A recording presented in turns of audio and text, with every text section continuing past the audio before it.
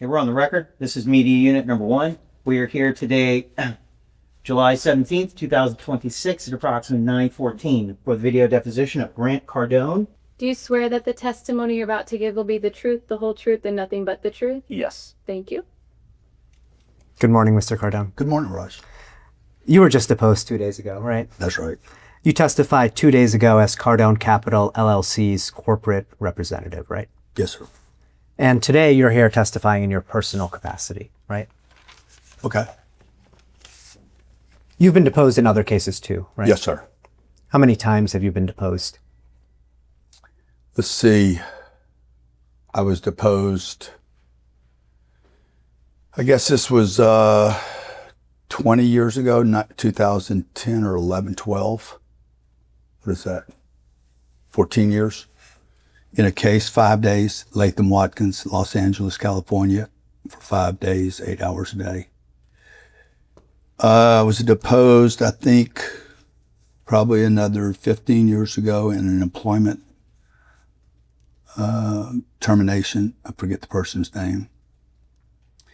The John Leisure, famous John Leisure defamation case. There was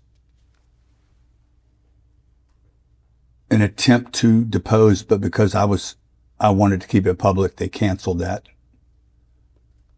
I won that case, by the way. I won them all. So, I don't know that there's anything else. And then, obviously 2 days ago. So other than this case, you've been deposed 2 times, is that right? I think that's right. I'm sure you remember the deposition rules, but I'll go over them quickly. Sure. You understand you're under oath today? Yes. Let's try our best not to talk over each other. I'll ask the question, then I'll give you an opportunity to respond. Okay? That's fair. If you're confused about a question, feel free to ask me to clarify. Sure. But if you answer the question, I'm going to assume that you understood it. Is that fair? If you ask me the question and I answer it, if you answer the I would question, assume that you understand it. let me try that again. Okay. If you answer the question, I'm going to assume that you understood what I asked. That's fair. Okay. I want you to answer my questions today and only my questions. Almost every question I ask you today is going to call for a yes or no response. Do you understand that? I understand that's what you want. And you understand that your lawyer is going to have a chance to ask you questions at the end of the deposition, right? I didn't know that, but I don't know On Wednesday, I don't know the legal, strategies here back and forth. No, I'm not a lawyer. On Wednesday, your lawyer asked you some questions at the end of the deposition, right? He asked me 2 questions at the end of the deposition. Do you understand that at trial, you'll have a chance to give testimony in this case? No, I don't understand that. I know nothing about a trial. Okay. We have a lot of ground to cover today, but I want to start with something that happened this week. You had a call with Fund 5 investors this week, right? On Tuesday, I think I had a call with Fund 4 and 5. And any other investors, by the way, that would have been interested. This past Tuesday, right? Tuesday, this week. Yes, sir. Okay. I'm going to mark as There exhibit. was about 1,100 people on that phone call. Mark as exhibit 259, a social media post from yourself. Okay. This is your Twitter. Can we ask them to? Sorry about that. This is your Twitter handle, right, sir? This is X. I apologize. Formerly Twitter. This is your X handle, right? Yes, sir. At Grant Cardone, right? Yes, sir. And this is an X post from you on July 13th, 2026, right? I don't see the date on here, but I would expect we did this week. And you announced that there would be an urgent investors call tonight. Yes. Cardone Capital Fund 5 special call, right? Yes, sir. Now, on this call, you discussed the refinancing of the Sawgrass property, right? I did, and other things. Other than the refinancing of the Sawgrass property, what did you discuss? Good question. I would have answered questions from a number of people that initiated that they had received an email from you guys or some group that you hired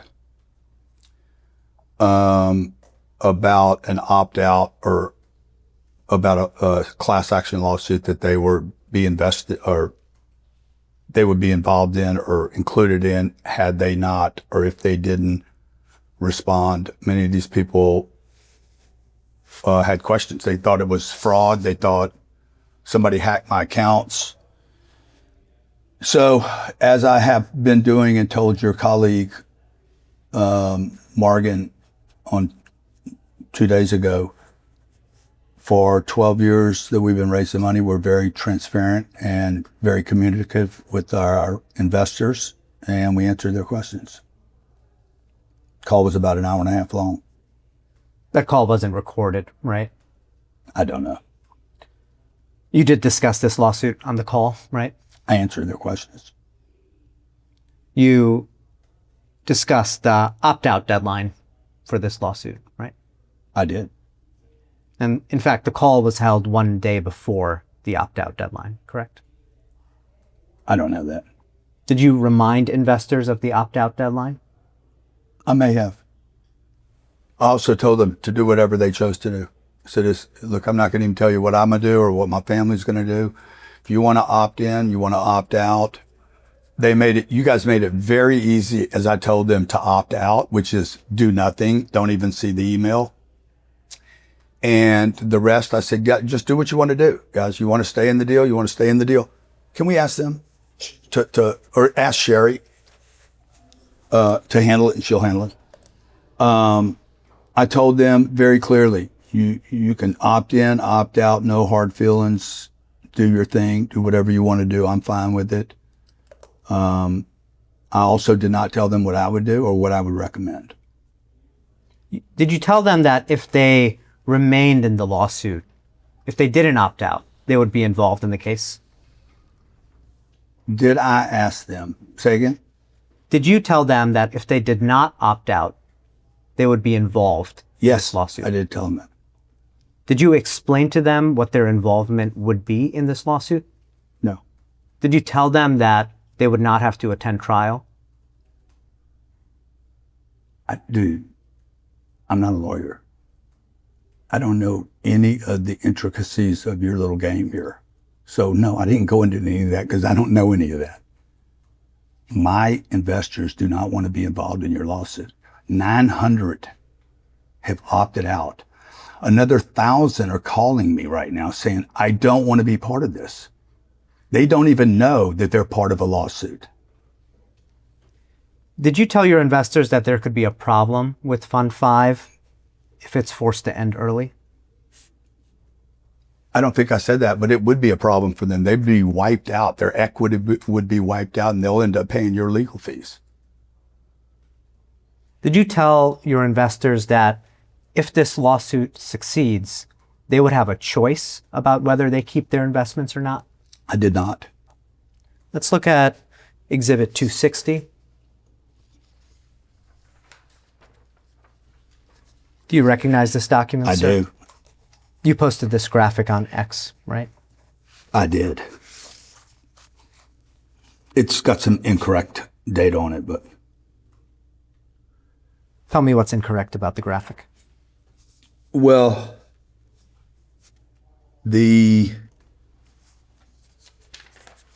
just look at this.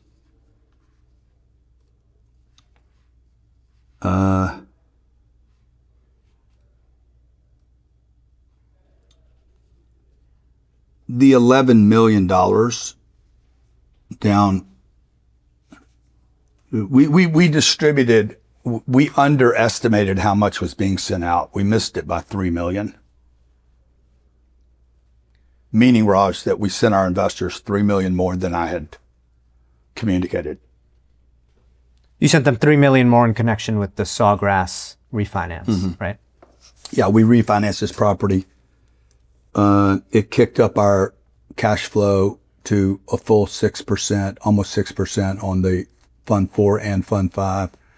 We returned $14.2 million, if I have my numbers right, 14.2 or 14.3 million, which was a return of capital and our catch up on cash flow.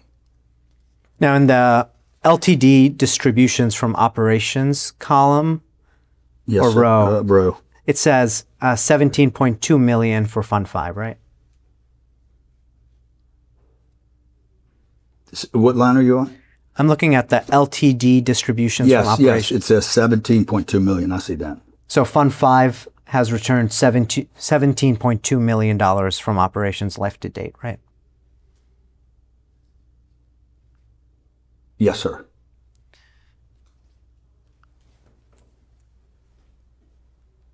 And the projected refi distributions, you said, are about 3 million more than what's reflected here, right?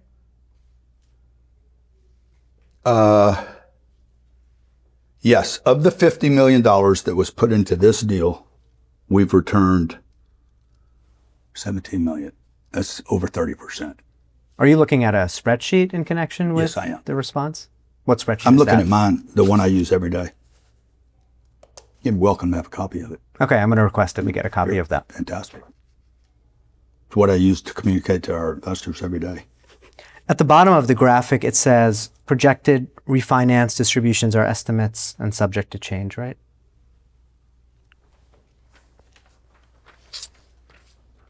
It says projected refinance distributions are estimates subject to change. LTD equals life to date. Depreciation and amortization are non-cash items and do not represent cash distributions. Figures reflect combined Fund 4 and Fund 5 as of July 2026. Okay. Let's look at a YouTube video you posted 1 week ago on July 10th, 2026, and I'm going to mark the video as Exhibit 261.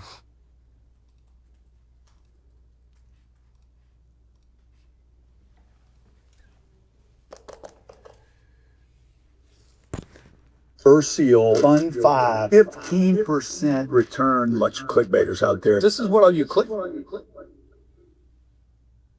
don't know. First, we don't promise any investor anything. We don't guarantee anything. We targeted this asset to do a 50. If we were to sell this piece of real estate today, it's $72 million, 2.4 multiple, a 32% return. I'm not going to hit a 50.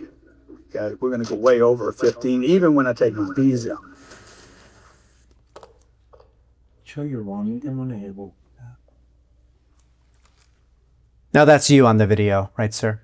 It is. And this is your YouTube channel, Grant Cardone. It is. 3.2 million subscribers, I think. Yeah. And this video was posted on July 10th, 2026, right? Yes, sir. The video is titled, "They Said My 15% Return Was Impossible. Here's the Proof," right? I don't know if that's the title. I can't see it from here. I'm sorry, actually, I think the title, at least the title now, is Controversial Fund 5. That's what I wanted to name it. Sometimes the team changes things. And in the video, you said you don't guarantee investors anything, right? That's what we've said ever since we've raised the first penny 30 years ago. Everybody knows there's no guarantee. Are you subscribed to the channel? It's an educational channel. I want to talk next about your social media presence. When did you start posting on social media? I think it was when social media came out. I saw it. I was, giddy about it. Around the late 2000s, do you think? No, I think it was early 2000s. Early 2000s. Probably 2010 or 11. In 2011, you were on the Turnaround King TV show, right? Yes, sir. I was. And you refer to yourself as the Turnaround King, right? No, they're the ones that called me the Turnaround King. I think that was National Geographic's.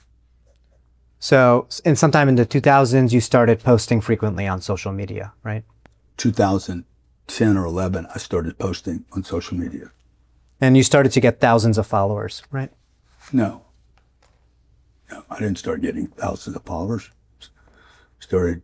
First I started getting 1 and 2 followers, then 3 and 4. I wish it would have been thousands, but it wasn't. It doesn't work like that.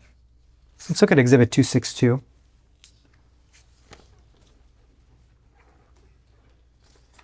Joe, that might be my copy again. If you're under the wizard years too, or it doesn't.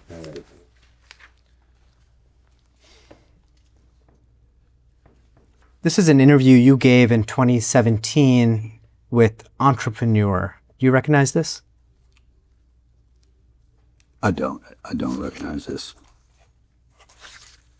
The title is How 3 Social Superstars Built Huge Followings Fast. Do you see Also, that? I did not do an interview with Entrepreneur Magazine.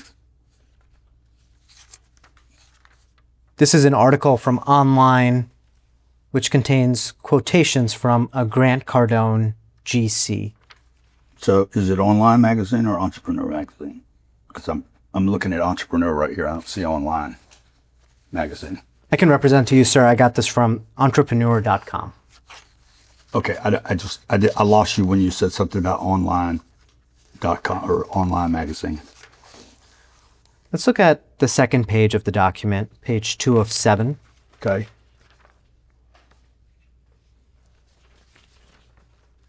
207? 2 of 7. Oh, 2 of 7, okay. And in the middle of a page, it says Grant Cardone GC. Do you see Yes. that? And you say, they didn't realize how much content I had. It allows me to post up to 50 Snapchats, 100 tweets, 18 Facebook posts, and 4 Instagram posts every single day on multiple topics to particular audiences. You see that?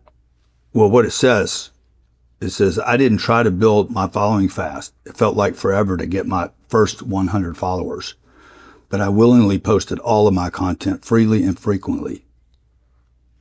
And people said, Grant, you're giving away too much. This channel is purely educational, all this. So they didn't realize how much content I had. It allows me to post up to 50 Snapchat, 100 tweets. Slow down a little bit when you're reading. Oh, I'm sorry. Teresa. Sorry, Teresa. 18 Facebook posts and 4 Instagram every single day on multiple topics. Yes, sir. Do you recognize this interview? This was not an interview. Do you recognize your comment here? It sounds like something I would say. I don't remember doing this. This is 9 years ago. The article's written 9 years ago. I have no clue when I said this. In 2017, you were posting dozens, if not hundreds of times a day, right? That's not true. It says here it allows you to post up to 50 Snapchats, 100 tweets, 18 Facebook posts, and 4 Instagram posts every single day. You see that? Yes, sir. That's not accurate? That is different than what you just asked me. You asked me, you were posting up to 100 times a day, and I said, no, I was not. I don't think I've ever posted 100 times in one day. I could post 60 times in one hour, but I'd never done that. You post dozens of times a day across your accounts, right? Across all the accounts? Yes. TikTok, Instagram, stories, reels, post, X, Facebook, Snapchat. Yeah, I could easily get to a dozen. On an average day, how many social media posts do you think you upload across those accounts? No clue. Let's look at this next page, page 3 of the document. Okay, Do you see the GC on top? I do. And I just want to look at the second paragraph. It says there, I constantly look to dominate new platforms. Do you see that? Yes, sir. That's still true, right? Not really. Completely different business plan today than it was in 2017 or 12. You mentioned earlier all the social media platforms you're on. I'll try to repeat them. Let me know if I missed any of them. Facebook, Instagram, X, YouTube, TikTok, Snapchat, LinkedIn. That's right. It's a good one. Any other ones I'm missing there? I'm sure there's other ones. There was Meerkat. There was Periscope. There was MySpace at one time. There was Discovery Channel, Articles, Medium, Entrepreneur Magazine was covering me for a while. There was podcasts. I mean, you missed all the podcasts I've done, probably 800 podcasts. And there's two others, but I can't remember their names right now. And there's more platforms coming, and we'll be on them. You have millions of followers on social media, right? Almost 20 million. Almost 20 million across Yes. your accounts. Probably 200 million people see our content every year. You're a social media influencer, right? I don't think so. I haven't influenced social media. You don't consider? I'm a businessman. I'm a father. I'm a married man of 23 years. I would never consider myself to influence social media. Mark Zuckerberg would have influenced social media, but I don't consider myself a social media influencer, whatever that is. So as you just mentioned, you said you are often interviewed on podcasts and social media channels, right? That's right. You do a lot of interviews. That doesn't mean I'm a social media influencer. It means I've been interviewed. You do a lot of interviews, right? I have, yeah. But just this year, you've been interviewed on many podcasts, right? Okay. I'm going to name some of them. You tell me if you've been interviewed on those podcasts. Okay. TM3 Impact, right? Don't know. DJ Vlad, Yes. Kevin Cooney, Not sure. The Iced Coffee Hour, Yes. Andrew Flackner on Real Scout, Yes. Andrew's a good guy. Ryan Pineda on the Wealthy Way podcast, Yes, sir. Theodore Erkstrand, Not sure that name. Taylor Avakian, I'm not sure. the Rich Summers podcast. Yes. Any others I'm missing this year? A bunch. I'm missing a bunch of them. I don't even, can't remember all the names of all the podcasts I've been on. Just this year, Yes, this year. there'd be another, 50. No. All free, paid. I'm not paid. I'm not sponsored. We do these for free to educate the public on how to invest their money, on how to make real estate transactions, how to stay motivated, leadership, sales, marketing, scaling. This is all completely free content trying to democratize success for the everyday person. You've led me to my next question, which is you post on social media about many different topics, right? Yes, sir. You post about real estate investing. One thing I do. You post about your other business ventures too, right? I do. And I post on family, health, leadership, people skills, doing the right thing, under promising your customer, over delivering, sales, marketing, scaling, operations, cash flow, all the things they don't teach you in school, Raj, I deliver to the public for free. Millions of people in the public watch your content, right? I wish more people watched it. But many people do, right? Okay. You know, potential investors watch your content, right? I hope so. You use your content in part to advertise to potential investors, right? No, that's not true. You don't advertise at all on social media? Yeah, we spend about, sure. So you use your content on social media to advertise to potential investors, right? No, that's not an ad. An ad is something you buy from Facebook or Meta or Google. Do you solicit investors on social media? Do we solicit investors? No, we don't actually. We educate people. We educate people on social media. We offer events. We offer, like right now we have a 10X Business Summit going on. It's going to be right here at the Turnberry Hotel. So it works like this. We do social posts, okay, Raj? We do something educational about business. We're doing this right now. At the end of it, there might be an invitation. If you want to come to Miami, call our office or go to this landing page. Or it could be we're having a webinar or training this weekend. And then we invite those people. Those people come for free. Nobody's paying me anything for any of this, which is crazy. These people then get educated in a tiny, tiny percentage. Okay. If you really want to understand my business, 0.005% of the people that we touch on social media ever pay for a course or to come to a workshop or buy a book. Of that 0.005, maybe 0.001 become an investor in the company.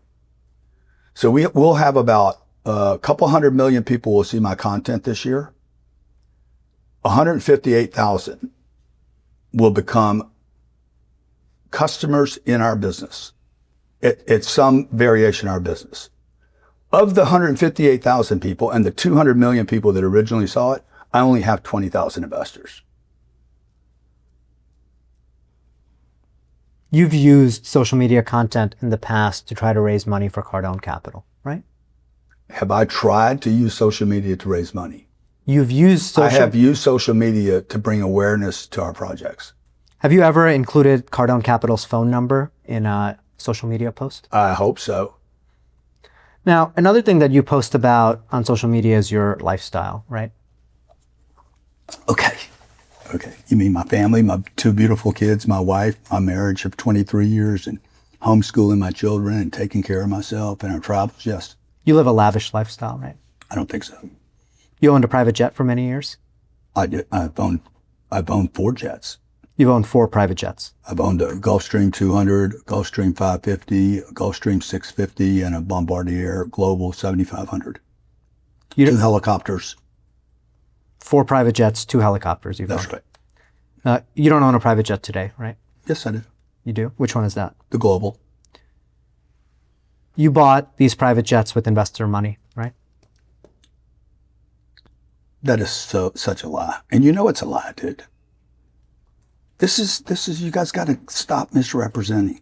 I'm asking a question, sir. It's a lie, and you know it's a lie. If you've done your research, you know what social media I'm posting. You know me buying a jet. I owned a jet before I ever raised any money for any funds.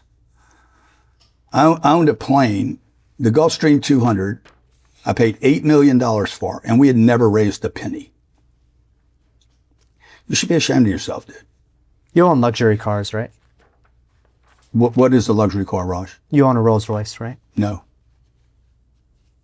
You post about... No, I don't own a Rolls Royce.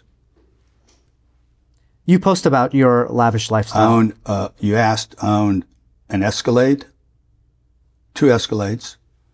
I own a Tesla. What's the first 3? Is that luxury? I was given a gift. I found this on the web. What's the first? Google's tracking me now. My wife has a Range Rover. I think I replaced it with a Bentley. I gave my wife a Bentley SUV for Christmas. And I drive a G-Wagon. I want to talk about the social media accounts you use. We're done with the luxury today. lifestyle? I want to talk about the social media accounts you use today. Okay. On Instagram, you use the Grant Cardone account, right? Yes. That's your personal account? It's used for everything. It's used across the board. There's only one account on Instagram. It's used for business and your personal. It's used for everything. Okay. And there's a Cardone Capital account too, right? Yes, there is. And you control those accounts, right? I don't really control the Cardone Capital account. I don't post on that. The team posts on that account. Your team posts on it, right? Yeah. You pay attention to what's posted on your social media accounts, right? I pay attention to everything. You're involved with the content that's on your social media accounts, On right? which one? on both of them? Not really. I just answered that a few minutes ago. I really don't pay attention to what they post on Cardone Capital as much as I post on Grant Cardone. Let me ask a different question. If you saw something you didn't approve of on either of those social media accounts, you would ask to take it down, right? Yes. I want to look at Instagram. I probably wouldn't ask. You would just take it down yourself. No, I would tell somebody to take it down. You would tell one of your employees to take it down, right? Yes, sir. Okay. I want to mark as the next exhibit. This is exhibit 263. It's an Instagram reel.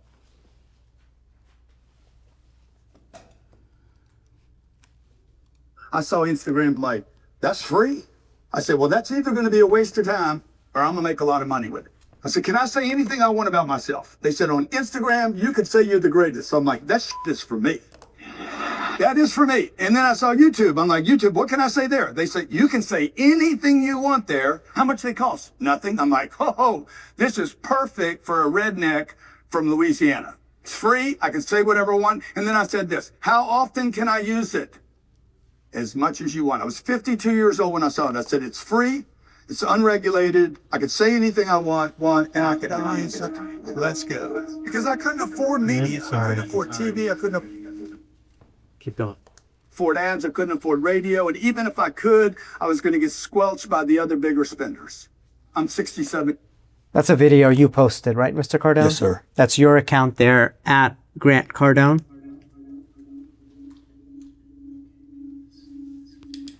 That's my account. That's me. It's not AI. It's the real thing. Now, you can't say anything you want on Instagram, right? Objective form. Short of, hey, I mean, of course you can't threaten people's lives. I can't say I'm the greatest, though. Your statements on social media are regulated by the federal securities laws, correct? They've never regulated me. You think that your statements on social media are unregulated by the federal securities laws? Objective form. They've never interfered with anything I've said. Any offer I've ever made, any position I've ever taken, except during COVID. Is it your personal belief that you can make false statements on social media? Of course not. I wouldn't either. So you do understand that your statements on social media are regulated by the federal securities laws, right? I've already answered the question. I'm sorry, I didn't hear that. I've already answered that question to you. I am not being regulated. I don't do anything wrong on social platforms. Regulations are for people that break laws. I don't break laws. When you first learned of Instagram, you thought it would either be a waste of time or you would make a lot of money on it, right? When I first saw social media, I knew it was a way for me to help a lot of people. And if you help enough people, Raj, truly provide a service to enough people on this planet, you will be rewarded. It's one of the golden rules. One of the rewards you've gotten is that you've made a lot of money from social media, right? Yes, I have. I've sold over $1 billion of products on social platforms over the last 20 years. I want to talk next about your decision to open Fund 5 to non-accredited investors. Yes, sir. First of all, what is a non-accredited investor? Objective. The non-accredited investor is, by definition, first of all, it borders on discrimination. And it could go as far, in my view, to racism. It should not be there. There should not be any description of a non-accredited or an accredited. Under the rules of the non-accredited, suggests that these are not sophisticated people, and that's not true. It suggests by dollar amount that they only make $200,000 a year, or their net worth combined, if they're married, is $1 million in net worth, or I think they need to make $350,000 a year. But I have fought, Raj, for now about 5 years maybe 6 years now with Washington, D.C. to change that rule to get rid of the non-accredited as discriminatory. It's preventing regular, everyday people from investing in great assets like the ones that we buy at Cardone Capital. The distinction between, let me start again. The rules between accredited and non-accredited investors, those are racist? I think it is, yeah. I think it's discriminatory at the least and racist at the extremes. Tell me why it's racist. Because if you look at the demographics in America of who makes 200 grand a year and fill in the blanks, you will understand that those that have less access, depending on geographically where they were brought up, don't make 200 grand a year and therefore would not be allowed to invest in some of the opportunities that we have and others have. And it's under the disguise of we're here to protect the little guy. That's not true. They're here to protect big banks. Big banks that are worth trillions of dollars that organized with Congress to push all money to 401ks and IRAs so that the fireman, the policeman, the nurse, the single mom, my nieces, my sister, my mother-in-law that don't make 200 grand a year by law could not invest in our funds. You mentioned the fireman, the policeman, the nurse. Yeah. Many non-accredited investors are working class people. 98% of America is a non-accredited investor. So they're often middle class, right? I don't, you'd have to tell me what middle class means. Well, these are not financial professionals, right?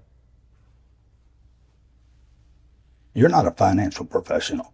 I'm asking about non-accredited. I'm not a financial professional. He's not. What do you mean? Like, see, again, you see, that's discriminatory. You see, you're saying they're not financial professionals, suggesting they don't know their finances. It's not true. I know people worth billions of dollars that are less intelligent financially than a blue-collar worker or a middle-class worker that you just described. Well, non-accredited investors, they don't have teams of financial advisors, right? Most rich people don't have teams of financial counsel. These are people looking for a way to build wealth, right? Who are we talking about? Non-accredited investors. Objectively. Dude, they need to. They're struggling. These are people that are struggling. All of America is struggling right now, Raj. If you're in New York, you know how much people are struggling there. Rents are exploding. People can't pay their rents. You got people at Facebook and Google that are making 400 grand a year. They have no money at the end of a year. So I have people that are investing with me that are chiropractors, dentists, single moms, plumbers. They're getting access, Fund 5. They got access to a $600 million asset and only had to put $10,000 in. The original client, Louis Pino, put in $5,000 into 2 funds. I don't know what Louis made. Louis was a huge fan of mine, bought every book we had, went to courses. I don't know what he made. Maybe he made 40 or 50 grand a year. I gave him an opportunity to invest in a $600 million purchase that I put my money and my time, my energy at risk to allow everyday people access to a transaction that would provide them with cash flow, capital protection, appreciation, and big tax write-offs that they could never get access to by themselves. I moved to strike everything after all of America is struggling right now. Raj is non-responsive. Because you don't like the Sir, answer. let me finish. You guys strike when you don't like the answers. Let me ask my question, sir. You started off as a non-accredited investor. Everyone starts off as a non-accredited investor. There's no human being ever born in the United States of America that started out as an accredited investor. So you started off as a non-accredited investor, correct? I did, and you did, and everyone does. Your family members started off as non-accredited investors, right? My family members? You mean my daughters? Yes, when my daughters were born, they were non-accredited. Now, the federal... My daughters are still non-accredited. And my daughters, by the way, by law, My daughters, okay, could not invest in my funds. My niece that has known me for 40 years and my godchild, by law, without me creating this fund, would not been able to invest in my funds. Now, the federal securities laws give non-accredited investors special protections, correct? Objective form. The who does? The federal securities laws give non-accredited investors special protections, correct? Objective form. I think the federal securities laws protect all people, not just non-accredited. Are And I there would expect that they protect the accredited more than the non-accredited. are there special rules that govern solicitation of non-accredited investors under the federal securities laws? Objective. And they're changing all the time. Is that Like a, they just changed this year. You know that, right? Mr. Cardone, you have to answer my question. I you did. want me to ask it again? They have laws. I'm sure they have laws and restrictions. I'm not I don't know them all, but they're changing. What I'm telling you is they evolve and they change. They move. They're mercurial. They changed this year. For instance, the non-accredited this year went from it's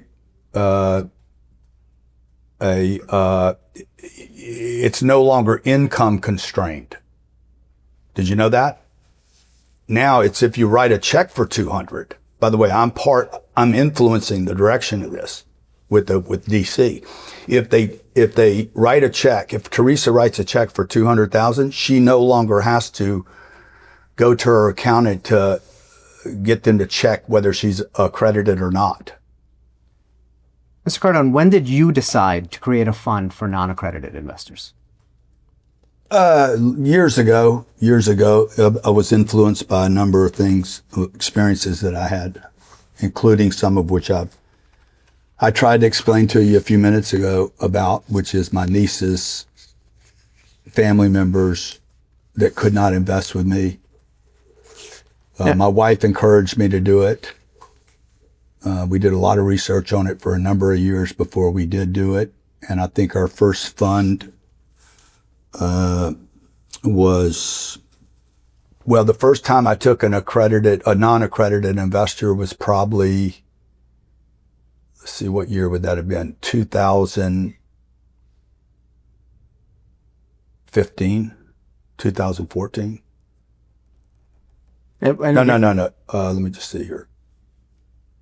No, more like 2000 and maybe two. I mean, it's been 24 years we've been taking non-accredited money.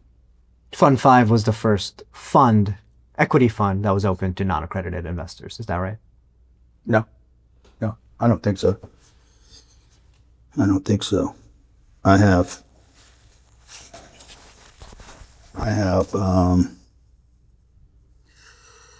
no, I don't think so.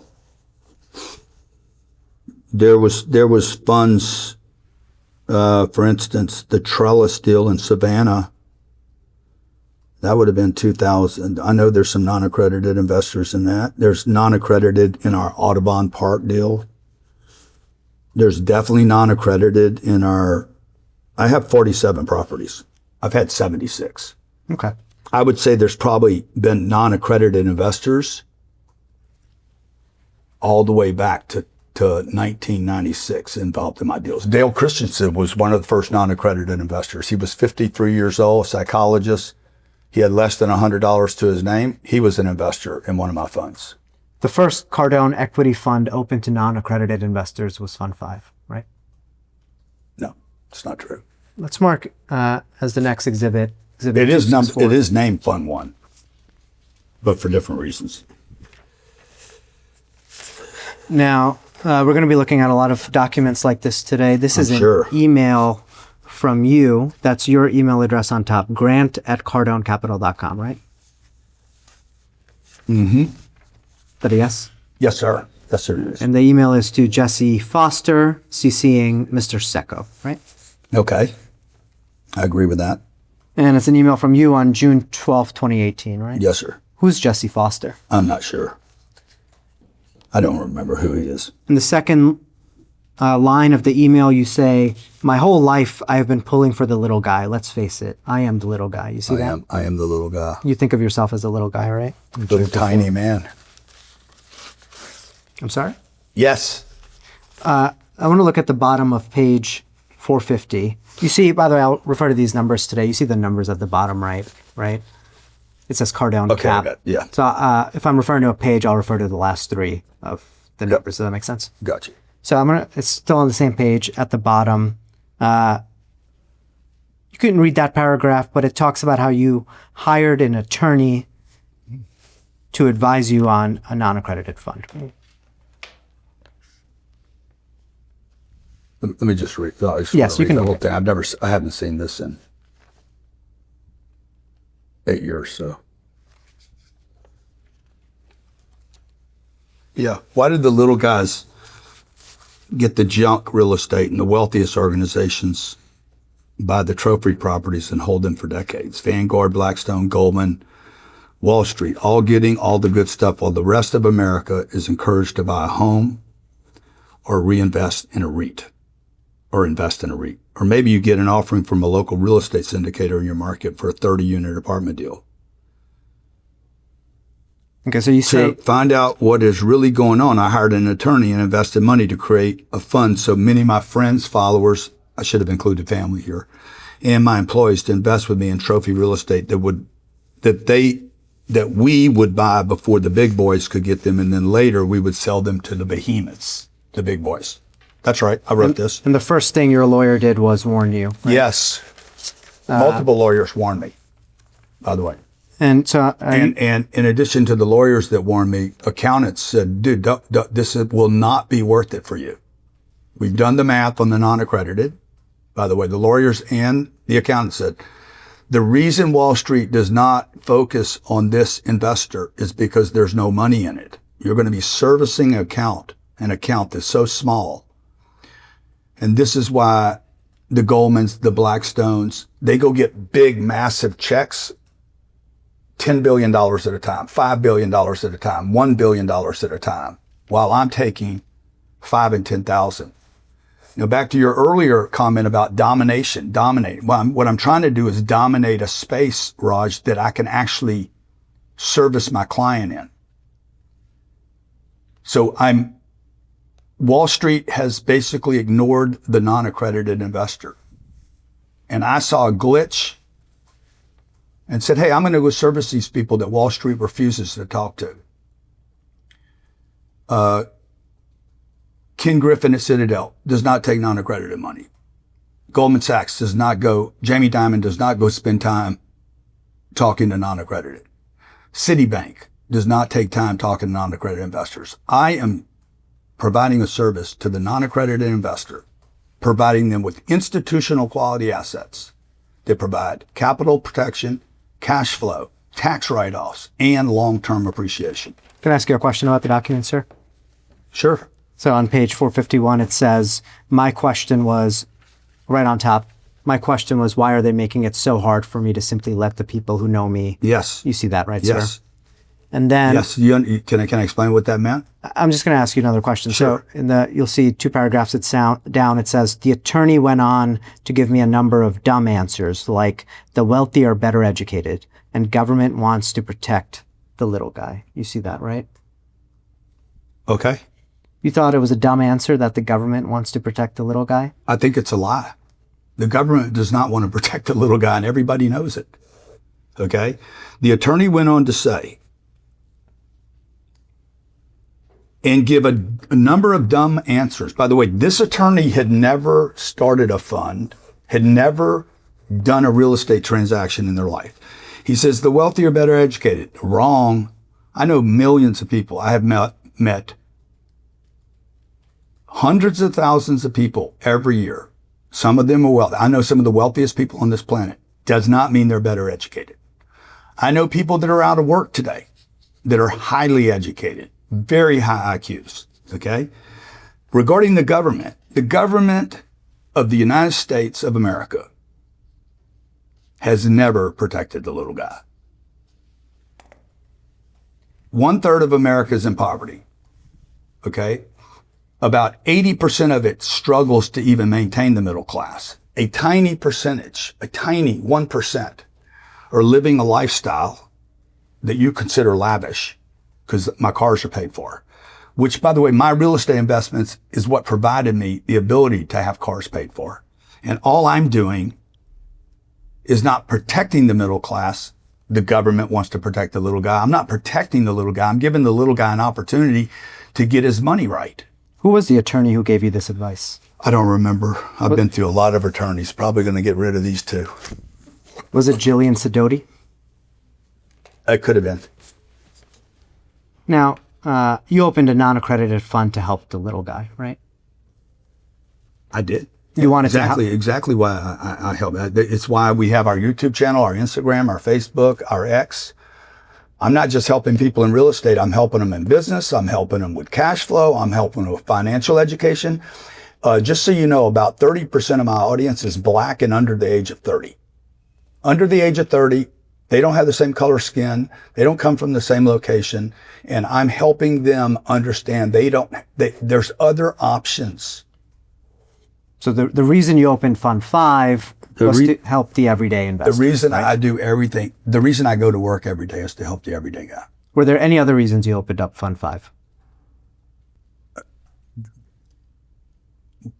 Other than what? Other than helping the little guy, helping the everyday investor. Sure. I'm sure there's a lot of reasons. What were the other reasons? A lot more reasons.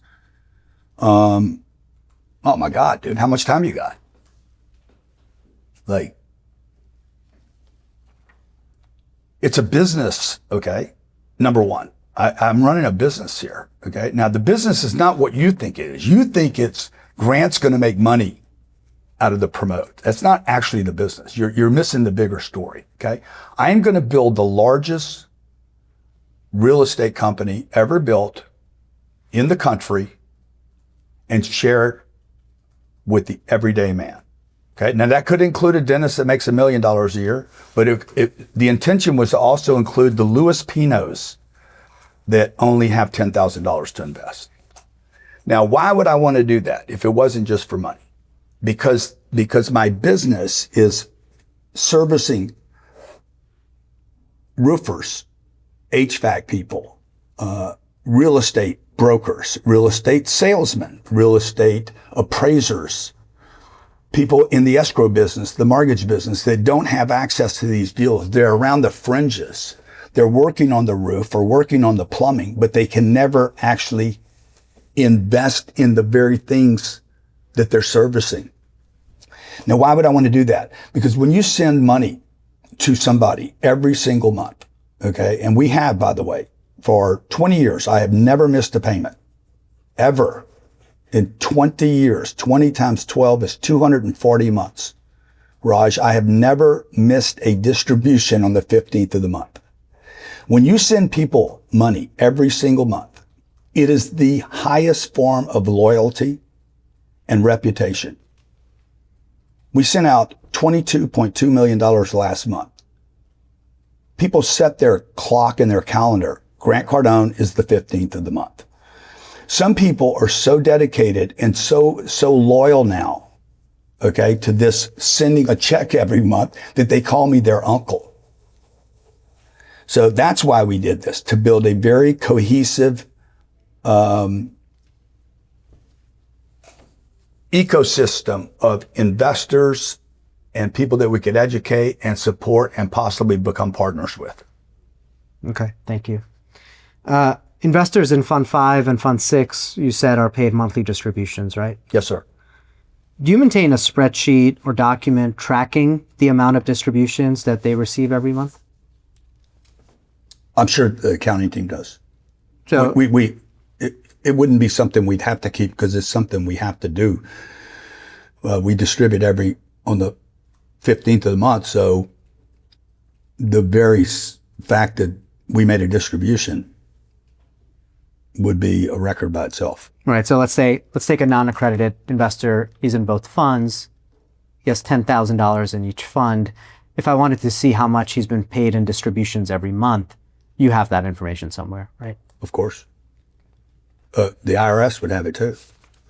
The SEC spent 28 months going over all our records. You probably know about that. And after 28 months, thorough investigation, ended the investigation, finding not a nickel out of place. All right, let's go to exhibit 256. I'm on 256, right? You were on 265. We'll Two- see you there. 265. I apologize.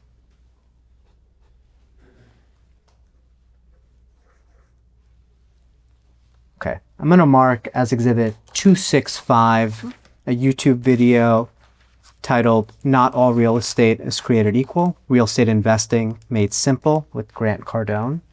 And I'm going to mark as exhibit 265A a certified transcript of that exhibit, of that YouTube video. Terrible title.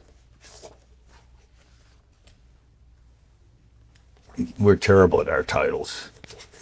I'm going to play a portion of the video now, Mr. Cardone. Okay. Can you see that? Yes, sir. I can see it. Another failure in my life. Cardone TV. Grant Cardone TV. Welcome to the Cardone Zone every Monday. We have Wi-Fi. Sell this thing to. I know exactly who I'm gonna sell this thing to when I buy it, and I know when I'm. I'm sorry. Did we skip? We did skip. Yeah. I want to make sure I get the intro for you. Welcome to the Cardone Zone What's the- every what's the Monday. date on this? Real estate investing made see the simple date? with myself and Ryan. What's Real the, estate. What's the date? Ryan Sacco.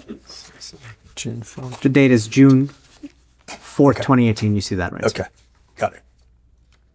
Got my team here. Got Johnny Boy here. I got Francesco here. And I got the Natalie, the real OG, the original gangster of all time. Nat. We got a great team here. I went blank here. I can't see myself, and I'm looking good today. I'm looking crispy. Hey, good to have you here. 305-865-8668. 305-868-8668. Today we're talking about real estate. Yeah, that's you, right, sir, in the video? Man, I swear that's me. Okay. That's your YouTube channel. I look Grant better. I'm in Cardone. better shape now than I was then, Raj. I think we all are, Mr. Cardone. No, no, come on. Stop it. All right, let's watch another part of Most this people video. are not in now. better shape 8 years later. Mr. Keel might be in better shape than me, that's for sure. No, definitely not. Cheeks are getting all blown out. In. I'm going to play part of this video now. Okay. I still got $3 million left You went in how many minutes? I'm starting at 28 minutes. Okay, so we're How you skipping doing? 27 minutes of content. That's right.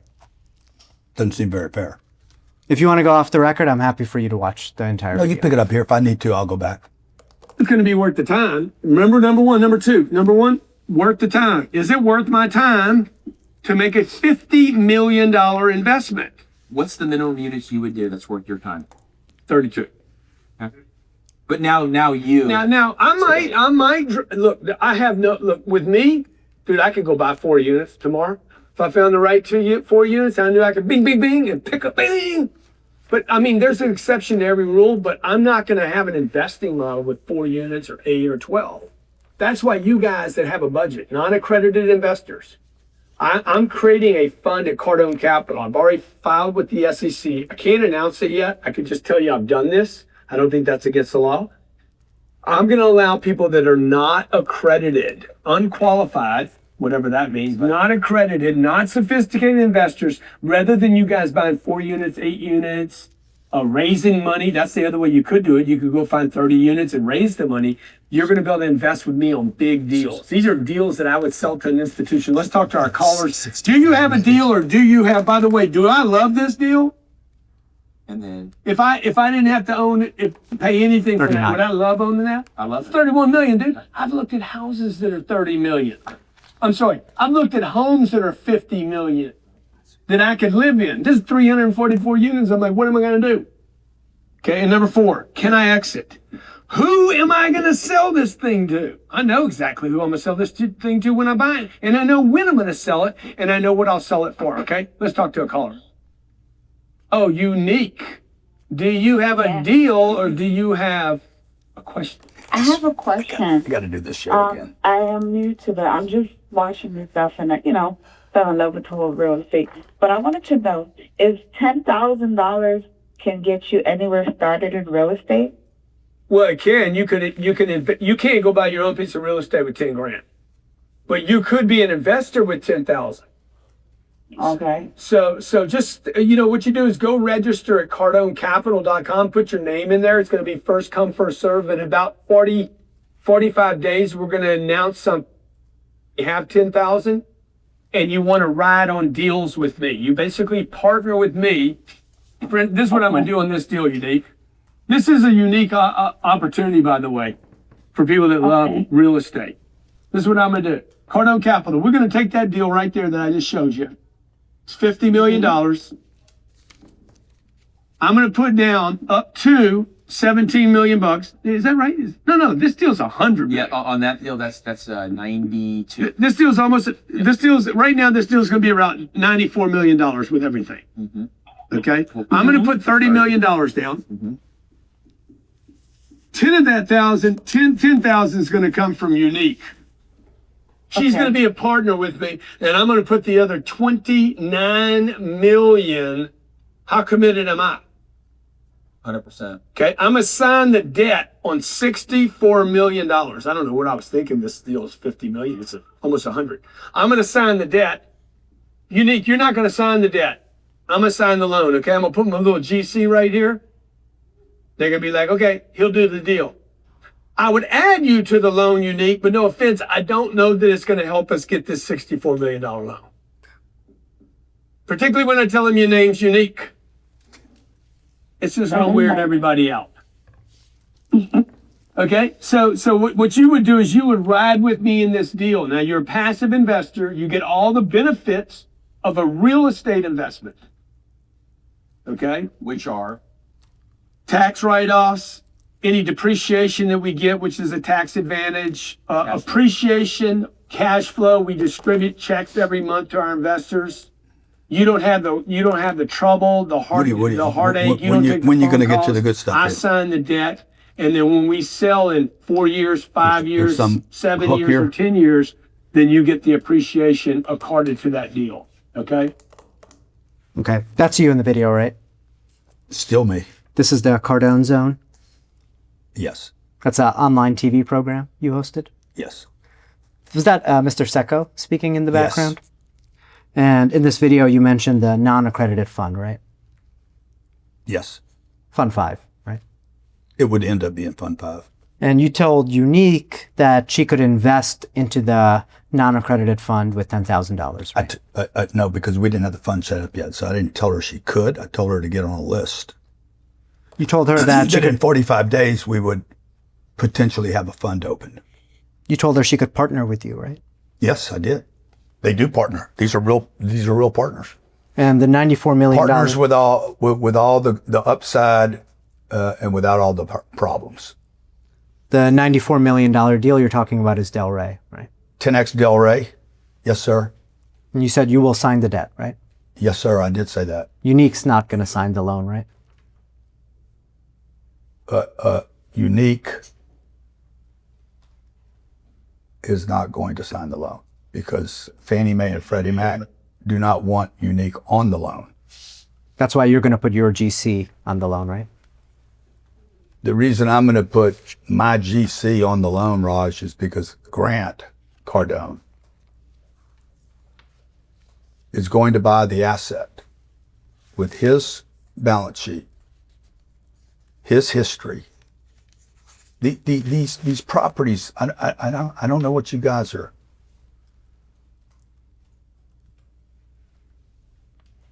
These properties don't get loans by themselves. Okay, 10x Delray doesn't wake up one morning and say, Fannie Mae, give me a loan. We probably went to 7 lenders to see if this qualified under their structures. We then negotiated, we being me, take the W, flip it upside down, me, negotiated the terms, whether it was going to be a 3-year, 5-year, 7-year, 10-year, 12-year. I negotiated the interest rate. I negotiated the broker fees. I negotiated and paid for, funded the appraisal, the mortgage fee up front. I closed this transaction on my balance sheet. And then once the deal is closed, we allow, in this case, Fund 5, non-accredited investors. I don't think Unique became an investor, by the way. Okay. Let's But I'm not finished. So to answer the question, then we close the deal. We offer it to our non-accredited. If the year ends, I forget when this deal was done, but if the year were to end, and let's say I funded the entire $94 million, $50 million of cash, $48 million of debt, sign the loan. Somebody has to sign the loan, okay? So I'm responsible for finding the asset. I'm responsible for acquiring the debt. I'm responsible for distributing the cash each month to both the lender and the investor. I'm responsible for all the paperwork for everyone. I'm responsible to get an appraisal. I'm responsible to maintain the asset. And then I'm responsible every time, like during COVID, when Fannie Mae and Freddie Mac or Nuveen or the banks call and say, what's going on? The world's collapsing. I'm responsible to respond to those people. Okay. When the loan comes due, like it just did, and we refinance it, guess who's responsible? Not Unique or the investor. Grant Cardone is. When there's a deposition on a BS lawsuit like we're dealing with right now, I'm responsible. I'm going to move to strike everything after his history as non-responsive. And sir, I want you to focus on answering I'm very focused. my questions. I'm extremely focused. You just don't like the answers. I'm going to mark as Exhibit 266 another YouTube video. This one posted on July 2nd, 2018. And mark Exhibit 266A is a certified transcript of that YouTube video. Is this a different video? This is a different video. Okay. And we're going to watch part of it starting at 3 minutes, 52 seconds. Do you know where that is in the transcript? I am going to be asking around page 22 of the transcript. 22, thank you. Hey, welcome to the Cardone Zone. Every Monday, Grant Cardone comes to you in the Cardone Zone to bring to you real estate investing made simple. Every Monday, every week of the year, I come to you because I'm going to tell you, folks, if you're tuning in right now on iTunes or YouTube or Facebook or wherever you are watching this or listening to this from, real estate will be the greatest single decision you make for your family. Listen to what I'm saying to you. Investing in cash flow producing real estate will be the most important. Oh, that's you, right, sir? Yes, sir. That's your YouTube channel? Yes, sir. And this video was posted on July 2nd, 2018. It's titled Leverage Your Real Estate Investing Made Simple with Grant Cardone. You see that? I don't see the title from here. Okay, but I believe you. I believe you. Okay. It's not. It's Let's go to 20 minutes and 16 seconds in this video. Oh, no money down. That, my friends and gentlemen, ladies, is called leveraging your real estate. How to leverage your real estate. You can't leverage your business. It's dependent upon you. You can't leverage a calculator. It's only worth $4 or $5. It'll be worth 50 cents before it's over with. You won't even have these. They're going away. Nobody will, except if it had 10X on it, leverage your friend. Okay? So that's what we're doing at Cardone Capital. We're leveraging 25 years of me buying real estate. I pick the deal. I find the deal. I get the best debt on the deal. I get the lowest interest rates available. I think we're paying 3.5% on this office building. Okay? Ridiculous, right? You're leveraging me and my real estate. I find the deal, buy the deal, negotiate the debt. I decide when we're selling it. And by the way, you are in the deal as my partner, shoulder to shoulder, without the responsibility, the headache, the debt, signing on it, the obligation. And it's backed by real assets. Real assets that go up in value over time and have a better chance of going up than your cash. When we come back, I'm going to take you. Now, Mr. Cardone, you said you got the best debt on the deals, right? Yes, I did. And I do. You said you will get the lowest rates. I just got a 5.05% interest rate loan this week that would typically cost these people 6.5 to 7%. You get the lowest rates available on the market, right? Yes, sir. Now, you said that investors are in the deal as your partner shoulder to shoulder, right? Did I say that? I didn't hear the shoulder to shoulder thing, but maybe I did. I didn't read it. Well, we can look at the transcript if you like. Do you know what page? I'm on page 24, line 4. Line 4. Correct, on page 24. I decide when we're selling.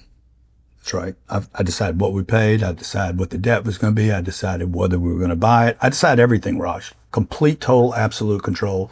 And it's laid out in the circular that they have no control, nothing. I do everything. All they have to do is write a check. You are in the deal as my partner, shoulder to shoulder. Okay, I did say that. Feel like we're an army. Without the responsibility, the headaches, the debt, signing on it, the obligation.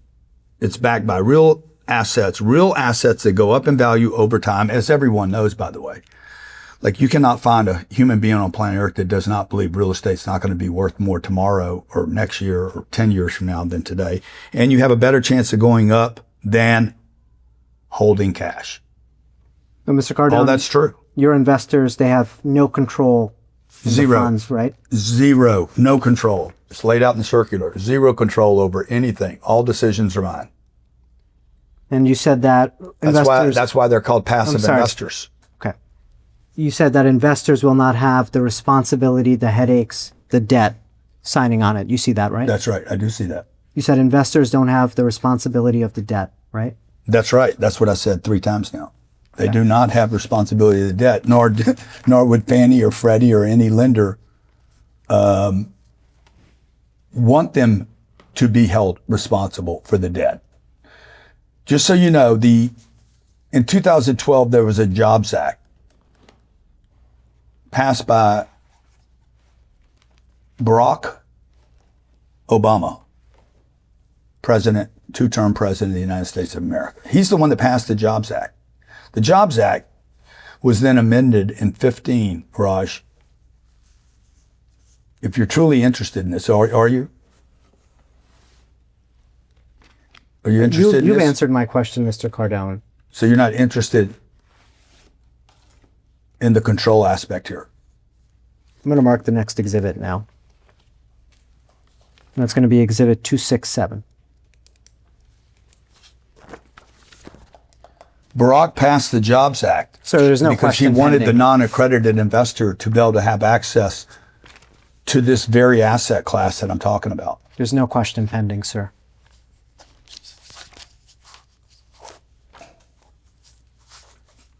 Now, what I've given you as exhibit 267 is an August 5th, 2018 email. We're done with the video? We are done with the video, yes, sir. Exhibit 267 is a August 5th, 2018 email from Mr. Secco to you, correct? This looks like it's from Robert Gibbons to me. I'm looking on top, sir, on page 99. An email from Ryan Secco to Grant Cardone, correct? Page 90, okay. Robert Gibbon, from Robert Gibbon, not from Ryan Secco. Again. Above that, it does say an email from Ryan Secco to Grant Cardone, but that's okay. That's not the origination of the email. Correct. Mr. Secco's forwarding you an email from Mr. Gibbon, right? That's Okay. right. And Mr. Gibbon works at Cushman and Wakefield, right? Mr. Gibbon is one of the most successful real estate brokers in the United States of America. He's done over $80 billion real estate transactions. At that time, he was with Cushwake. I think he's with CBRE now. And Mr. Gibbon informs you, congratulations, the seller accepted your counter terms. Do you see that? Yes, sir. This would have been after 90 days of negotiating a very difficult contract. And that was for the Delray property, correct? Yes, that we paid $92 million and today is worth $140 million. At the time you paid $92 million? $92.5 million. 92.5. Closing costs, I think, was $94.3. That was the most you had ever paid for a single property, correct? I don't know. I'm not sure of that. I have a track record, but I have no clue. You're not sure. I'm not sure. I can tell you real quick. Again, like, there's no secrets over here, man. Everything I've done is completely out in the open to the whole world. Prior to this, I had a couple $100 million invested in a portfolio. I did the Trellis deal at $30 million, Audubon deal at $35 million, Integra Shores at $33 million, Wellington at $32 million, Iona Lakes at $55 million. Woodway would have been $90 million. Woodway and Murano would have been $141, so this wasn't the biggest deal yet. Then 10X Delray was $94 million, Stella was $71, Naples was $101, Sawgrass was $143. And So- that's just some of the deals. For an individual property, was this the most you had ever paid? I'm not sure. I'm not sure at this time. Okay. I'm going to mark as the next exhibit 268, a YouTube video from Grant Cardone titled, We're done with this. we're done with that, yes, sir. 10 things to know before getting started. Real estate investing made simple with Grant Cardone. Okay.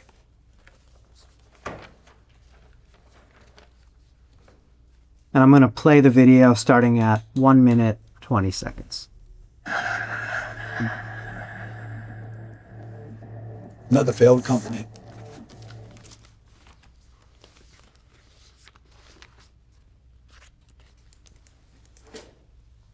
And I'm going to get the whole world involved in it. You're either going to invest with me or you're going to actually help me raise these funds. Okay, so when you see me on social media talking about other stuff, anything that you see me talking about, what I'm doing is building an audience so I can allow people to get in a vehicle to where everybody gets rich. Because let me tell you something, if you want to make happy customers for life, make them money.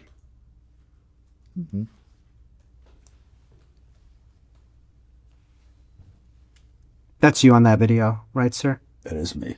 Okay. And you mentioned that your deals are doing 160 to 200% returns, right? I don't think I said that in that video, did I? Did I say that in that video? I didn't hear that clip. Maybe I have the timestamp wrong, so But it will come do. back to that. It will do 100%. By the way, this deal has done. This deal, Delray, that you've been focused on this morning, we put in $34 million. The equity amount today is $83 million. Sir, I'm sure, That's more than 250%. I'm sure we're going to The get only there. the only way that gets destroyed is if you guys win your little bullshit case. Sir, the way today works is that ask questions, and you I get know answers. how it works. You know I know how it works. Okay, so now I want to walk through how the waterfall for Fund 5 works, and I want to break down. We're done with this video? We are done with that Because video. I don't know what I saw that right there, except that you said I claimed 200% and I didn't. Well, actually, I apologize for that. I think I just had the wrong timestamp, so we're going to come back to this a little bit later. Do you want to take a break, Joe? I don't want to break. I know. We can take a quick. Let's go off the record. I just want to You got a run down the prostate hall problem? for. No, I don't. For the record. Okay. But I wanted to. I do take. It's 10:38 off the record. The time is 10:50. We are back on the record. Are you ready, Mr. Cardone? I am, sir. I stay ready. I want to talk about how the waterfall for Fund 5 works and break down for the jury how investors get paid. Okay? Break down for the jury what? How investors get paid from Fund 5. Okay. But Fund- the jury's not here right now, are they? How do I do that? They might watch this video, sir. Oh, at okay. trial. All right. Fund 5 owns interests in 5 properties, right? Fund 5 owns interest in 5 properties. Yeah, that's right.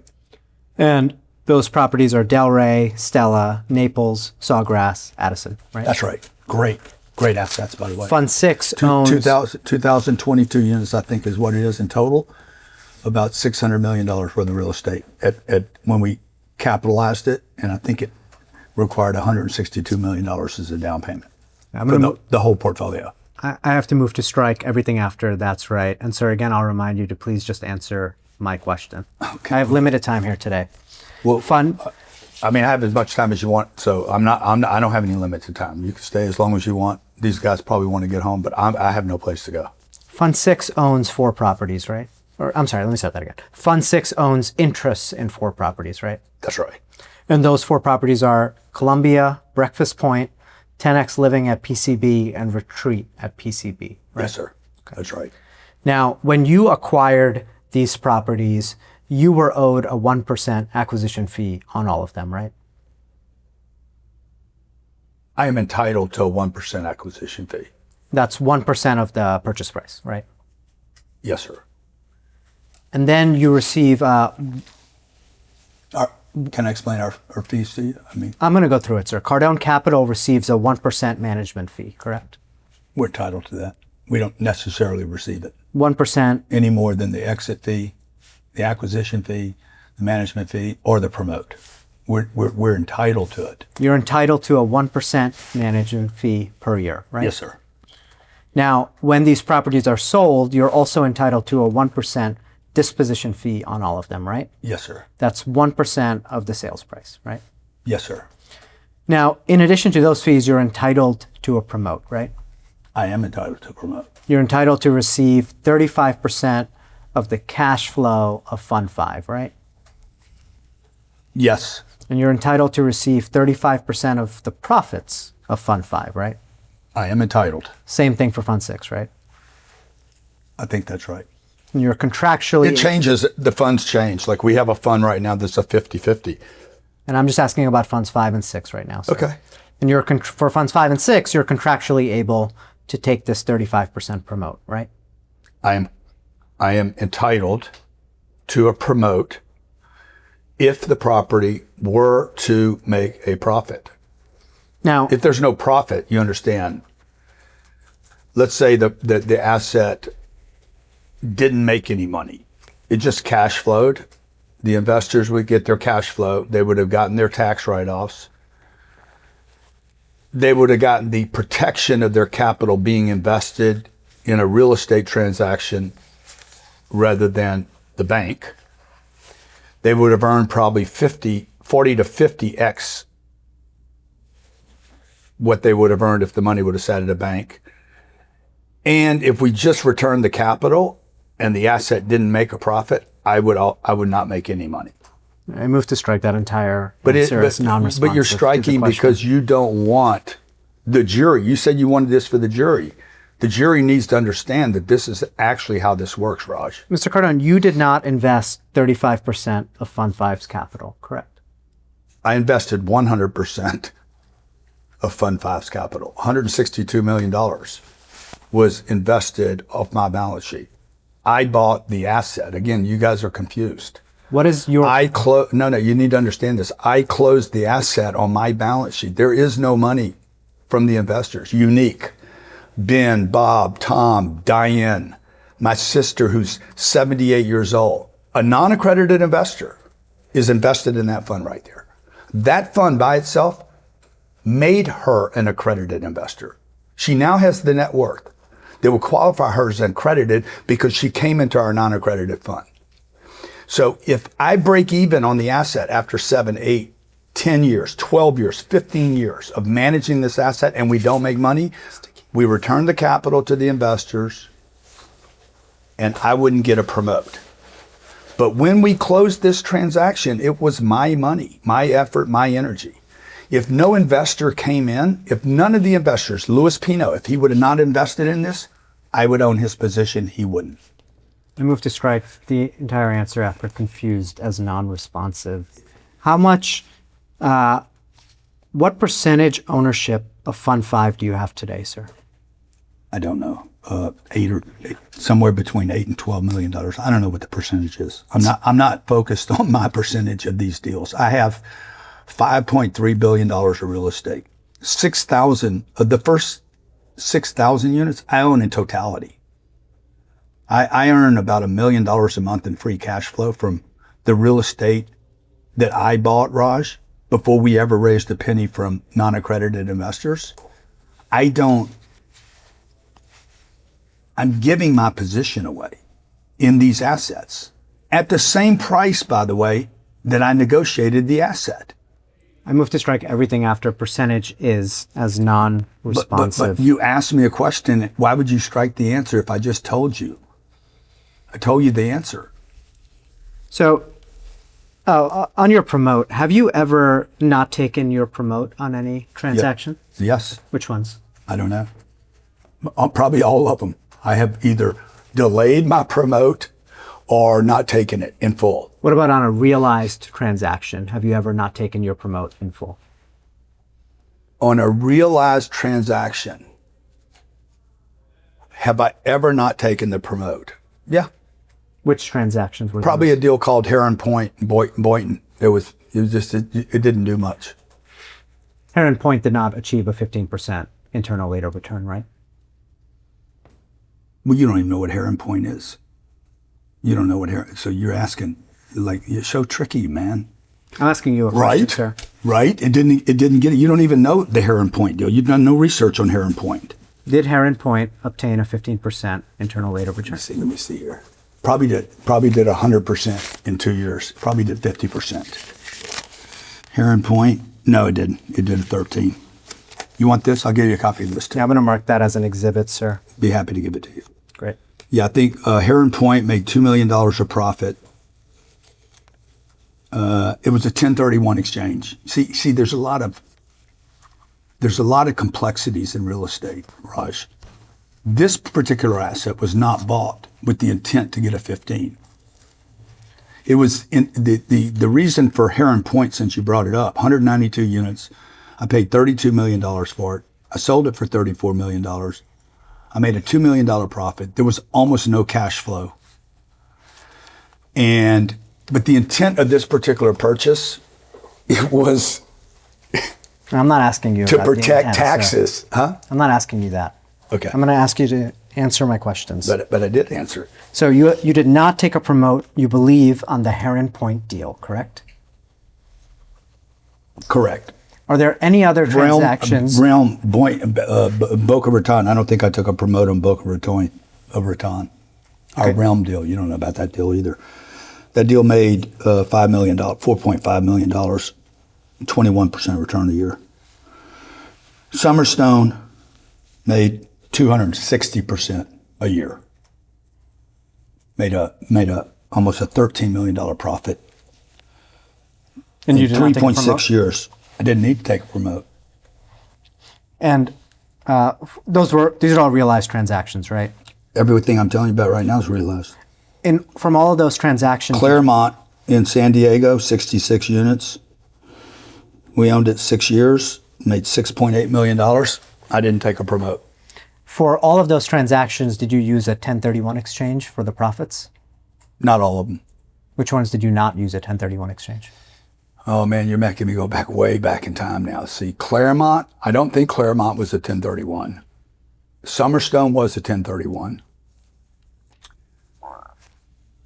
Heron Point was a 1031. And Realm, I don't know. I don't know the answer on Realm. Okay. I'll ask that the reporter please mark that document as Exhibit 270. So why don't you get there? Yeah, sure. Let's look at Exhibit 269 now.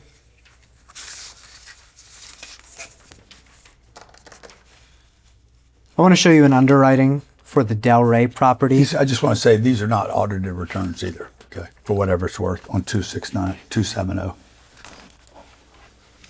I want to show you an underwriting now for the Atlantic Delray property. Okay. It's dated August 29th, 2018.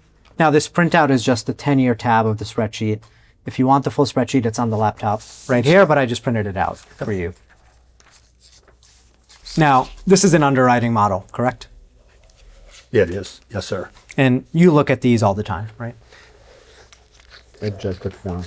I'm looking at it right now. I don't look at these all the time. Well, in the course of your work at Cardone Capital, you often look at underwriting models, right? Yes. Yes, sir. And what is the 10-year IRR projected on this model? This says a 12.67 10-year IRR and a 14.81 10-year AAR. And so those are the IRR and AAR numbers for the Delray property, right? Yeah, and it says, I'm sorry, it says underneath it, project performance before fund fees. Right. So if you were in That'd be the 1% acquisition, the 1% management, and the 1% exit, and the 35% promote. So for an investor in Fund 5, the net IRR would be even lower than 12.67%, right? Objective form. Could be. It could be, if you take 65% of 12.67, it's at, 12.67 times 0.65. It could be 8.23. But it wasn't, and it won't be. It's going to be double that. It's probably going to be in the 20s, Raj. That's why it says projections. Move to strike everything after wasn't as non-responsive. Because you don't I'm want gonna the mark- jury, you don't want the jury to hear the truth then. I'm going to mark as Exhibit 270 a YouTube video. 271. We done with this? We're done with that for now. I'll mark as Exhibit 271 a YouTube video dated September 17th, 2018. And we're going to watch part of the video now, starting at 5 minutes, 45 seconds.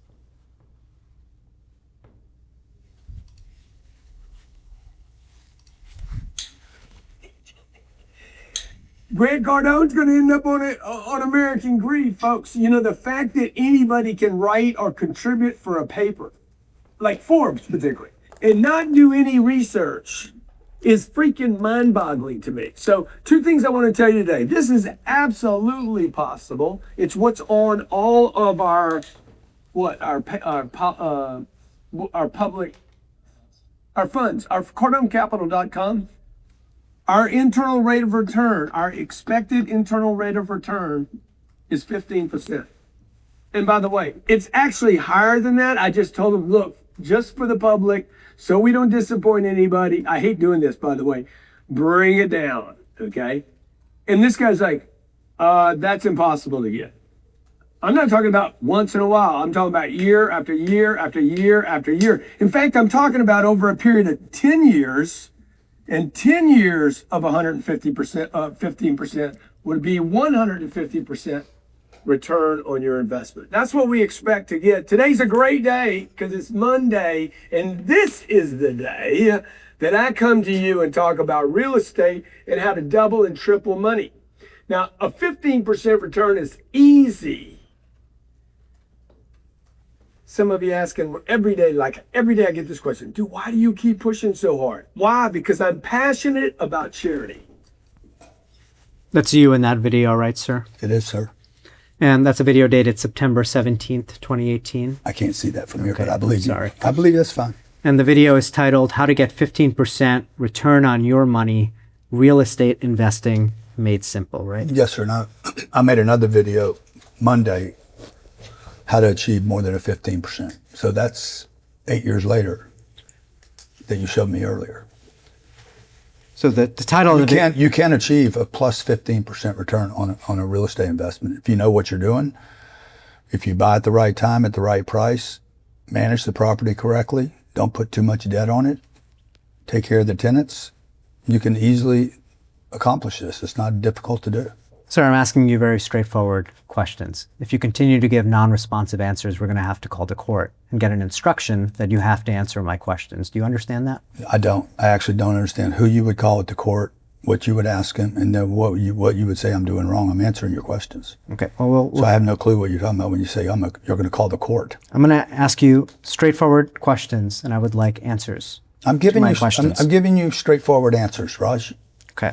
The title of this video says how to get 15% return, right? On your money. How to get 15% return on your it says, money. hang on, how to get 15% return on your money, real estate investing made simple. That's what it says. That's the Okay, title. I do want to make sure you're able to see the date. It's dated September 17th, 2018. You see that, right, sir? September 17th. Yes, it had 27,000 views. Now, 2 months before this video, the SEC told you that you must revise Fund 5's offering statement to remove a 15% return representation, right? Objective Absolutely. form it misstates the document. Absolutely not true. The They SEC did not tell me. You are completely misrepresenting what the SEC asked me to do, number one. Let's look The at SEC made 3 errors on that and then never told me not to use the 15%. You're just you're misrepresenting what they said. Let's look at Exhibit 273, which I'll mark as this is the SEC's letter to you, dated July 30th, 2018. Now, you looked at this document on Wednesday's deposition too, right, sir? Yes, sir.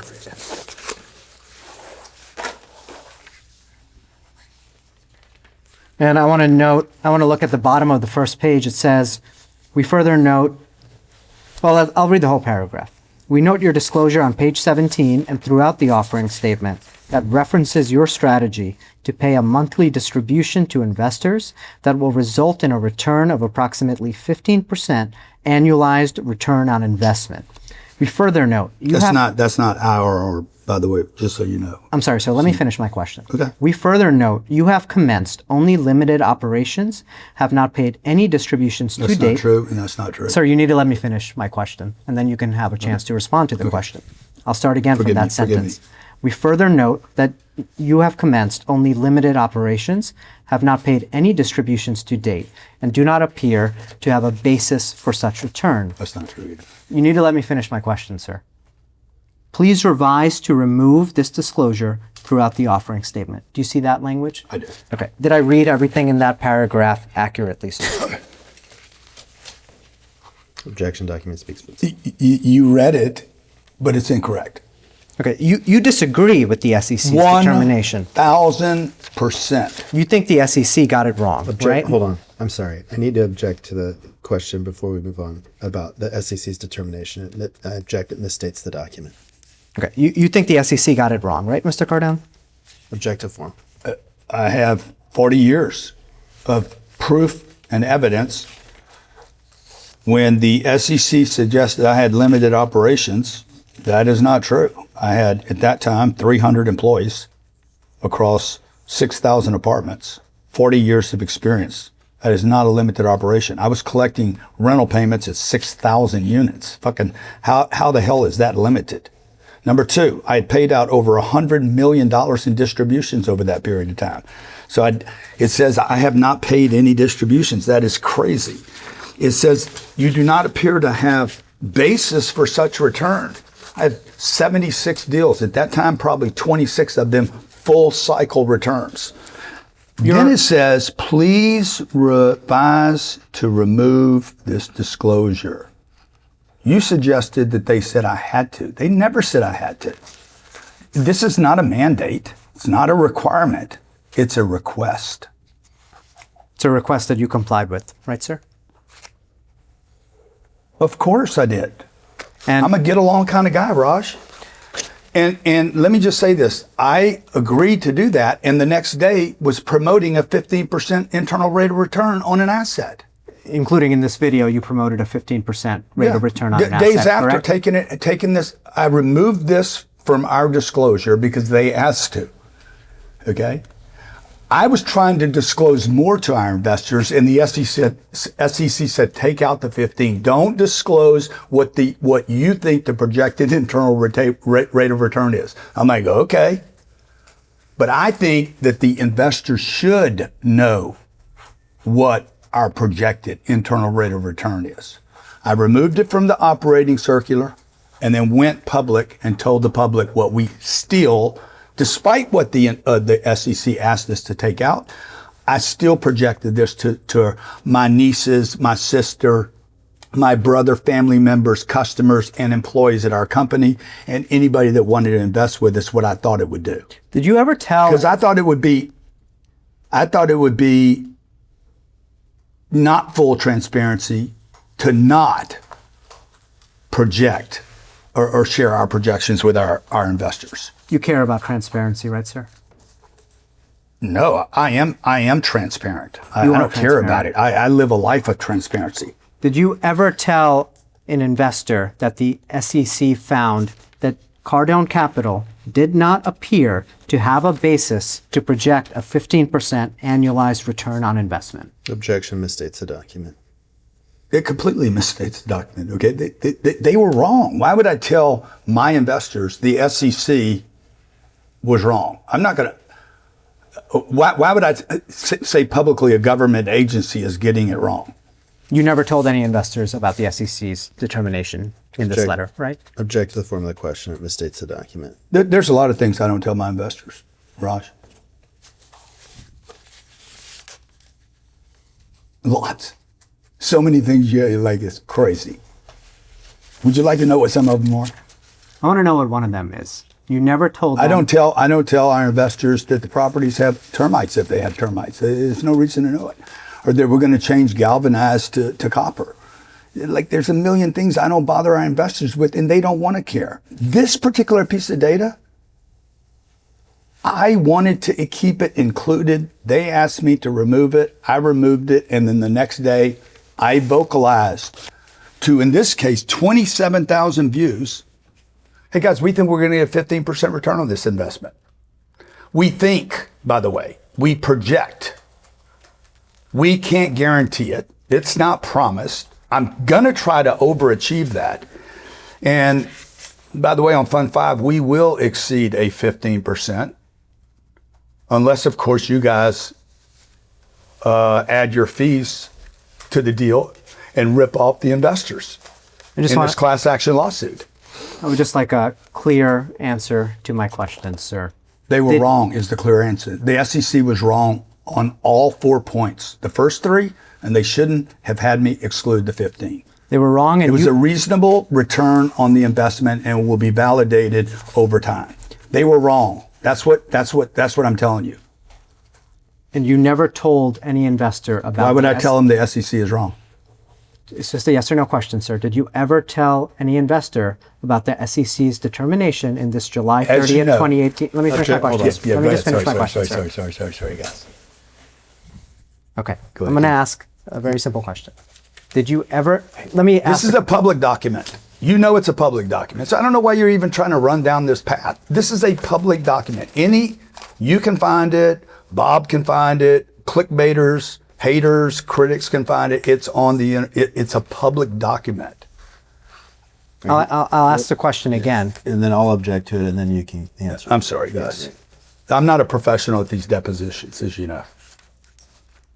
I'm just telling the truth. And if you expect me not to get passionate about the truth, there's been no foul, no fraud, no misrepresentation. Nobody's been harmed. The investors are being rewarded for my promotion to get involved in this investment. I move to strike that entire answer. There's no question pending. I'm going to ask you another question, Mr. Please. Cardone. Yes, sir. I've asked it a few times. Did you ever tell a prospective investor about the SEC's findings in this July 30th, 2018 letter? Object to the form of the question. The letter contains no findings, as you know. So it misstates the document.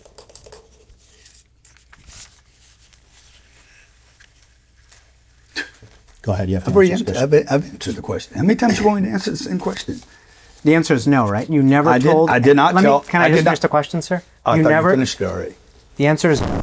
Never told an investor about the SEC's findings in this July 30th, 2018. There's Object no to the form. findings. Hold What are on. we Object to talking the about form of the here? question. Okay, let me ask it Misstates the again. document. Okay. Did you? I did not share with any of our investors that the SEC sent us a letter filled with incorrect data. No, I didn't. And I did remove the 15%, despite the fact, Raj, that I thought our investors should know the 15. And the day after removing it, I would then go back and tell my investors, by the way, we think it's going to get a 15% internal rate of return. How transparent can a person be? I agree with the SEC. By the way, this was brand new to the SEC. They didn't know what they were doing either. This is brand new. Barack Obama passed a law in 2012, the Jobs Act, to help non-accredited investors have access to private equity opportunities. I provided it. The SEC is learning the rules, Raj. Okay, they're getting their legs. It's a big group, lots of employees. They don't know what they're doing. By the way, this is proof they didn't know what they were doing right here, because this was not true. The limited operations, not true. The never paid a distribution, not true. Do not appear to have basis for such return. Okay, I have 76 deals with returns, proven returns over 40 years. So.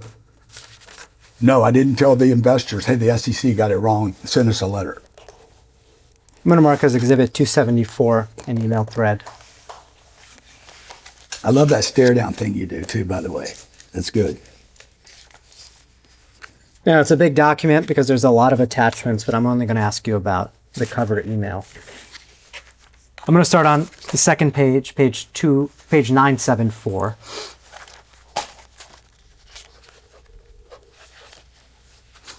(974). Yes, sir. The second, just the back of the first page. All right.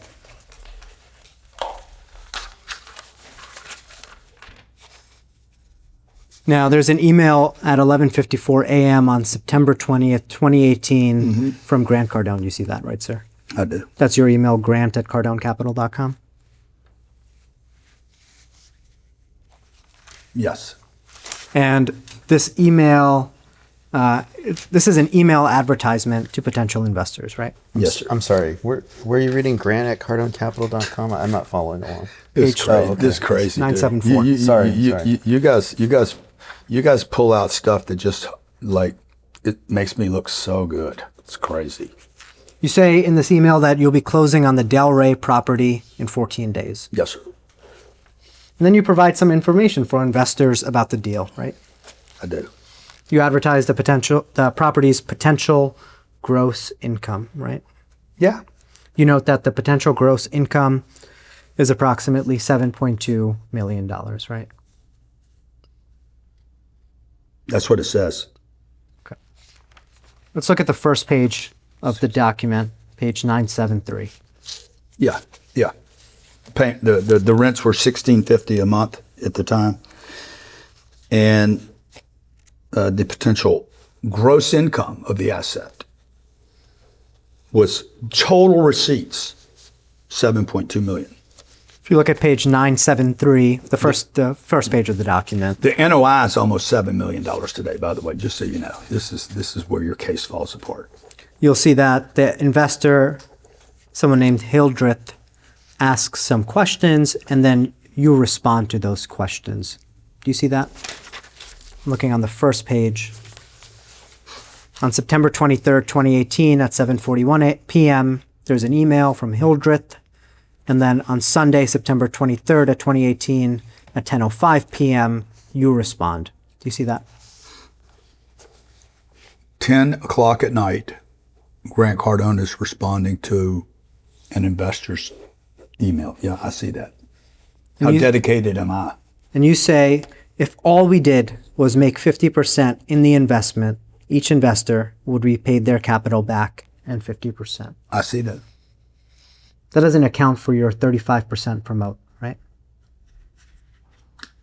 I'm not sure as I sit here whether it does or it doesn't. Well, if you make 50% on the investment and you take your promote, the investor is going to get paid. I'm sorry, let me finish my question, sir. It's just, you're saying the same thing over and over, though. I know what you're going to say. This could be 50% net of the promote. Okay, you need to let me ask my questions, and then you can answer the questions. All right. If you make 50% on the investment and you take your promote, the investor is going to get paid less than 50%, correct? Not necessarily.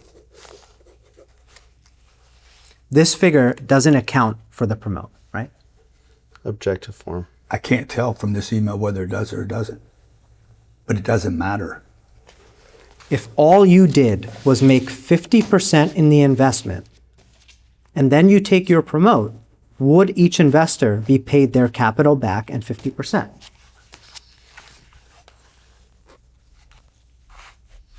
Objective form. I don't know. I don't know if it includes the promote or not. But we're going to hit it, and I'm going to get my promote, by the way. Not only are the investors going to do great off this, Cardone Capital is going to crush it on Delray. My projections on Delray, I think you gave me this. Exhibit 269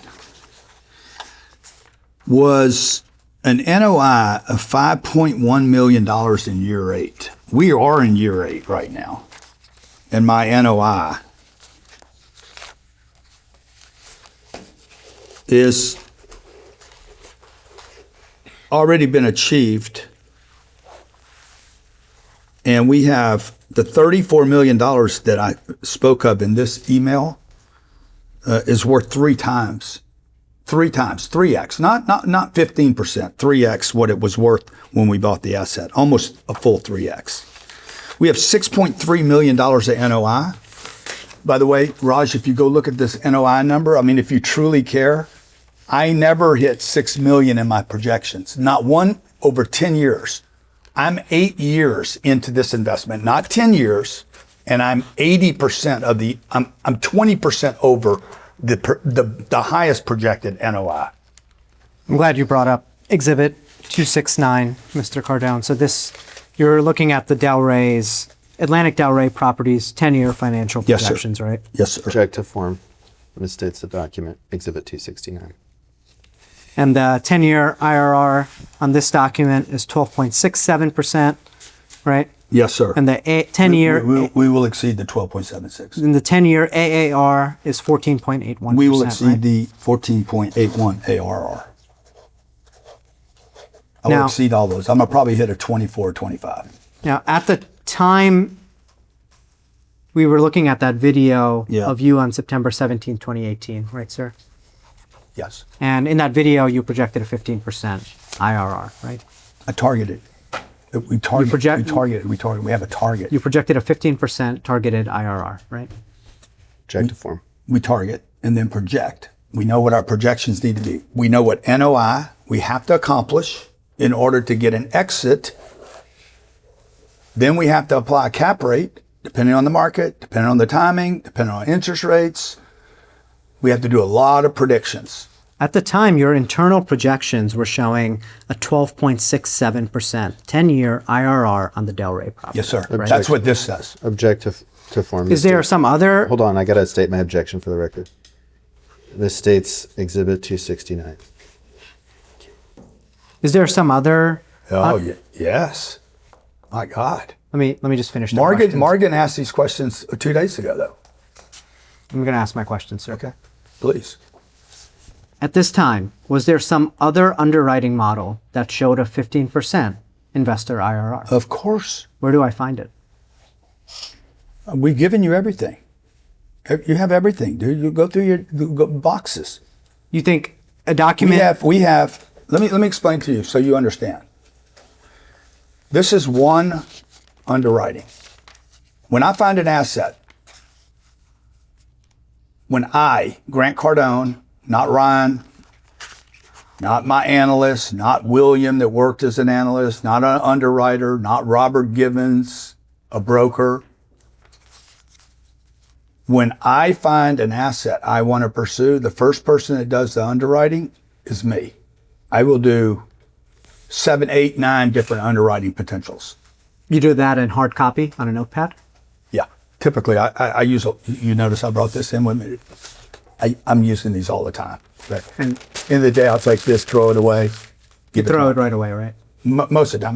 Most of the time, I just exhaust the entire legal pad. I have probably 12 legal pads on my desk right now. Throw the whole thing in it. I've been doing this for 40 or 50 years. I write my goals down in the morning. I write them down at night. I write them down when I'm disappointed. I write them down when I have to fool with bullshit like this and I'm discouraged about life, or because I want to keep my attention on where I'm going. Same thing on a real estate deal. I'm going to write down, hey, what if this thing trades for a 6 cap or a 5.5 or a 5.4 or 5 point? I do all this math on legal pads. And we don't have those, right, sir? Because you've thrown them out.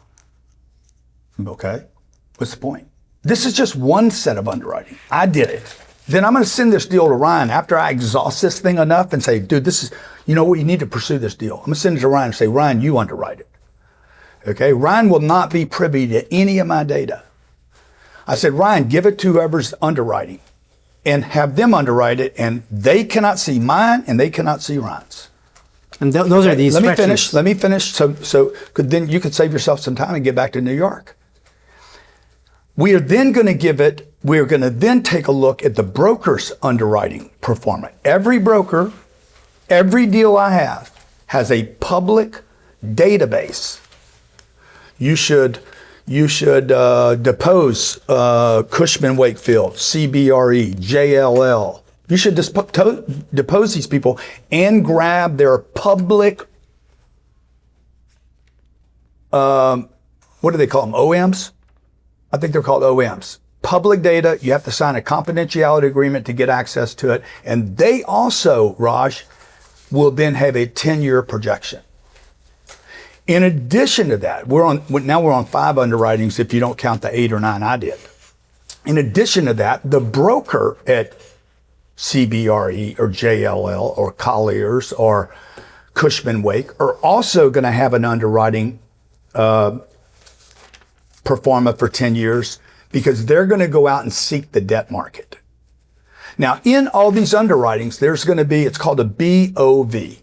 Okay, the BOV is best case, worst case, and most conservative case.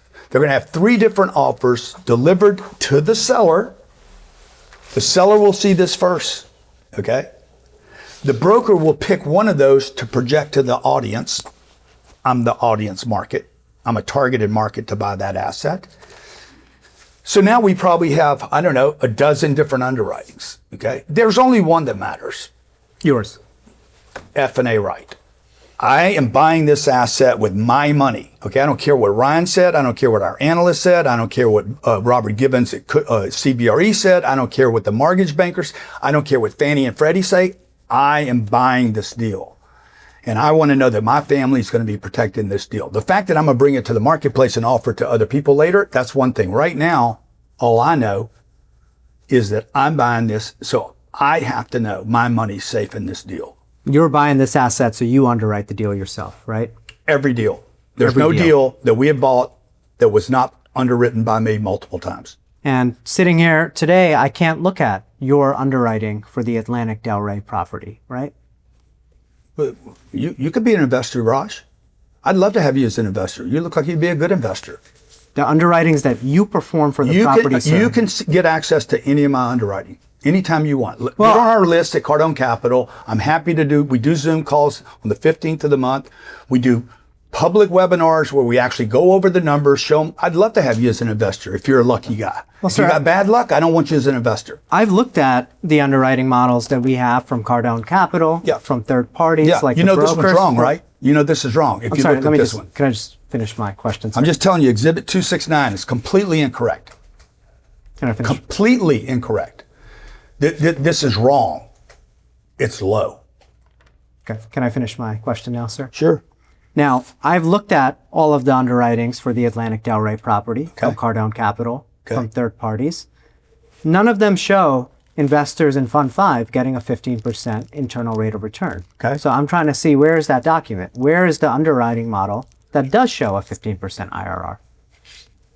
Okay, well, whatever. Like, I don't you understand that's even better for me? Hey guys, I'm targeting a 15. Here's our underwriting. If I only achieve this underwriting, we hit a 12.8. By the way, I don't get to promote. I don't get to make any money. And Grant Cardone likes to make money. I do like to make money. I tell my whole audience, I want to make money. The more money I make, the more money they make. This says exactly what we thought.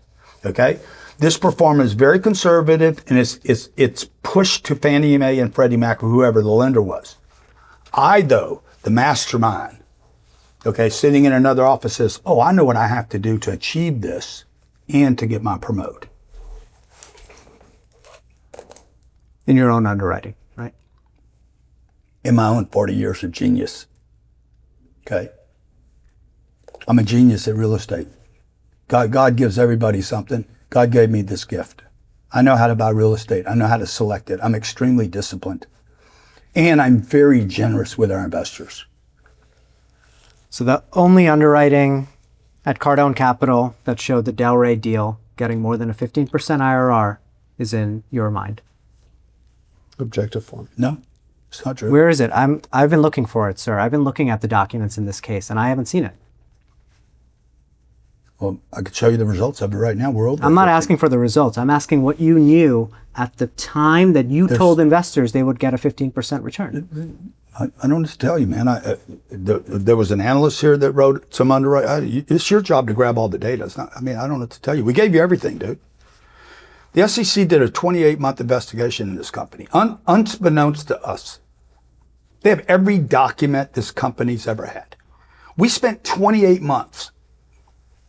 They spent millions of dollars of taxpayers' dollars investigating this company to find zip. Nothing. They ended their 28-month investigation. So they have everything, bro. Every document ever created in this company. By the way, they had us put it in a sequence. What is it called? Sequential order. It's a big value word. Big word for a value boy. Move to strike everything after I don't know what to tell you, man, after as non-responsive. I'm going to mark Exhibit 275 next. I'm not going to respond to your motions to strike, but that one is plainly out of line. He's answering your question. I don't know what to tell you, man. There was an analyst here that wrote some underwrite. It's your job to grab. It's all responsive, Raj. And so whatever. I'm not going to respond to them because we'll save the time. But I'm not. It doesn't take very long to say whatever you're saying, though. I'm doing all the work over here. All right, let's look at Exhibit 275, Mr. Cardone. This is an email from Susan at Cardone Capital to you and Mr. Secco, right?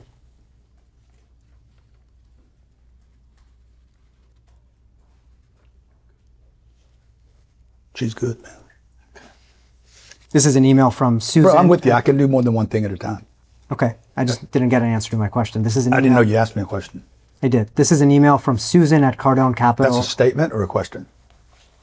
Could you just let me finish, sir? It is a question. Okay. This is an email from Susan at Cardone Capital to you and Mr. Secco, Okay. right? Right? Is that a statement? It sounds like a statement, not a question. It's a question. I'll ask it again. Where's the question, though? You're saying this is an email from Susan to Cardone Capital. And am I right about that? Is this an email from Susan at Cardone Capital to you and Mr. Secco? Oh. From Susan to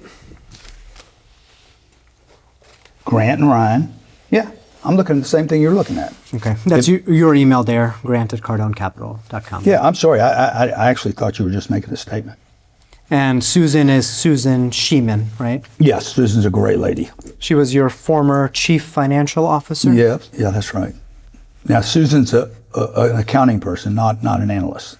Just so you understand. Don't get confused with the departments. And Susan's also an investor in our funds. In this email, I want to look at the second line. It says purchase of 10X Living Delray. Do you see that? Yes, sir. And then it says need to draft the note for the loan from GC to purchase. Interest rate 6% or less. Do you see that? Mm-hmm. I see that. So I want to understand how you purchased the properties for Fund 5 and Fund 6. You purchased the properties first using an SPE, right? Yes, sir. That's correct.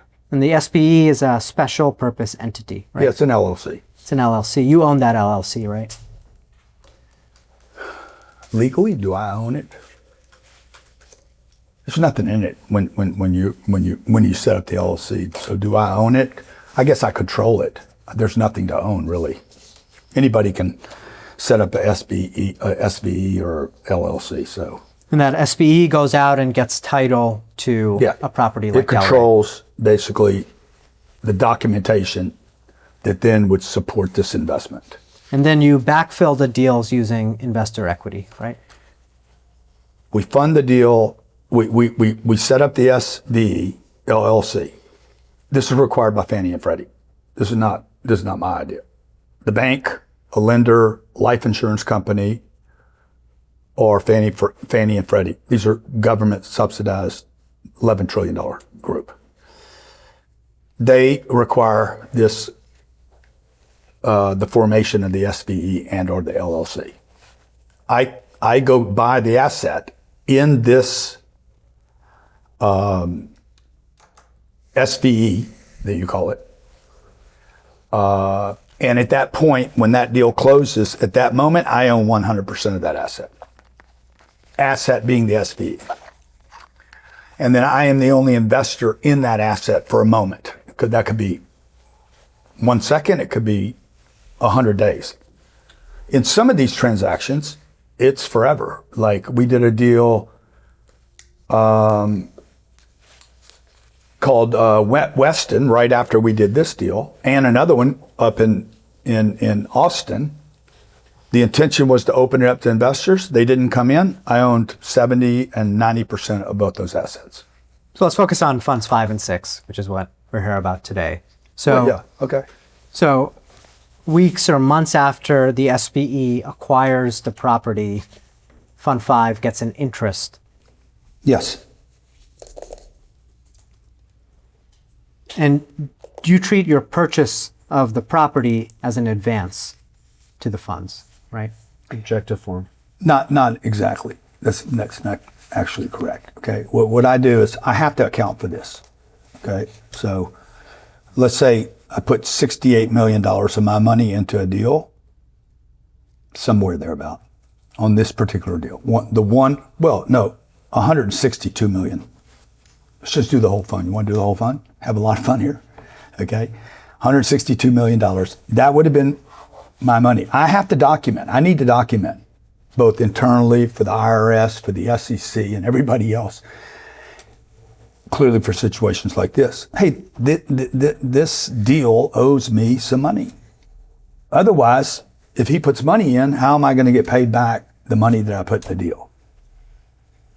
Now the interest rate. What rate? Just need to put some kind of market rate in here. You select the interest rate, right? Probably not. Susan's probably the one who recommended it. Mashiman asks you, need to draft a note for the loan from GC to purchase, interest rate 6% or less. You see that? Yeah. You selected the interest rates. What do we end up picking? You tell me, Mr. Cardone, do you know? I don't remember. But you did get paid interest. I don't know. There's two questions. What rate did I pick and did I get paid it? Let's put the rate aside. Did you get paid it? The I don't interest? know. I don't know. The IRS would know though. I filed taxes for 50 years. Investor money is used to pay those interest payments, right? Say again? Investor money is used to pay those interest Bro, payments. you're so out of your league here. Objective form. You're so out of your league. Your whole firm is it's unbelievable. It's a disgrace. I have never used investors' funds to buy anything. Period. You have now said that I used investor funds to buy a jet, a Rolls Royce, and to pay interest. It's not true. Who paid the interest that Ms. Sheeman is referencing here? I don't know that it was paid. What is it, a stare down? We doing a stare down right now? I'm just asking you a question. You don't know, but you just sit there and stare at me after I answer. You don't know whether Fund 5 or Fund 6 paid you interest for purchasing the properties. I don't. I actually do not know. Objective form. I don't know. Now, in the same email, I'm entitled to it. It's interest on the money. and where would that interest come from? Objective form. Do you think it comes from the investor? That's why I'm saying you're out of your league, dude. The investors don't have money. They put money in the deal. Okay, this is basic economics. The investors are not producing income, Raj. You're suggesting I took the money from the investors. what, the investors don't have any money. If they put $10,000 in, Mr. Pino's $10,000 is still in that fund. That's why these investments are so good. Now, what would pay the interest would be the property. In the case of Delray, the property is doing $7 million a year in gross revenues. The property would pay the interest if there was interest due and if there was any interest paid, but not the investor. That's why I say I see. The money comes from the property. yeah, not the investors, dude. Okay. Now, in the nenext line, Ms. Sheeman says, That's why the idea that the investors could somehow buy my lifestyle, it's completely not true. I'm giving the investors hundreds of millions of dollars of profit potential that I could have kept for my own family. the next line, she says, acquisition fee totaling $921,763. Do you want to pay at inception of the fund or at exit of the property? Do you see that? Oh yeah, she's asking me, what cost do you want reimbursed by the fund and how much? She's talking about what I'm entitled to. No, I'm sorry, I was looking at the acquisition fee. Okay. Do you see where I am? Where are you at? The second purchase of 10X Living Delray, Okay. the second Good. bullet, Okay. acquisition fee. Yeah, there was an acquisition fee on a $94 million purchase of $921,000 that we, this is one of many fees, by the way. There would have been a mortgage fee of $500,000. There would have been a broker fee of probably $400,000.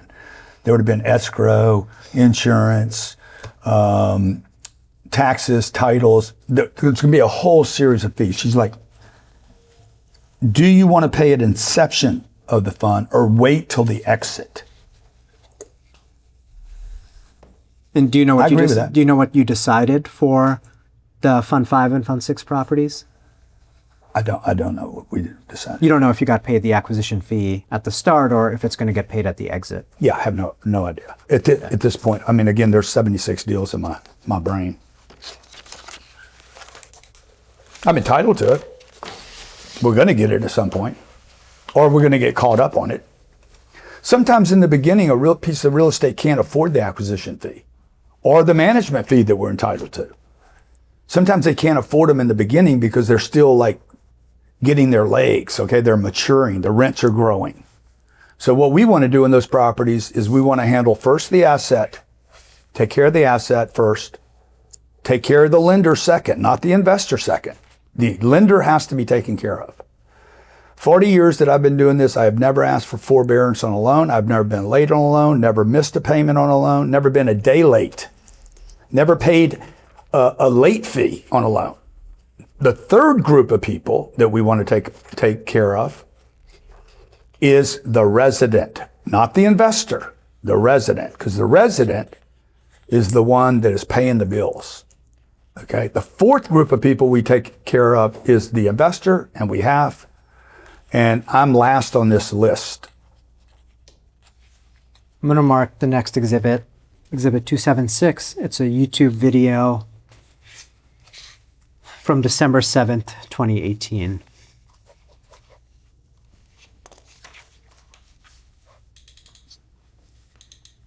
I'm going to play the entire video. How long is this? 1 minute, 45 seconds. Great. We're Manassas, DC. Look. I just want to tell you, get your money ready. Heads You're not in up, get Vegas? your Is that money Vegas? ready. Non-accredited See, investors. Manassas. Uncle G is going to take care of you and your family. But you got to get ready. CardoneCapital.com, CardoneCapital.com. I've been working with the SEC now for a little while. Can't take your money yet. No big announcement yet, but you need to get ready. That was the perfect plan. It's going to take care of you and your family. We all going to fly Gulfstream in the sky. So would you agree? Seriously. That was a little bit of an GC, overstatement. For your cash flow and your family, appreciation and leverage, tax advantages. I'm making the little guy. We're going to take Wall Street and disrupt the system. I'm helping out the little guy. I wish somebody had done this for my mom. They did. I'm gonna do it for you guys. CardoneCapital.com. Cardone Capital. Oh yeah, it's CardoneCapital.com, and I'm gonna change the world.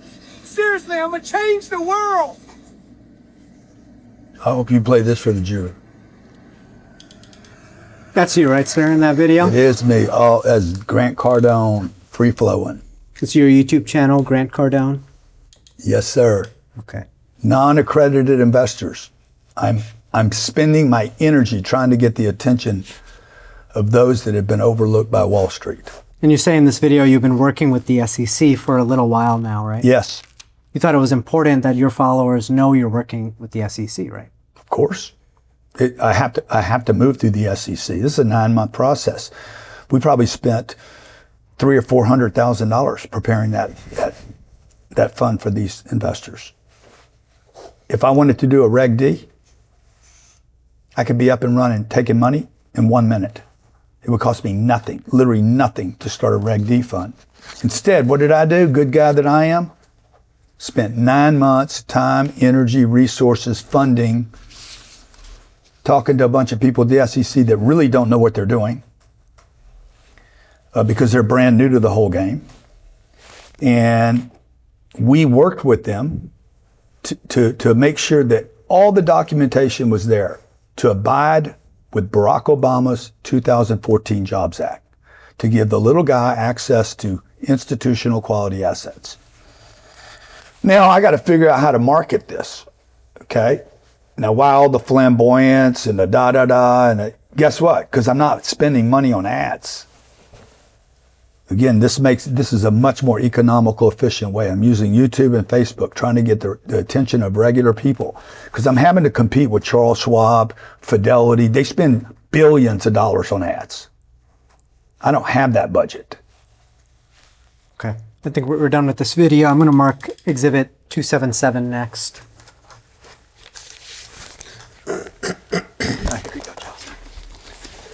This is an email from Sherry Hamilton to you, right? Yeah, I think so.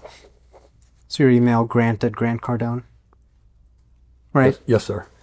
Okay, I want to look at your email to Miss Hamilton. It's out in the bottom of the first page at December 17th, 2018, 9:33 a.m. You see that? Yeah.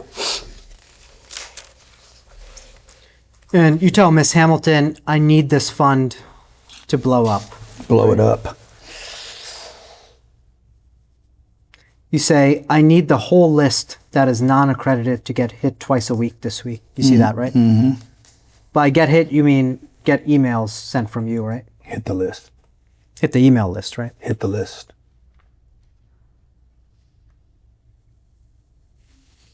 And then you drafted some emails for her and Cardone Capital to send on the email list, right?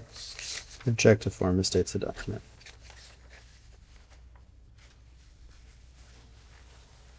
Okay.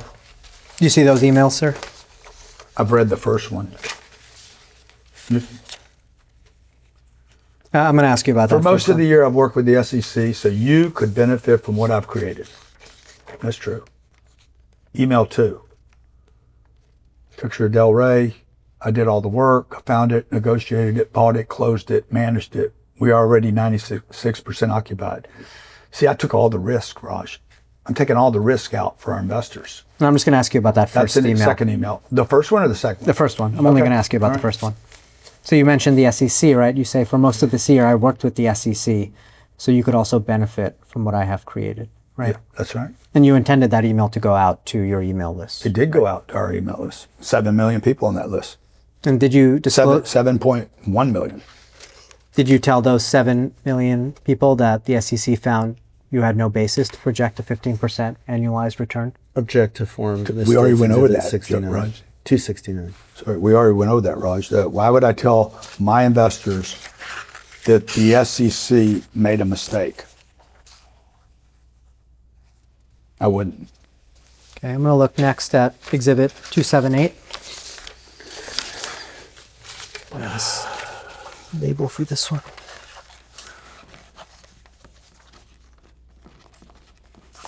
Could you please mark this as 278? Thank you. No matter how much you try to make me look like a bad guy, you're not going to accomplish it, Raj. when you send people money every month, that's the only thing that matters. Every month, 96 months in a row, capital's protected, cash flow's handled, properties are taken care of. I haven't asked you a question, sir. I'm talking to you, dude. Like we're sitting here doing nothing right now. I'm just telling you the truth. Okay? You don't have to ask a question for me to talk. Well, I have 7 hours today to ask you questions. You got more than that. You want to go 9 hours? We can go it, dude. I got tremendous stamina. Okay, I'll hold you to that. Huh? I'll hold you to it. Fuck, I don't care. We can let them go. What's that? Those two words you say every once in a while? Objective form is 3 weeks. I can say that. I can say that for them. Save right. myself some money. Let's look at the next exhibit. I can save myself about 30 grand today. Objective form. Object to form? Yeah, write it down. Do you have that, sir? I believe 278. I don't have 278. She's going to pass it to you in just a Okay. second. Thank you. Thank you, Teresa. Now, this is an email from you to Miss Hamilton. I see that. Right. And the subject is response to, right? Yeah. And you say, what return can I expect? Mr. Cardone has underwritten the properties being considered in this fund for a 5% cash-on-cash return with a 15% IRR. IRR includes cash flow and the sale of the assets. You see that? Yes, sir, I do. So you're telling Miss Hamilton the response to the question, what return can I expect, right? Yeah. So you decided to project a 15% IRR for funds 5 and 6, right? Of course. It wasn't someone else at Cardone Capital, it was you. Of course. And by the way, we're going to exceed that. Like, how do you prove a case of fraud and misrepresentation when the property's actually going to do better than what I said it was going to do? Now you say in this email, you've underwritten the properties being considered in this fund Yes, sir. for a 5% return with a 15% IRR, right? Yes, sir. In this case, it would be 2 of the 5 because we haven't bought the other 3 yet. 2 of the 5, Delray and Stella, right? Yeah, the 19 purchases wouldn't have been done yet. Now, you agree that if the Delray and Stella properties obtain exactly a 15% IRR, investors in Fund 5 will get less than that, right? Object to form. I'm sorry, sir, you have to answer the question. I'm Do you want me to happy ask to. it again? Sure. Okay. You agree that if the Delray and Stella properties obtained exactly a 15% IRR, Yeah. investors in Fund 5 would get less than that, right? Not necessarily. Objective form misstates his testimony. Thank you. It's not true. If the Delray... If I decide to pay 15% to them, not take a promote, I'm in a position to do that. Let's assume you take the promote. Why? Well, you assume that. That's some fairyland that you live in. You don't know what I'm going to do. Let's talk about the fees then. We can talk about the 1% Sure. acquisition fee, the Sure. 1% management fee, Sure. and the 1% disposition fee. Sure. Those are going to be deducted in order to get the return that investors will actually walk away with, right? No. The acquisition fee has already been handled completely in all these deals. Okay, So that's handled. It wasn't deferred. No, I'm Okay, that is net. handled. I'm net handled. Okay. The management fee and the exit fee, again, this is my world, bro. I get to decide whether I take those fees or not. Okay, if I elect not to take them, I don't have to take them. So if I did take them, I would make that decision based on what's best for the investor and based on what I've shared and told the investor. If you remember when Charles Schwab got into the brokerage business, okay, they offered a low discount. Robinhood did the same thing, a no cost account. This is what we're building here. I'm gonna build the largest real estate fund in the world, democratized with regular people. And if I have to sacrifice my fees for 5 years, 7 years, 15 years to build a $50 billion company, I will. If the properties in Fund 5 obtain a 15% IRR, you would have to sacrifice all of your fees for investors to get a 15% IRR, correct? Objective form. This states the testimony. I could sell the asset today and achieve probably a 22. Didn't answer my question, sir. I am answering your question. I know you're good at math. You got to be good at math. I'll ask my question again. Anything above a 22 gross That's not what I'm asking. gets them a 15 when I take my promote. That's not what I asked. I said if the properties obtain a 15% IRR, you would have to sacrifice all of your fees for investors to get a 15% IRR, right? Objective form, incomplete hypothetical, no foundation. It's completely, yeah. If we had a nuclear devastation in Florida, I wouldn't be able to return any money to the investors. If we had a hurricane, category 6 come through here and wipe out all the real estate, they're not going to get cash flow anymore. I'm trying to understand what you wrote, sir. If Madami, your boy Madami moves down here and decides to put rent freezes on everything, we're going to take a shit on all this real estate. I'm asking you about your email, sir. You said you I am going to hit a 15. Okay, let's say I can take my promote, not take my promote, but you can't put me into some hypothetical. Well, what if I had wings, I could fly, man? I don't know what to tell you. Like it's over a 15 now. You want to stay on Delray? Right now, the deal will do about 25% annualized with cash flow. If I exited the asset right now and sold it during COVID, 2022, 2 years after COVID, I could have sold this asset and returned 40% a year to our investors and taken my promote. I'll ask my question again. If the properties in Fund 5 achieve a 15% IRR, yeah, the investors in Fund 5 will get less than that, right? Unless you waive all of your fees. Objective form, incomplete hypothetical. Okay, I agree with that. They're going to get 15%. I should start using you in my ads. Now, you talk about the underwriting for the properties in this email, right? I don't think so. There's three, we've looked at lines in that email. We looked at some underwriting for the Delray property. But there's no underwriting on this. It says. I'm sorry, I was building to my question and I'll get there. So, Mr. Secco told me that he didn't know if there's any underwriting at the fund level. He knows there's underwriting of the properties. Is there some separate underwriting that's done at the fund level? Mr. Secco told you, did he tell you that? Did he really tell you there's no underwriting at the fund level? That's what he told me. Okay. I'm asking you, are there underwriting models for what the investors in Fund 5 and Fund 6 are going to walk away with, accounting for the waterfall? There's projections, but none of it's guaranteed. I mean, it's all assumptions. It's less hypothetical than what you went through, but it's all assumptions. And the assumptions don't include a lot of things. They don't include COVID. I have a global pandemic. It doesn't assume weather patterns, demographic shifts.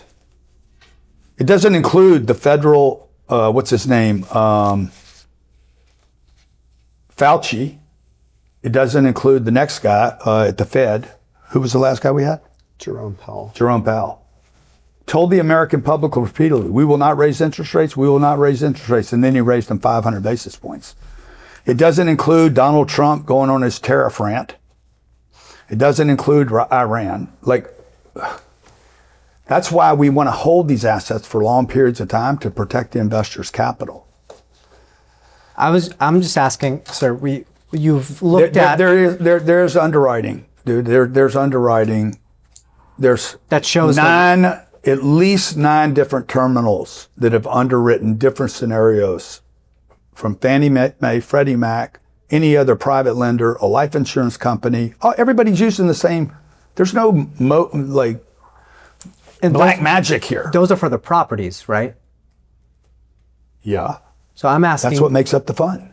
The I'm properties asking make- you, is there an underwriting model for Fund 5 that shows what investors are going to get Yeah. when you account for the I'm waterfall? doing them right. I can sit here and do it on this legal pad right now. You can do it on that legal pad. If I'm I asking if I you, if I earn 25%, they're going to get 16.2. does Cardone Capital maintain a spreadsheet showing that waterfall for investors in Fund 5 and Fund 6? I don't know. I doubt it. There'd be no reason to. It's a fable.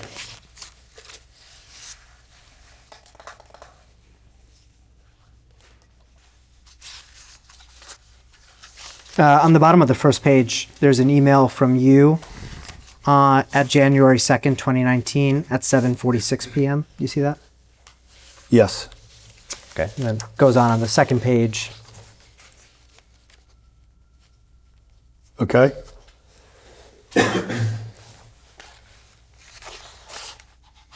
Okay. Okay. This was an email advertisement that you wrote, right? Yes. And I want to look at the third paragraph. It says, you can buy shares and own a piece of our real property. You are a partner. This is not a stock. You see that? That's right. You often tell investors that they're going to be partners with you, right? They are. We treat them like partners. I consider them to be a partner. The investors cannot... We also call our tenants residents because we want our tenants to feel more like residents of the property. And we also offer our residents an opportunity to become investors in the property. We are truly democratizing the asset class that has for 1,000 years been kept for kings and queens and big institutions. The investors in Funds 5 and 6 do not control who manages the property, correct? There's one person that's controlled, That's you, right? 100%. We make that very clear to our investors. You're a partner with no control. It's called a limited partner. You're a member. In that same email, you say, as professional real estate investors, my team manages the property to enhance the exchange with tenants and over time increase rents. You see that? Yes, sir. Now, you charge a 1% management fee, right? Yeah. We're entitled to a 1% acquisition fee, a And- 1% management fee, and a 1% exit fee, and a percentage of the promote that can go anywhere from 20% to 50% or higher if we wanted. We've had 20s, 35s, 20, 25s, 35s, and 50s. But I can go higher than that if I want to. Can you go higher than 35% for promote for Funds 5 and 6? I have a fund right now that's a 8% preferred and a 50% split on 28 and 29. I'm just asking Fund about 5 Funds 5 is and 6. it's clearly established what Fund 5 is, and you know that. 35%. That's what it says. Okay. Cardone Capital... And every investor knew it said 65-35. Cardone Capital pays an outside property manager to manage its properties, correct? Yes, we manage a third party. So we use 2 layers of management. And That way there's no conflict of interest. the funds, let me start again. The property's operating income is used to pay for that outside manager, right? The properties, what? Operating income is used to pay for the outside property manager, right? What else would pay for it? The investors don't have any money. The property is the business. The property produces income through rent and other income. It then disperses from effective collected rent to pay expenses. So Expenses can include taxes. If you look at the pro forma, payroll, repairs, maintenance, supplies, advertising, promotion, expenses, utilities, trash removal, management fees, property taxes, insurance. Those are expenses. Part of that is management. There's payroll in the management. On these big properties, 300 units, there could be 2 mechanics, there could be 2 leasing agents, there could be 2 maintenance people. Dude, there's a lot of work going on here, okay? and I'm just asking That about management fee at that Delray property was $220,000 a month, every month, $2.4 million a year that the investors don't need to worry about. In addition to that, I'm entitled to 1%. But notice, I'm not in there. And we haven't collected that, but I'm entitled to it. And it would not come from the middle. It would come from the after the debt service, if I chose to take it. Right. I'm trying to understand that structure. So that $2.4 million number you Third-party mentioned. management fee was funded from the income of the property. Right. And then the investors pay the 1% management fee, right? Objective one. The investors don't have any money. They made an investment. Louis Pino invested $10,000 in this deal. I don't call Louis up and say, I need a fee this month, Louis.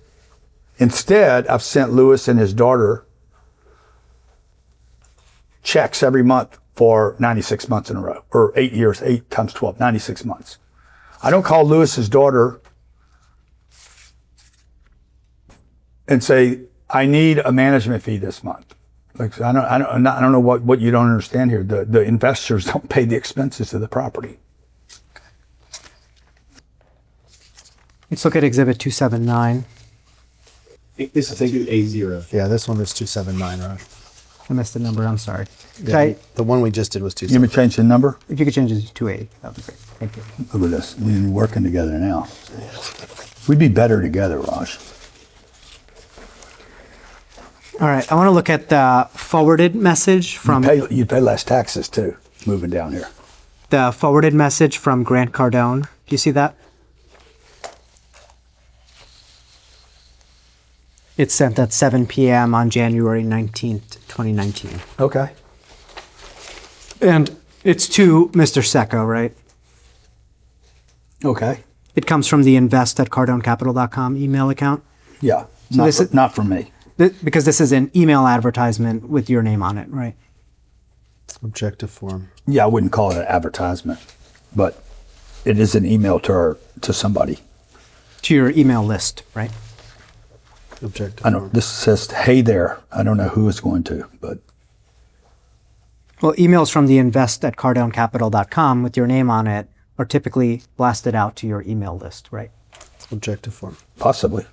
Could be. There's nothing wrong with it if it did, but I don't know who this particular email went to, whether it went to one person or 7.1 million people. Now, I want to It's look. not very effective. I want to look a couple paragraphs down in the email. It says, "What about the debt? I am responsible for all of it. My investors are not responsible for any debt and aren't on loan." Okay. Do you see that? Yeah. I am responsible for the debt. I'm responsible for getting it, acquiring it, Now, let me taking ju- care of it. on the Fund 5 and Fund 6 properties, they all have mortgages, right? Yes. Are those all from Fannie and Freddie? No. And the loan to value ratios for each of those properties is between 60 to 80%, right? No. What is the loan to value ratio? Today or range? then? At the time of the acquisition. I think they were below 70. Okay. 60, probably 65. Could have been lower than 65. Today they're way lower because we've been paying debt down. So Not only have we been returning cash flow to our investors, we're paying the debt down too.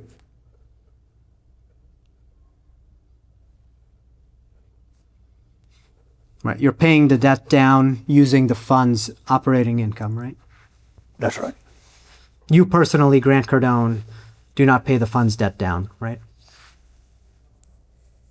Well, Fannie Mae wouldn't allow me to do that. So the answer is no, right? You personally. Fannie Grant- Mae and Freddie Mac, Nuveen, life insurance company would not allow me. They'd be like, "What the hell's going on, man? Why are you writing checks?" It's not even it's a relevant question. They wouldn't allow me to. Okay, you understand, non-recourse loans don't exist today.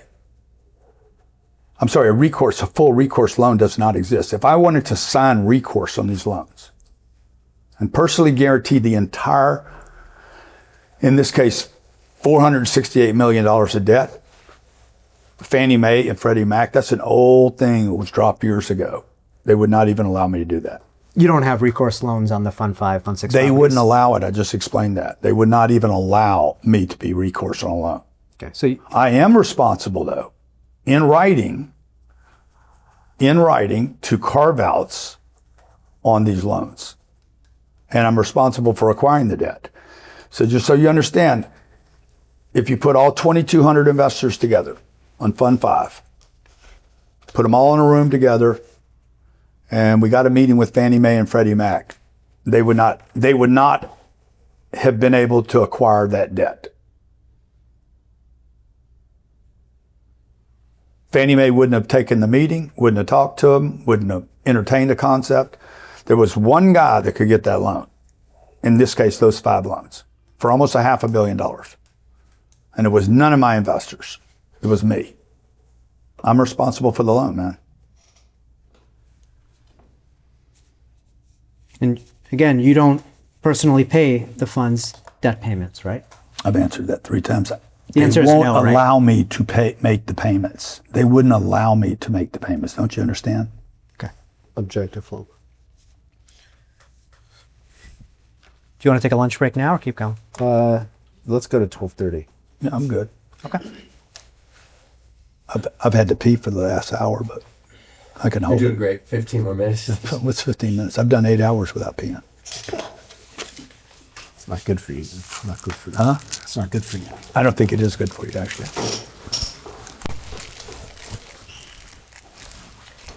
Teresa's like, I'm not waiting 8 hours. Let's mark as Exhibit 281 a YouTube video from February 16, 2019, titled Raising Money, Crowdfunding, and Reporting to Investors. And I'm going to play the video from 27 minutes, 24 seconds for about 2 minutes. Get thumbs up. You know, that always helps. And tell your friends that I'm doing this. I'm going to show you the fund that we have open right now. I've been trying to do this for years now. I've always thought it was horrible that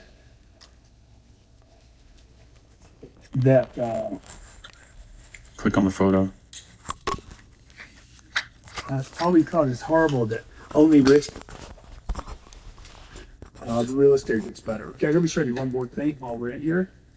And again, if you got any questions, this video is free for you. Okay, I don't ask you to do anything. Maybe subscribe to the channel if you like this and you want more information. I'm happy to get it to you. I think this was live. If you have a comment, dude, if you like the video, give me a thumbs up. You know, that always helps. Yeah, it's live. And tell your friends that I'm doing this. I'm going to show you the fund that we have open right now. I've been trying to do this for years now. I've always thought it was horrible that Click on the photo. I always thought it's horrible that only rich people get the best deals. And what I did was I created a fund Some great videos. for the everyday guy. How transparent can you be, dude? No editing. Without showing any passwords or anything. Oh, there you go. Okay. So I created a fund for the everyday guy. For years, the only people that I was adding in my funds were the accredited investors that make 200 grand a year or more. We just opened a fund this year for non-accredited investors. I was on Minimum vacation investment, doing this. $5 grand. Targeted cash flow 6%. Distributions monthly. Target hold time 10 years. Targeted returns for the investors 15% per year, just like our accredited investors. Okay, that's my goal. Can't promise you that I can get that. I have never been that low on any of my deals ever in my entire life. But who knows? I had to put something in there, so I'm like, told the SEC, I think I can do 15% a year. These deals are freaking phenomenal deals. This is the thing that I'm most excited about. Anything I've ever done in my career is giving the everyday person a chance to invest in unbelievable real estate. So what I want to do right here is I want to show you people coming into the fund, how they're coming in. This is a phenomenal piece of real estate. 36 acres, $92 million. I bought it with my money. And then what I do is I let people come in after me. So for a minimum of $5,000, I'm going to show you people coming in here right now. I don't want to show you any names. All right. That's you in that video, right, sir? The one and only, man. That's your YouTube channel, Grant Cardone. Yes, sir. How many views does that video have? I can't see it from here. You tell me what it says and I'll repeat it. Yes, 29,800 views. Do you see that? That's good. Now, you say you created a fund for the everyday guy, right? Yep. It's Fund 5. Everything I said in there was true. Okay, so the targeted returns for investors, 15%, right? That's what you said? Yeah. Everything I said in that video is true. You said, I told the SEC I think I can do 15% a year, right? Yeah. What did the SEC say when you told them you can do 15% a year? Objective form. Cool, man. Cool, do it. They've only approved every fund I've brought to them. Every one of them. I've raised $2 billion with their approval. You think that when you told the SEC you think you can do 15% a year, the SEC said, cool, man? They approved it, dude. I've been raising money. And I've been distributing money. And I had a 28-month investigation. The SEC not only approved these funds for me to raise money from non-accredited investors, they spent 28 months. That is 2 years and 4 months, 2 years and 1 full quarter, investigating me, Cardone Capital, my company, my distributions. Okay? Now, it's been 3 years since they closed the investigation. If I had done something wrong, after telling them I'm going to do a 15, after this messy BS lawsuit that you guys have going on to drag for some legal fees like you're doing, after all that, they did a 28-month investigation and still found no wrong. Yeah, dude, the SEC is proud of what I've done, okay? I am actually doing exactly what Barack Obama wanted, to make institutional quality investments available to regular, everyday people. Let's try that again. You say in this video, I told the SEC I think I can do 15% a year. What did the SEC tell you when you told them you could do 15% a year, Mr. Cardone? We're not having a phone call, man. Well, you act like we're having some conversation. Okay, they're emailing back and forth. Who's emailing back and forth? My legal department, my team, Jill, probably Jill. If Jill was on it, I think her name was Jill. And they're having correspondence back and forth. And at this time, this video was posted. And that's when we got that email that you showed me earlier. Let's just go back to, which one was it? Oh, here it is. Exhibit 273 for the courts. Mr. Cardone, this is when they made the incorrect suggestion that I had limited operations, which I didn't. I had 6,000 apartments at the time. I'd raised over $1 billion.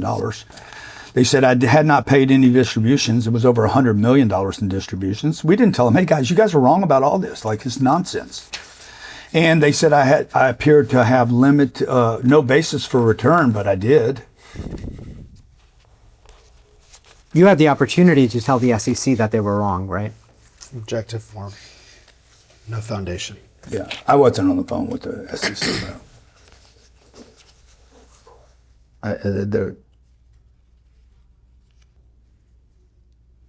No matter how many times you ask me today, the answer is going to be exactly the same. There's not a new answer here. I don't know why. If this is the whole thing that you have, okay, there's no new answer.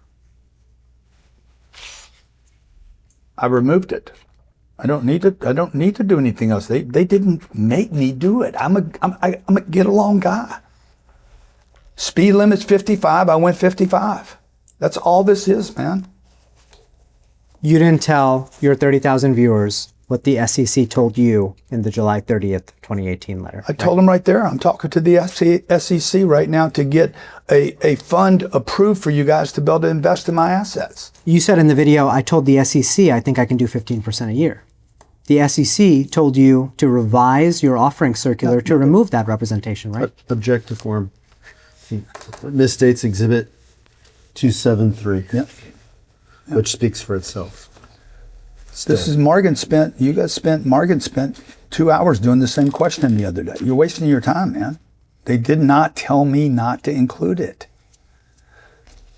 It was just a suggestion. And even when they suggested it, within hours, I was online telling people, guys, I think I can get a 15.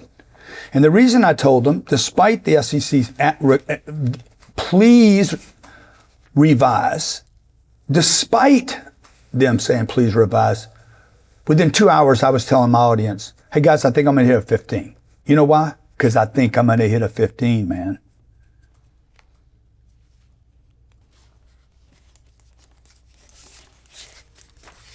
.282 is the YouTube video, and 288A is a certified transcript of that video. I'm going to play part of the video for you now, Mr. Cardone. Let's do it. Raj, do you know which page of the transcript it's from? It's going to be around 22, about. Work. Go to work, man. Live. Okay, let's talk. And Grant, just really quick though, that fun that I said example. go to work. No, but that example you gave just for the viewers. Yeah. You're running that off of Fund 4, which is the accredited fund. So Yeah, the target on the What about it? So the target for both funds is 4 to 6%. Yeah. But on Fund 4, there's a preferred return. So that investor came in as he was an accredited investor. So you were given the example of 6%.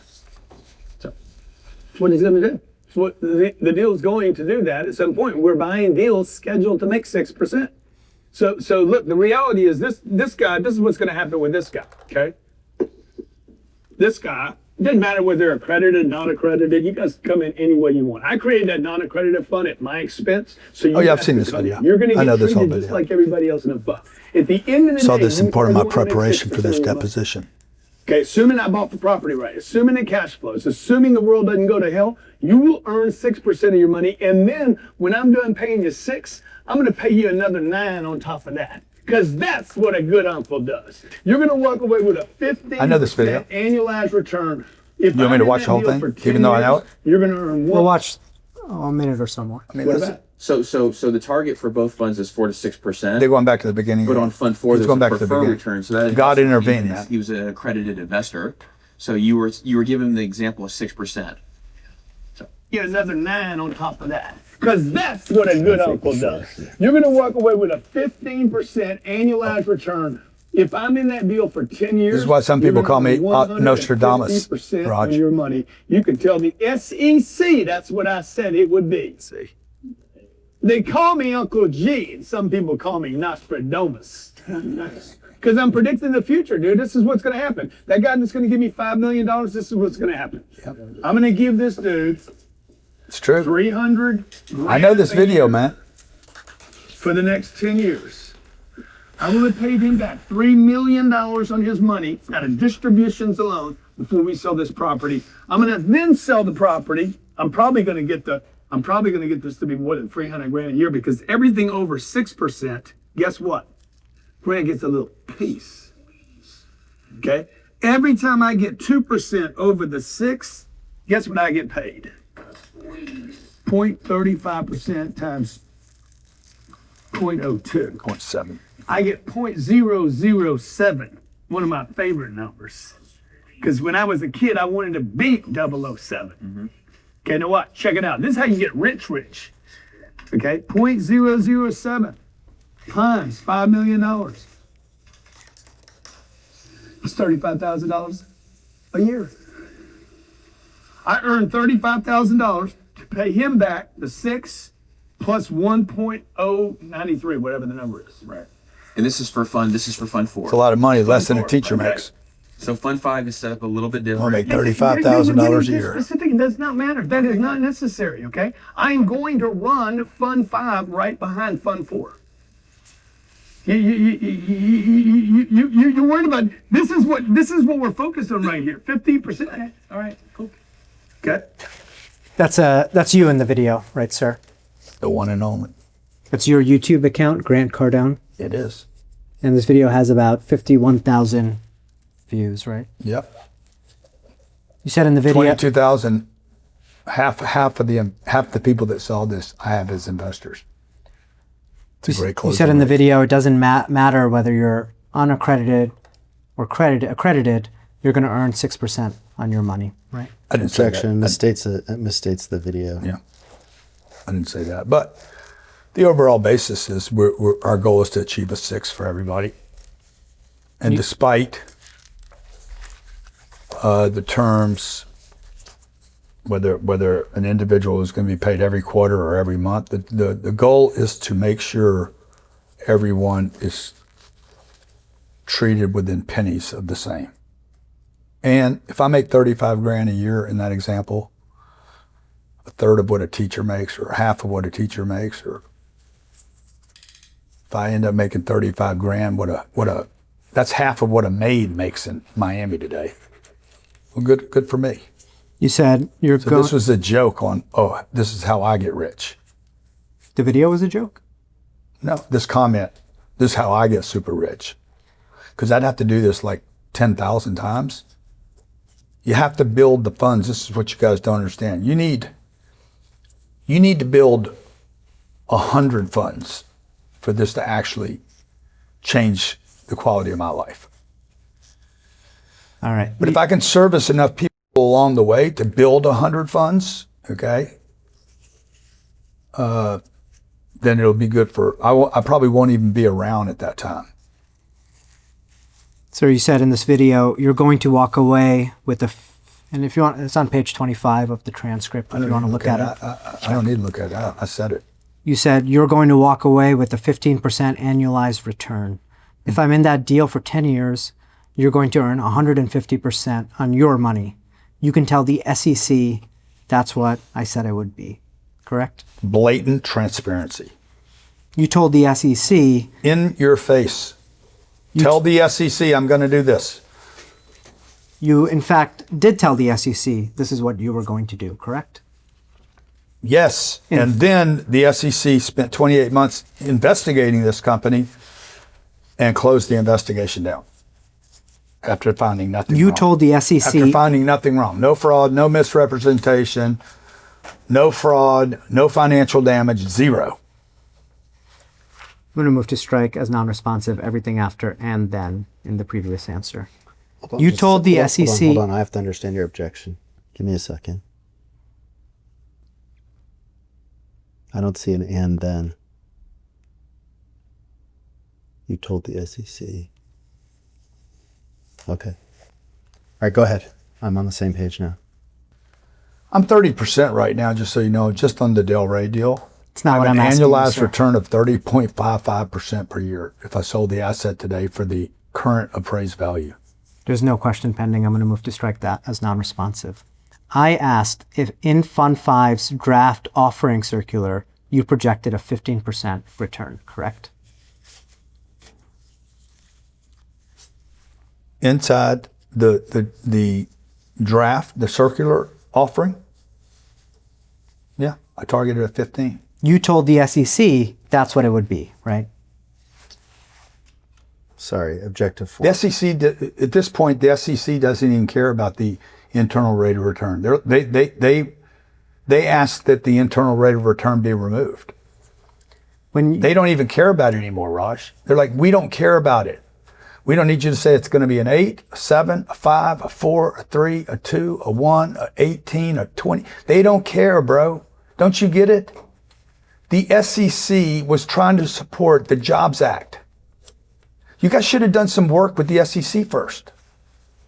The SEC was assisting the Jobs Act so that people like me could put together assets like this. This was exactly Barack Obama's goal, to put together sophisticated, institutional quality, best-in-class assets and allow regular people to invest in them. The SEC said, you don't even need to put the 15. Just remove that language and we're good to go. The SEC asked you to remove that language, right? Objective form, misstates exhibit 273. Again, you've asked me this 6 times. I've said the same exact thing 6 times in a row. They did not tell me to remove anything.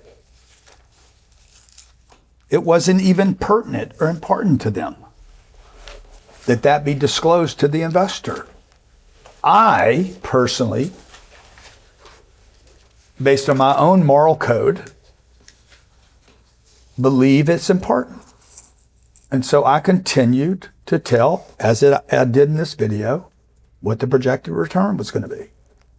It also states in there that I don't know that I can guarantee that or hit that. I could be wrong. I am in this case wrong on Delray because we're going to be we'll be double that. You said in this video, they call me Uncle G, and some people call me Nostradamus because I'm predicting the future, dude. This is what's going to happen. You said those words, right? I did say those words. You knew you were being recorded when you made those statements, right? 100%. And you know who Nostradamus and people was? Do you know who Uncle G is? They call me Uncle G, bro. I don't know what to tell you. Like, Do you know who Nostradamus was, sir? Oh, yes, absolutely. He's a French astrologer who's famous for one thing, claiming to predict the future, right? Yeah, that's right. And you said people call you Nostradamus. That's right. They right? do. They do. Some people call me an asshole too. You bragged about it. You guys want to make me a fraud, but you're wrong. By the way, I have been an asshole. I'm not Nostradamus, but I'm a great real estate investor. You told people you were predicting the future. I am predicting the future. You want me to predict it for you right now? You said you were predicting that. Ross, you want me to predict it? Rents are going to go up, bro. The federal government will continue to destroy money. We will continue to take on more debt. Inflation will continue to strangle the regular, everyday middle-class person.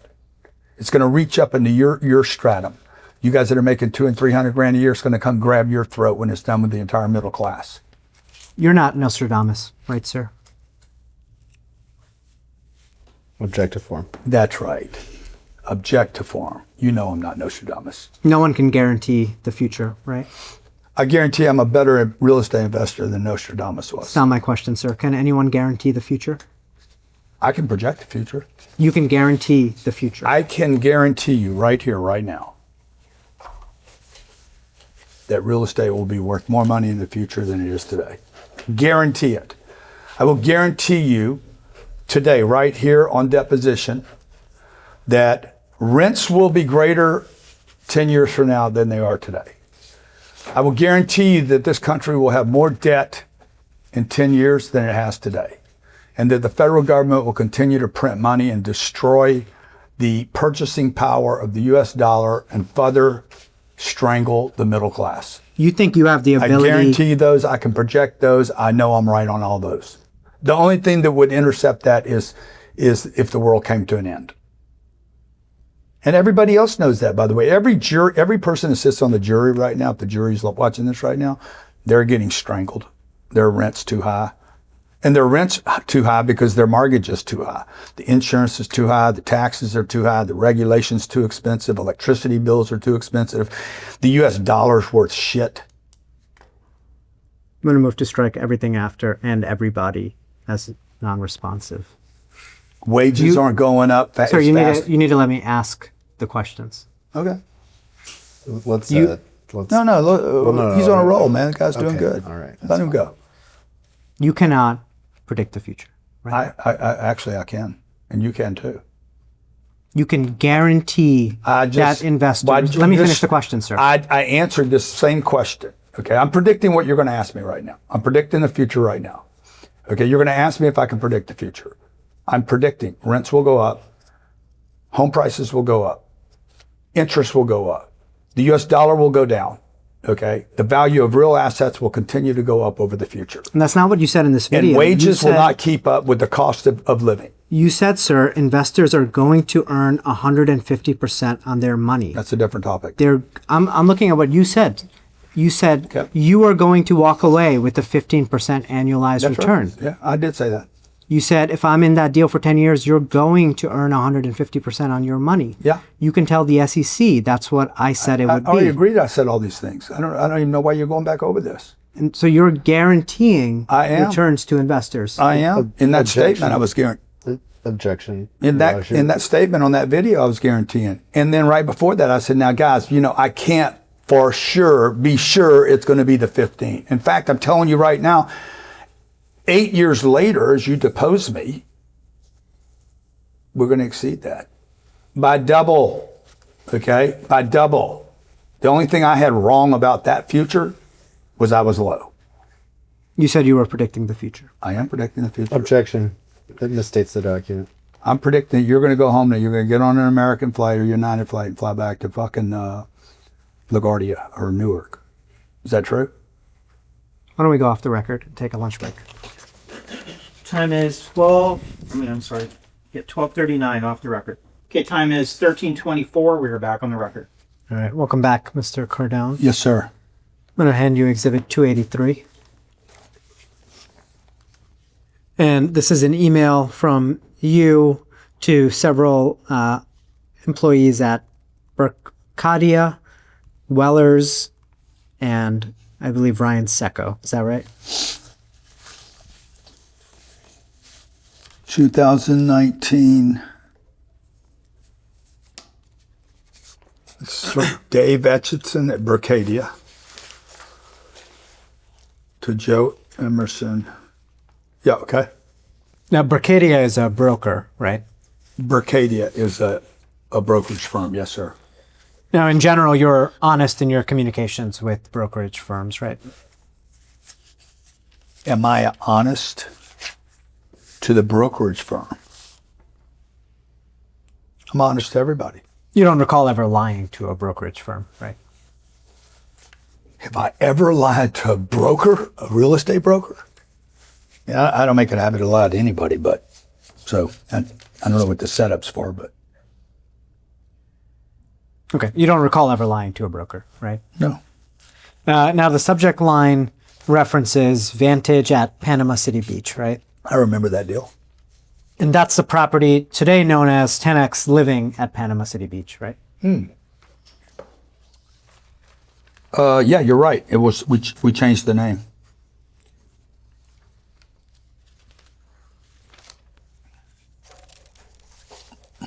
Let's look at page 580, the second page of the I see email. it. And on that page, you write, I am the only decision maker on Vantage. Do you see That's that? right. Yes, sir. And And then it says using NOI trailing 3, T3. And in that same email, you write, all UW ultimately is being done by me and approved by me. Do you see that? Mm-hmm. UW means underwriting, right? What page are you on now? I'm on page 580. Your email dated May 24th. All UW, yeah, is ultimately being done by me and approved by me. That's right. UW is underwriting, right? That's right. Okay, that's an accurate statement, right? That is an accurate statement. Okay, let's look at the first page now. And in this email, you're referring to Joe Emerson. Joe Emerson works, at the time, worked at Weller's Management, correct? Yes. And you say, Joe manages 5,000 units for me, and he is my eyes on the ground. Trust him like I would my father, and we've been working together for 5 years or longer. Do you see that? Mm-hmm. You trust Joe like you would your father, right? Yeah. Very predictable. My dad was very predictable, Joe was very predictable. And Mr. Emerson doesn't work at Weller's Management anymore, does he? I don't know where he works.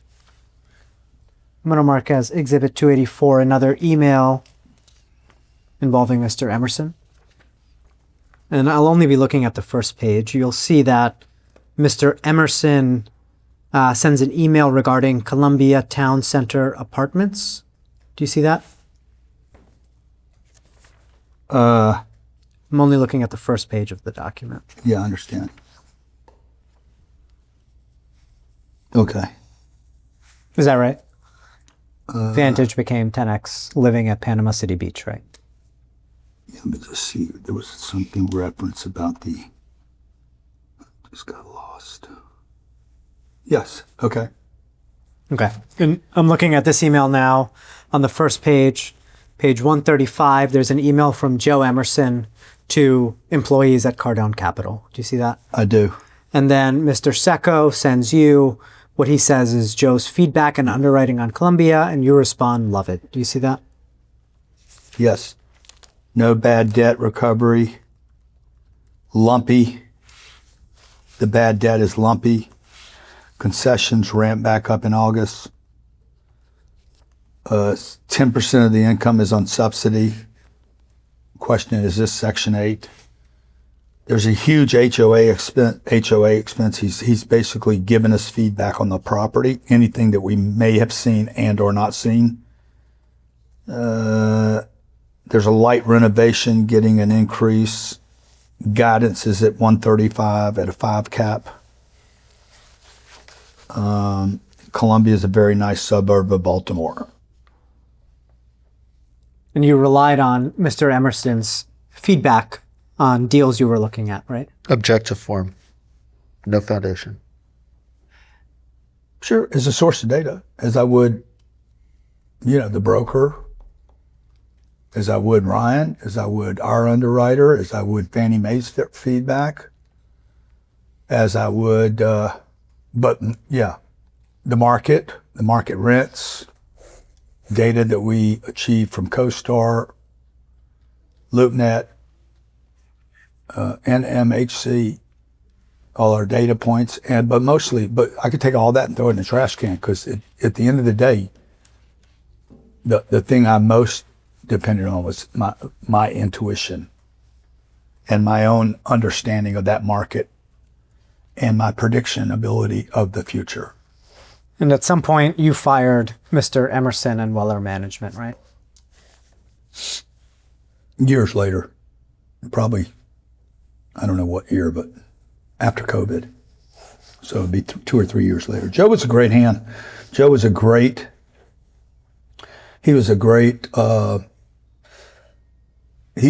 asset for us for many, many years. Why did you terminate Weller's management? The series of issues, number of issues, mostly what it was, mostly he was wrong. He was wrong about the future. Joe, and I hope Joe doesn't see this because it'll hurt his feelings, but Joe was hurt in the 2008 crash and he got spanked financially, and I think he lost everything.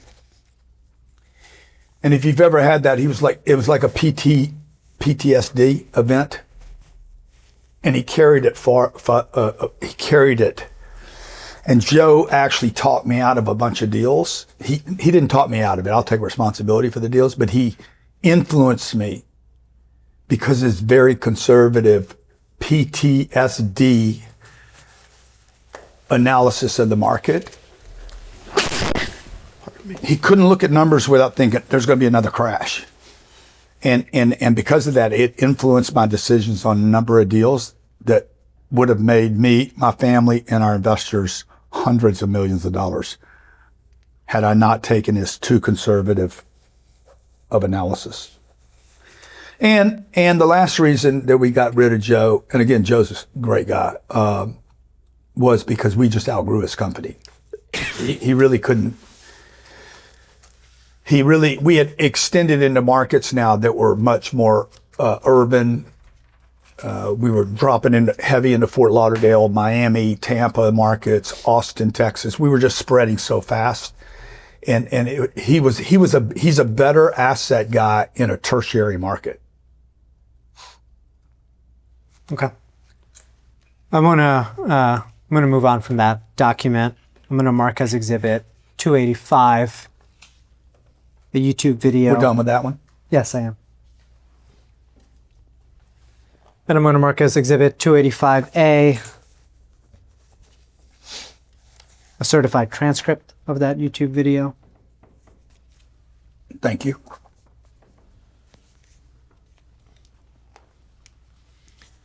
And this is a video titled Analyzing Rent Roll Real Estate Investing Made Simple, dated March 4th, 2019. I'm going to play about a minute of that video starting at 20 minutes, 30 seconds. Do you know which page that is? I can tell you in a second, Joe. It's going to be around 26. Gucci belts. Here's my Gucci belt.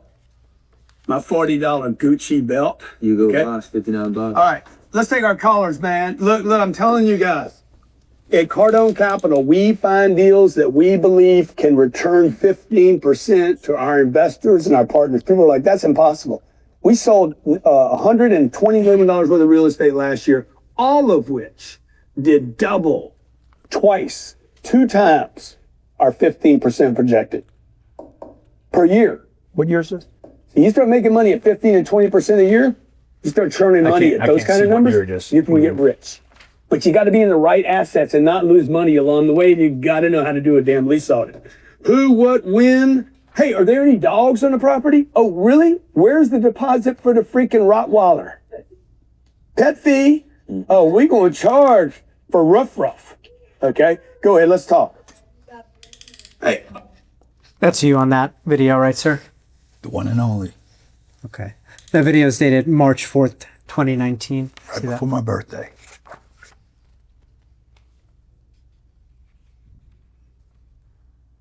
I don't act like I'm 50 years old, do I? 19. And you say that all of the real estate you sold in the prior year, 61. I was 61 years old in that video. I do not act like a 60-year-old man. you say all of the real estate that you sold in the prior year did double twice, 2 times, or 15% projected per year. Yeah, I don't know what I'm referring to right there. I don't know what I sold in the previous year. Do you? What did I sell in 2018? I heard the same thing. Like, did I buy something or sell something there? Are you asking would you? I also started the video with a Gucci belt that I don't have on. Some of the things I do, sir, are tongue in cheek. You know, they're puffery. I'm making fun of things. But I don't recall what I would have sold in 18. I'm going to mark exhibit 286 next. It's going to be another YouTube video. You're done with this whole thing right here. I am. All this is printed. All these trees are killed over this one sentence. I've marked that's 286, a YouTube video titled Commercial Real Estate versus Stocks. And I'm going to mark as exhibit 286A a certified transcript of that video. And I'm going to play just the intro of the video. Can you turn it some more? Hey, welcome. It's Monday, and you're in the Cardone zone where Mondays is reserved for real estate. Mondays is reserved for real estate.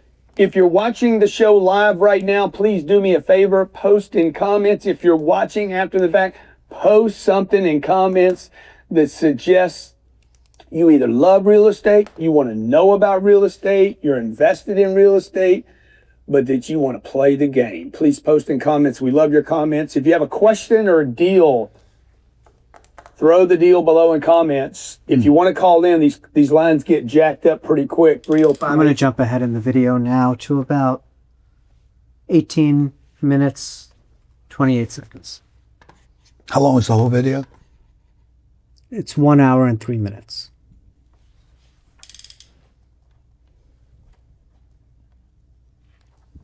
So what page are you on the transcript? I'm going to be around page 22. It's always page 22. Got to watch myself. Get on the platform Mercedes at. There's nothing wrong with you finding a good partner, somebody trustworthy, somebody invested and leveraging what they're already doing. That's what we do at Cardone Capital, by the way. And also, if you're going to do it on your own, you need to learn something. So if you guys are going to learn something, grab my book. It's free. It's at the website, cardonecapital.com/book. I'll give it to you for free. You just take care of the shipping. If you don't want to take care of the shipping, I don't want to ship it to you. Something about that. Amazon, by the way, will ship it to you for free as long as you buy the book. So you got to pick which way you want to go. Okay, the book is easy to read, a couple hundred pages, and it shows you what your perfect size deal should be. I don't know if stock guys are doing this. I'm going to have the Nigerians. The Nigerians are coming here. They're on CNBC every day. They're going to be talking to you about stocks and options. I don't know anything about it, dude. If I got to buy an option on a stock, why did I buy the stock? I mean, I'm just saying. You got to put a put. You got to put a put. You got to put what? I'm like, dude, do I like the stock or not? But they know about that space. They love it. They know about it. That's what they invest in. What does this have to do with the real estate? I like real assets This because case. I got more control. I get leverage. I Raj. get tax advantages that I haven't talked about. Tax advantages are stupid on real estate compared to stocks, unless you own the company. If you own the company, that's a different thing. If you own Facebook, dude, that's different than you being an investor with Facebook. When you become an investor or partner with me at Cardone Capital, you own part of that asset behind me, not Cardone Capital. Cardone Capital is not worth anything. It's the asset What are we're we watching investing in, not Cardone Capital, right? So when I you buy object a to stock farm. on Facebook, you own a piece of paper. What are we That makes watching? you a shareholder I of don't know what Facebook. I'm watching here. It's a I have 1 hour control, I have video leverage, I have tax advantages. that has nothing to do with this case. I haven't asked you a question, sir. I'm about to. Is that you in that video? Yes, that is me. You could have asked me that in the first 3 seconds. I know. Everybody knows that's me. And that's a video titled Commercial Real Estate versus That's true Stocks. too, but I don't know why we're watching it because it has nothing to do with this case. What are we doing, Raj? I'm happy to give you a full 7 hours. I'll give you 10 hours. I'll give you 12 hours. We can stay till midnight, but come on, you gotta bring something that's useful. I'm going to mark another video as Exhibit 287. We did all that for you to show me that. And I'll mark the certified transcript of that video as 287A. Crazy, man. This is insane. Oh my God.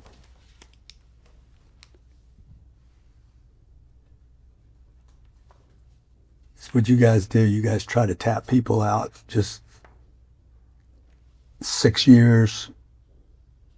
You think I'm just going to get tired of paying the bills. I'm going to play part of the video now, Mr. Cardone. And I'll keep it short. Welcome Thank to you. Real Estate Investing Made Simple Monday. We're back in the house. Everybody's excited, including me. It's entertaining. I hope you guys,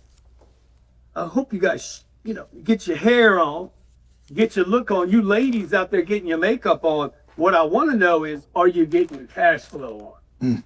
Okay, do you That's you in that video, right, sir? You know what I'm going to say now, right? The one and only. And it's a video titled 7 Signs You Have a Great Deal, Real Estate Investing Made Simple. Posted on September 16th, 2019, right? Yes, sir. That's me.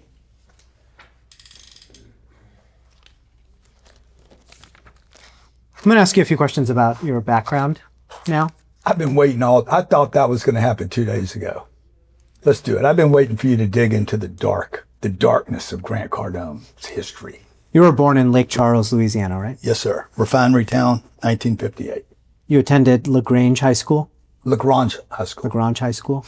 Pre-and Lake Elementary. Then I went to a junior school, Oak Park Junior School, junior high, and then LaGrange Senior High School. And then you attended McNeese State College? McNeese State College, yeah, known for its basketball stars. And you, Spent 5 years there getting an accounting degree you studied accounting there, right? and a psychology and a minor in psychology. Major in accounting, minor in psychology? Yes, sir. You received your degree? Yes, sir, I did. What year did you graduate? 1981. Do you have any other formal education?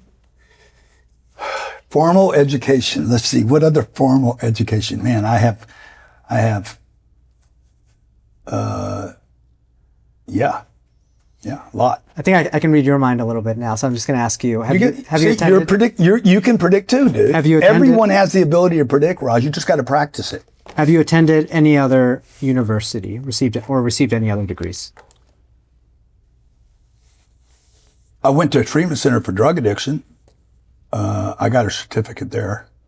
I've been recovering from drug addiction since I was 25, 43 years.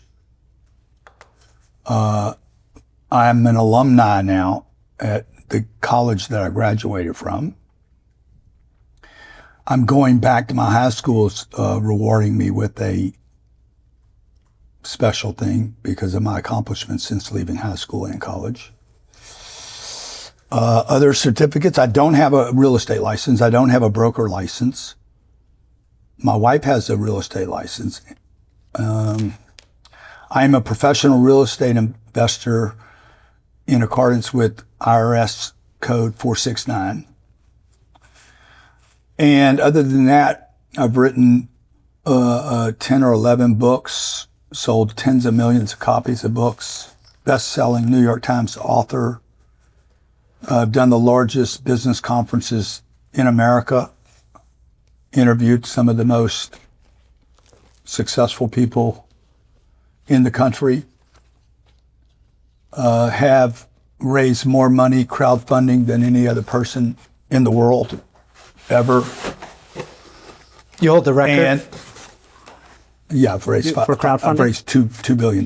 Nobody's done $2 billion direct to public without a broker. And I've charged the highest price for a business conference of anyone, while at the same time charging the highest price for a conference, also providing 4,000 people with free seats that were first responders. You mentioned your book, sir. I'm going to hand you what I think is one of your books. I mark it as Exhibit 288. It is. This is a book you wrote titled How to Create Wealth Investing in Real Estate, right? Mm-hmm. And I know it's long, but does this seem like a true and correct copy of your book? Probably. I have a copy right out here, but that would be the exact thing. What other books have you written?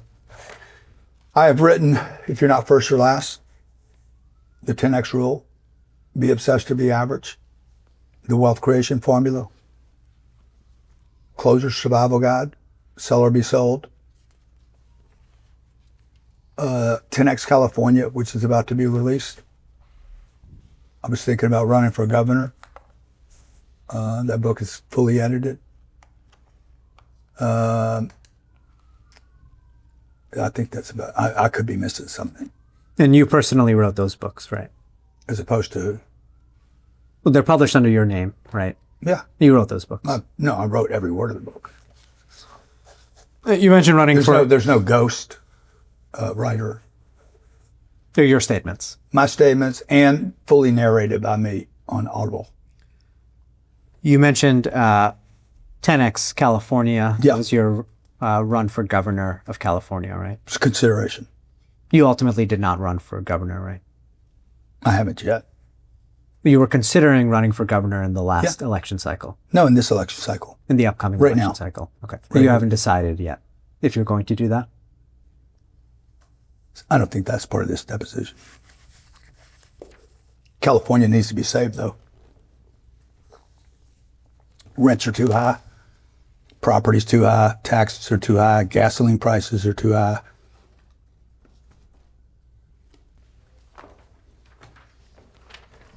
You recognize this Instagram post? I recognize the property. What building are you pointing to in this photo? The building at the bottom is a triple Class A location called, we've renamed it Cardone Corporate. I bought this from a institution. I bought this from Wells Fargo, by the way. They paid $74 million. I paid $50. And this is a 260,000 square foot office building that we paid for cash, no debt. Still don't have debt on it today, and we raised money for it. What about the building on top, sir? What are you pointing to there? Yeah, that's a duplex that I lived in. I rented from Charlie. What was Charlie's last name? Charlie, he was my accounting teacher and my sponsor when I got out of treatment. Beautiful man. He's not alive anymore, but I rented that duplex from him. Was that your? Oh, I'm sorry. You didn't own this building. You rented. Yeah, that's right. Part of it. I rented that. That's where I started in real estate. Okay. I was paying $275 a month. I was 23 years old, and 3 times a year I couldn't make the payments. Did you borrow money from anyone to start off in real estate?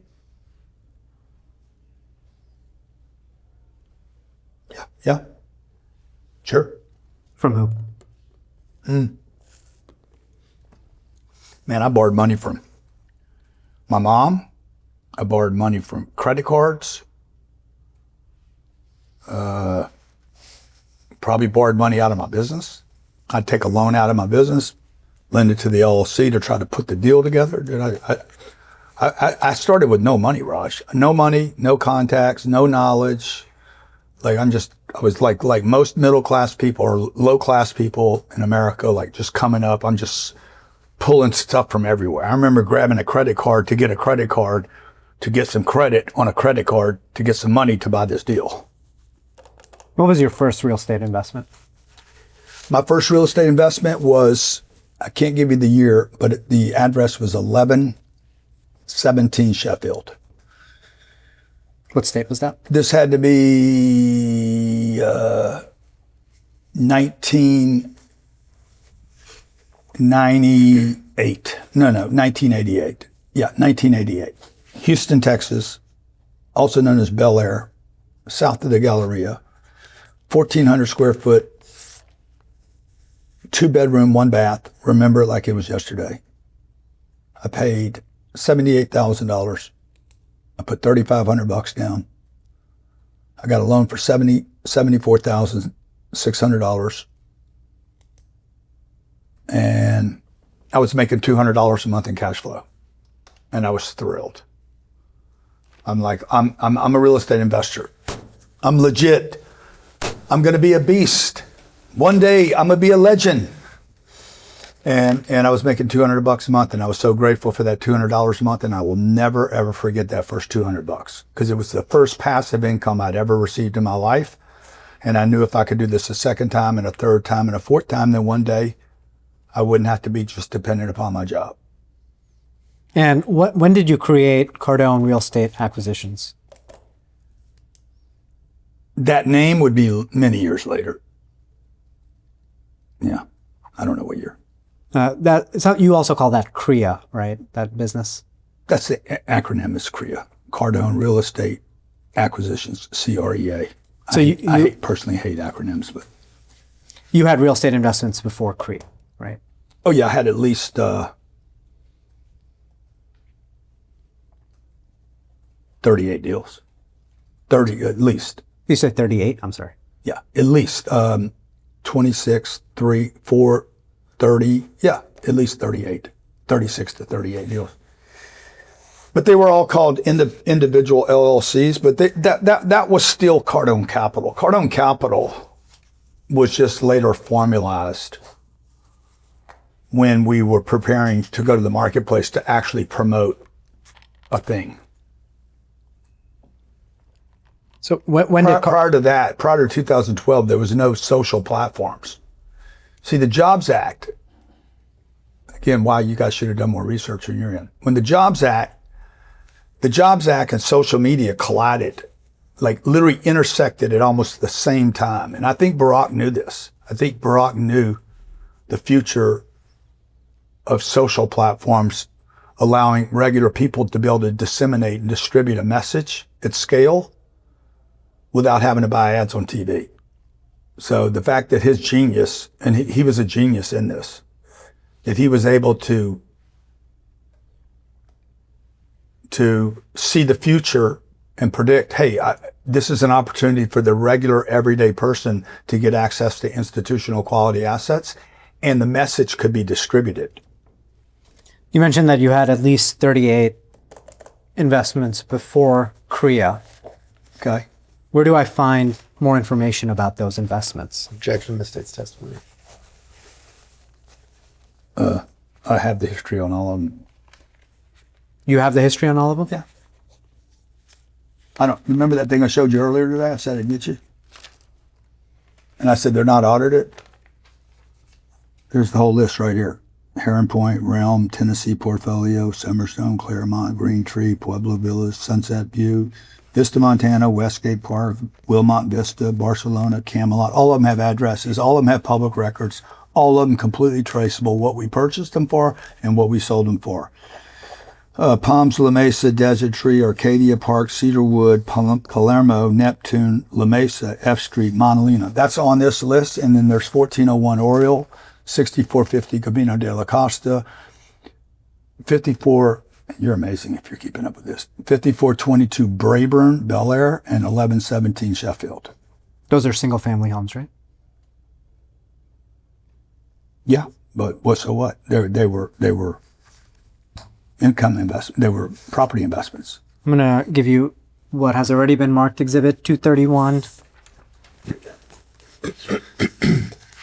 This is a document that you also looked at on Wednesday. It's defendants' objections and responses to plaintiffs' fourth set of interrogatories. Do you see that? Okay. And if you go to page 20, do you see your signature there?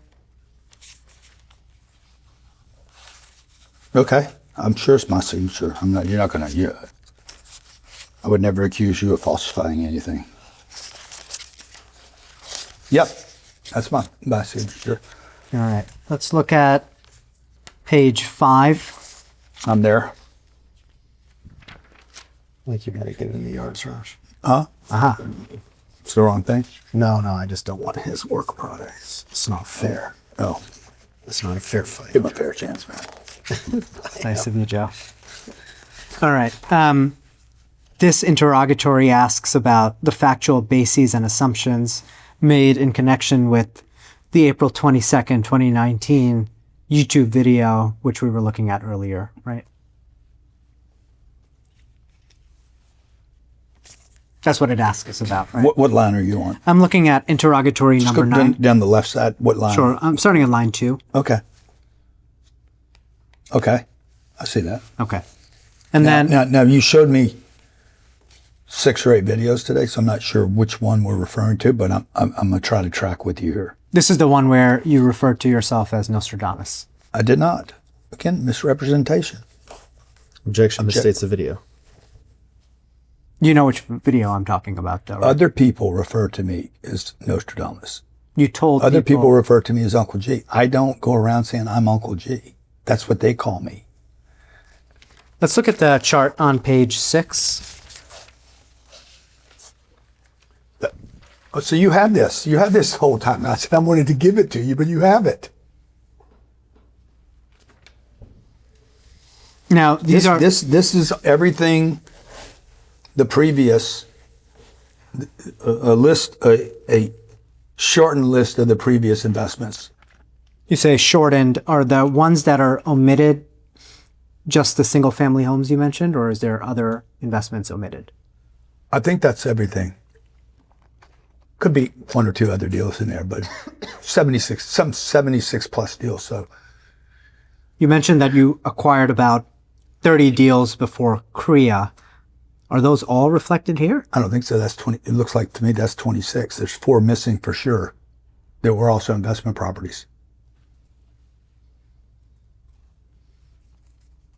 There's another 300 deals on here that I didn't do and I underwrote. Right. These are the fully... And that I've tracked. These are the fully realized I've investments, tracked right? for 20 years. Now, I just want to look at this chart. It contains some of your fully realized investments, right? Perfect. They're all fully realized. Every one of those are. It contains the chart contains the cost, the sales price, the total transaction, and the years held, right? That's right. This chart does not reflect the IRR achieved in these deals, right? Sure it does. Looking at just the information here. Raj, come on, you're good at math, bro. Looking at just the information here. Take the profit divide by the number of years, adjust for the cost of money, and you have your IRR. Every one of these, except the first one, will achieve north of a 15. You're saying that Take the last one. the total Take the last one. Let me just walk you through the math here, okay? Sure. Then you got- Montalena? Then you guys can get back to New York, and you and Chris and Mark can sit down and say, guys, what are we going to do here? Because we're effed. Okay? If you knew what I put down on this deal, okay? And you don't. But if you did, I put $4 million down on this deal. Are you talking about Montalena, just to be clear? Yeah, look at Montalena. We can take Montalena, okay?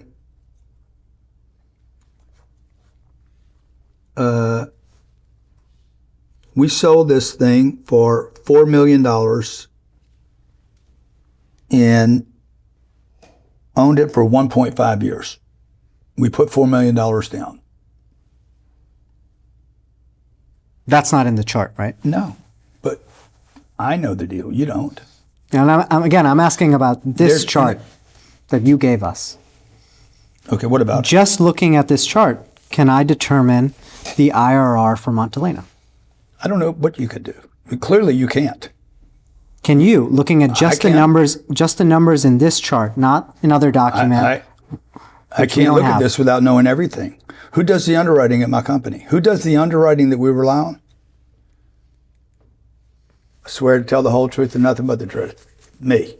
All right, let me just, I know this deal. I put $4 million in the deal. I sold it 90 days after I bought it.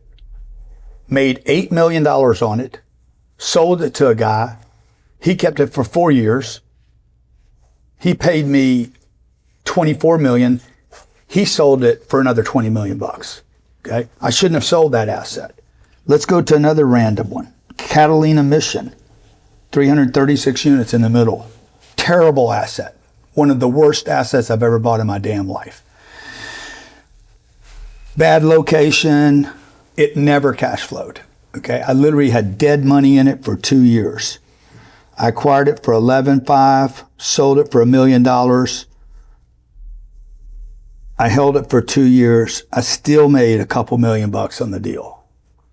So if you divide $2 million by 2 years, it's $1 million bucks a year. It's $80,000 a month. It's a screamer, and it was terrible. okay, I'm just going to ask my question again, Mr. Cardone. Okay. If I'm looking at this chart, Yeah. using the numbers in this chart, Yep. can I determine the IRR achieved in the Catalina Mission transaction? Can you? Yes. Doesn't seem like it. This is enough information for you to calculate IRR. It is for me. It didn't. Your question is about you. It's not about me. The better question would be, Grant, can you, based on that chart, calculate IRR? Yes. Can you do it? Clearly you can't. Okay, so You're not a real estate professional, man. You're a lawyer. I don't expect you to know how to do this. for the Catalina Mission deal, Yes. calculate the IRR for me. Catalina Mission. Okay, this says the total acquisition was 11.58. Sales price $12.74. That would be $1,200,000 or thereabout. Total transaction was $24 million. Okay, so you see where it says sales price? What you don't know is that is the profit on that deal. No, that's not right. That's not right. So I have a $1.2 million. I have a $600,000 gain on the Catalina Mission deal. I put down. What did I put down on Catalina Mission? I bought that as a portfolio. So, I mean, it's not really fair for me just to do Catalina because I bought Canyon, Catalina, Desert Tree, Palm, and Palms all as one portfolio. I bought 2,200 units in Tucson in 3 days. You need to know how much you put down, right? on those I would properties? have to break the math out for all 4 of those deals because I bought them as a group.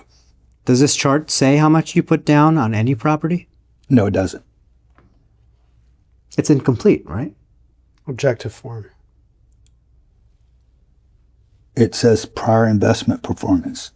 It doesn't say a complete analysis of our down payment, our cash flow, our return on capital. It doesn't say that.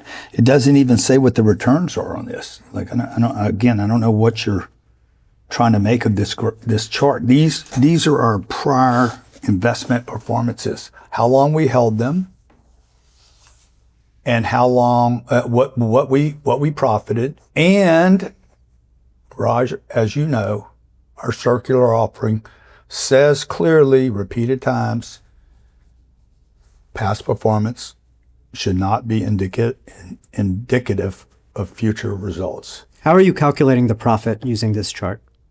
Well, you take the sales price less the purchase price, and that's profit. But there's mortgages on these properties too, right? True. That's not reflected in this chart, right? The mortgage makes the profits even better. That wasn't my question. The mortgage amount is not reflected in this chart, right? There's a number of things that are on this chart. There's a number of things that Gross aren't. income's not on the chart. Other income's not on the chart. Expenses are not on the chart. That's what I'm saying. When you keep asking me, can you underwrite this to an IRR? Probably not. You probably can't. And where do I find the information that I would need to do that? You would not. You wouldn't use this information to make a decision. Ever. It says it in the circular offer. Never. It says repeatedly, do not use the past results to make a decision on future results.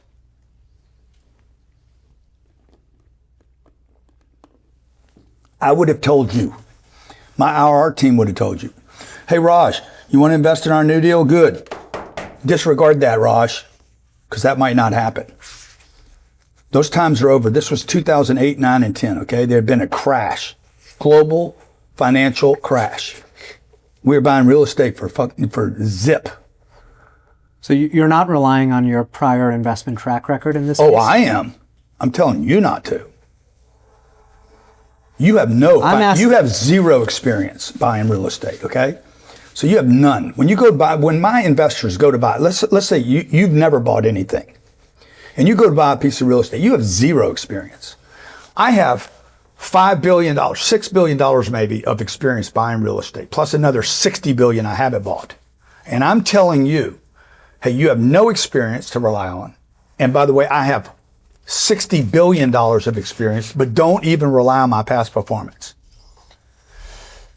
I'm going to ask. The fact that I can do 25% on Delray, 10x Delray, which I will, by the way, our investors, unless you guys get involved in this and take a third of their profits. That doesn't mean the other deals in the fund, Raj, are going to actually return the same thing. Mr. Cardone, this is a document which you signed, right? The interrogatory responses, you signed it. Yeah, of course. And the document, the interrogatory we looked at, asked you to state the factual bases for and any assumptions made in connection with your representation in an April 22nd, 2019 YouTube video. You see that, right? Yeah. And as part of your response, you gave us this chart, right? Yeah. And I think what you've told me is that based on just this chart, I cannot know the annualized returns, the IRR, or the debt on these properties. You can't. Based on this chart, I cannot know You that. can't. I don't know what you're capable of. You got a kid? I don't know if your kid can read yet. Can they do math? I don't know. Can you do math? I don't know. I know what this says to me. If the jury is looking at this document, can they calculate the IRR for any property? Objection. I don't even know who's going to be on your jury, dude. Misstates Exhibit 231. You're just twisting. It's a straightforward question. In this doc, can someone use? I can. I understand that you can because it's information. F Street. I put in F Street. I put $750,000 down. Where is that in the document? I did the deal. Right. I don't know it. Okay. It was a $3.3 million acquisition. I made $4.9 million on it. I returned $4 million in 3 years on a 750. It's an 800X. Okay. It's 750 in, almost $5 million out. 750 turned into $5 million. I 8x my money in 3.5 years. Do I have the information needed to verify that claim? I don't know what your education is, pal. Clearly, you don't know how to do this because you keep asking me, can you do it? You don't know how to do it. I know how to do it. I don't know if Joe knows how to do it or Brandon knows how to do it. I know how to do it. You know how to do it because I was there, man. Because you know the debt on these properties. I know the data. Debt's got nothing to do with this. Dude. You know the data. The debt doesn't have anything to do with it. That data is not reflected in this document, right? How can I do the data? How can I do it then? Like I was there. I am the data point. Don't try the stare down thing now, dude. That doesn't work on me. I'm trying to understand your responses, sir. Yeah, I'm showing you the responses, okay? You have not provided us. By the way, I'm going to give you this to do the math, so you can start doing the math on this, okay? Sure. Let me ask my question. Let me just give you this, okay? Because you're on the list now. The worst performing deal in here did 13%, annualized, okay? Not internal rate, annualized. 13%, 21%, 157%, 260%, 228%, 14%. Second worst one. 58%, 35%, 79%, 62%, 79%, 62%. Only had a handful of investors on these deals. I have no requirement to produce any of this bullshit for anybody. This was internal, okay? 35%, 55%, 61%, 221%, 11%. Oh yeah, there's a bad one. 29%, 49%, 61%. Average, overall average, 62% over 24 deals. That is called proof of work. Okay, these are my Super Bowl rings. The returns that you're reading, you're not reading from the interrogatory responses that I'm we're reading looking at, from right? somebody that knows how to do math. You take the profit, you divide by the years, and you figure your rate of return. That wasn't my question. You weren't reading from the interrogatory responses, correct? Yes, I am. Oh, yeah. Well, if I did the math on all these, that's the same numbers I would come up with. Of course, I'm using the same data. Okay, I'll ask it one more time. Mr. Yes, Cardone. the answer is yes. I'm using the data in that box. Yes. Chart give me enough data. I'm sorry, let me just finish my question. Gives me enough data. Can I finish my question? I know the question is, you've asked me 5 or 6 times. And I Does it give you enough data? I don't know if it gives you enough data. This has got to be objective form, guys. How can I know what he thinks or knows or whether he can add or subtract? I don't know, dude. No objection. Just no foundation. No foundation. I don't know what you know. And just so the record's clear, because it doesn't look like it came up in that colloquy that witness was reading from Exhibit 270 to this deposition.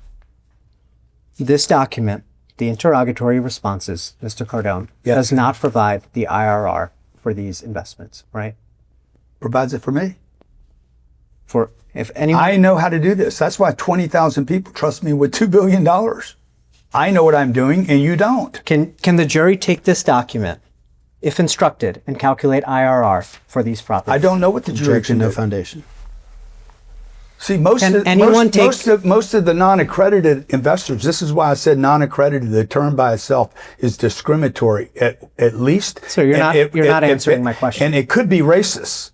You're not answering It's because my question. it suggests that non-accredited can't do math. And I don't believe that. My 14-year-old kid knows how to do this math. You don't. Shame on you. My 14-year-old Sabrina, 15-year-old that's already homeschooled and finished with high school knows how to calculate an internal rate of return. I'm going to ask my question again, sir. The fact that you can't is not my problem. There's data in this chart. It includes the acquisition. I've answered this question, sir. I'm going to ask my question, sir. It includes the acquisition cost, the sales price, the total transaction, and the years held. Do you see that? I do. Using just the data here, can anyone other than you calculate the IRR? I have no clue. I can.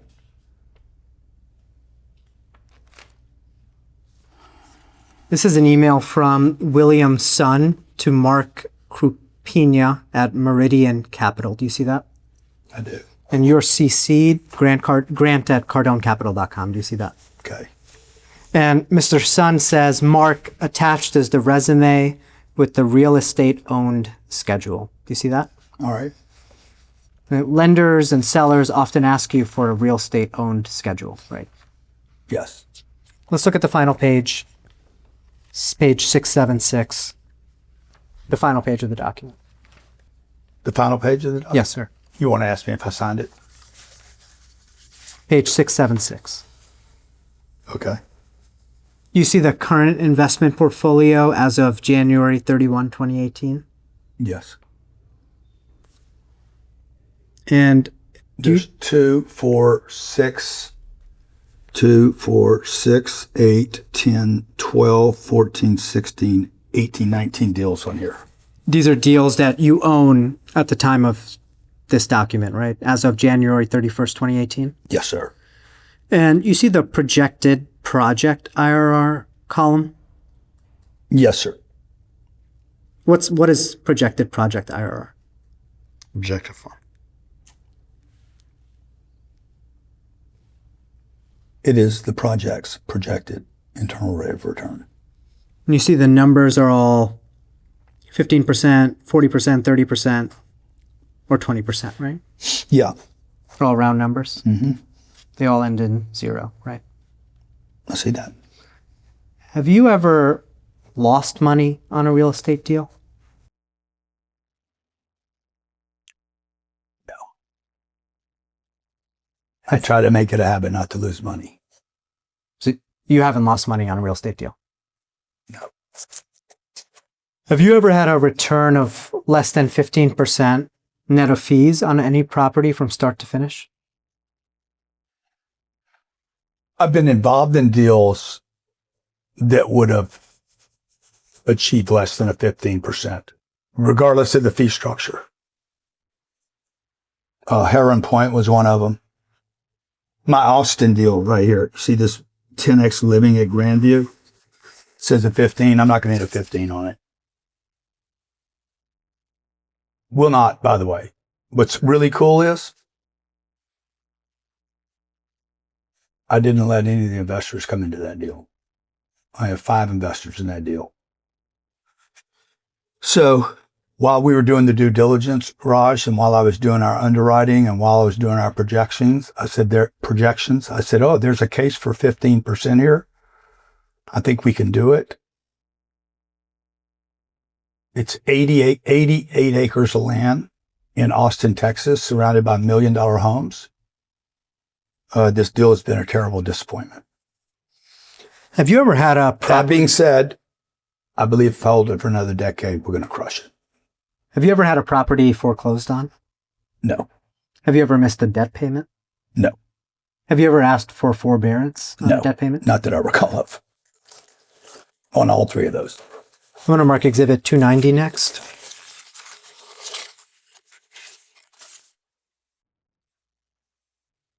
This is an email from the invest@cardonecapital.com email with someone named Rodney Gambrell. You see that? Yes. And the email is dated March 3rd, 2020. Do you see that? Okay. And the top email is from someone named Gabe. Gabe is a former employee here, right? Yeah. I don't know who Gabe is. Okay. Gabe, writing from the invest@cardonecapital.com email, says, Grant's longest holding has been 7 years and 4 months. Do you see that? I do see it. And the investor on the same page below had asked earlier, what is the average time before the assets are sold? Is that an accurate statement? As of March 2020, your longest holding had been 7 years and 4 months? No clue. Looking at, I'm not sure of that answer, actually. looking at, So you see this investors, because I don't know who the investor is and I don't know who the person answering is. The investor says, I'm semi-retarded when it comes to how investing works, but I'm a quick learner. Thanks for the clarification. The annual rate of return is 4 to 6. He understands there's a range here. Paid in monthly dividends.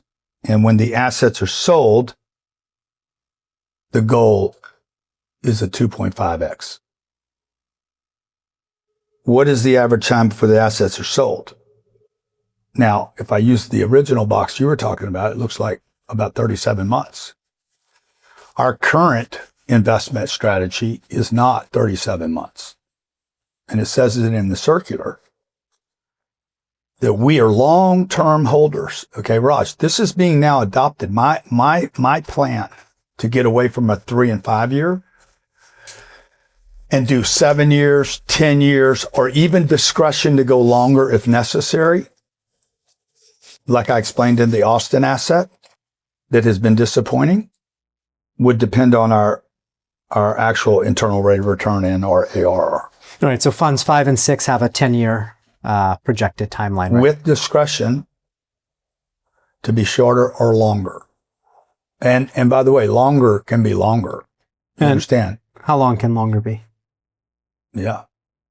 As long as necessary. To As long as you achieve- want. As long as I want.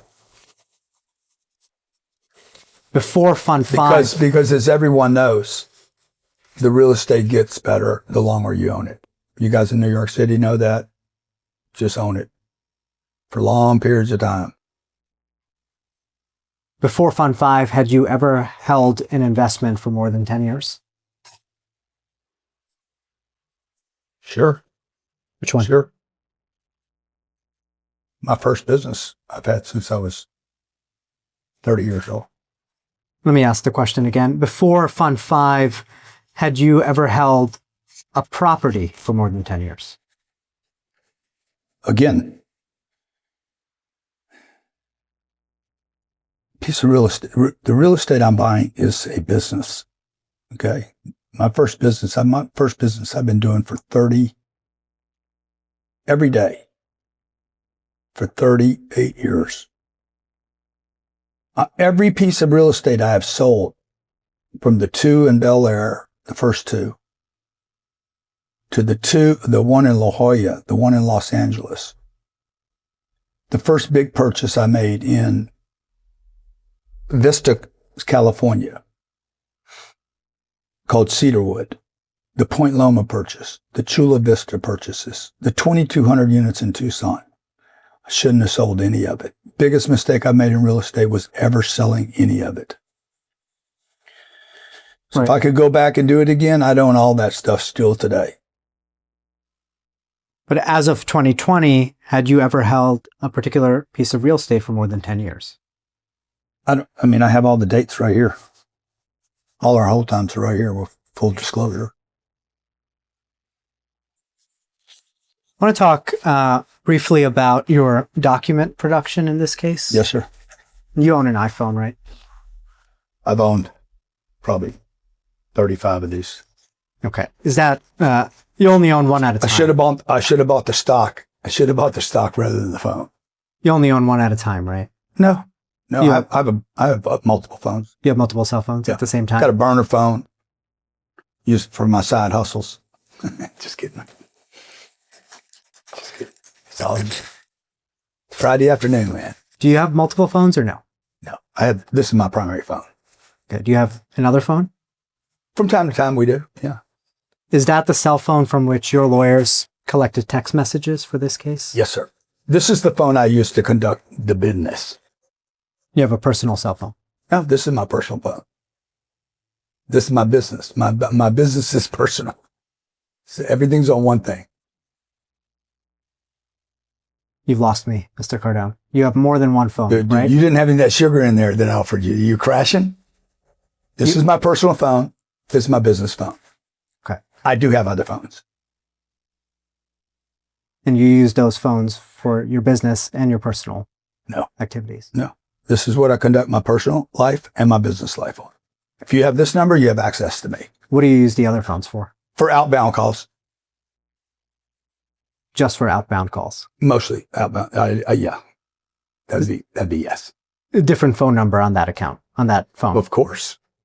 Of course. Otherwise, I wouldn't have 2 phones. I'd have 1 phone, 2 devices. Let's talk about the emails you use. You use Grant at grantcardone.com, right? Yes, sir. You use Grant at cardonecapital.com? Yes, sir. You use GC at grantcardone.com? No. Do you have a CREA email? No. Do you have a 10X email? I mean, I probably have emails. They probably have produced emails for me, but I don't use those emails. Do you have a CREA email? I don't. I mean, I've answered the question. I have two primary emails: Grant at Cardone Capital and Grant at grantcardone.com. Those are the two emails you use. And now the whole world's going to know about them. Oh my God, I'm going to be getting more emails. You don't have a Gmail account? Yes, I do. You do. Never use it. Hate it. Absolutely hate Gmail. Do you ever use DMs on Instagram? A lot. DMs on X, DMs on TikTok, DMs on Instagram. Love DMs. I'm a DMer. You talk to potential investors on your DMs? Probably. I talk to everybody, dude. But mostly I talk to people that'll never be investors. They'll never be investors. They'll never buy a book from me. They'll never do anything.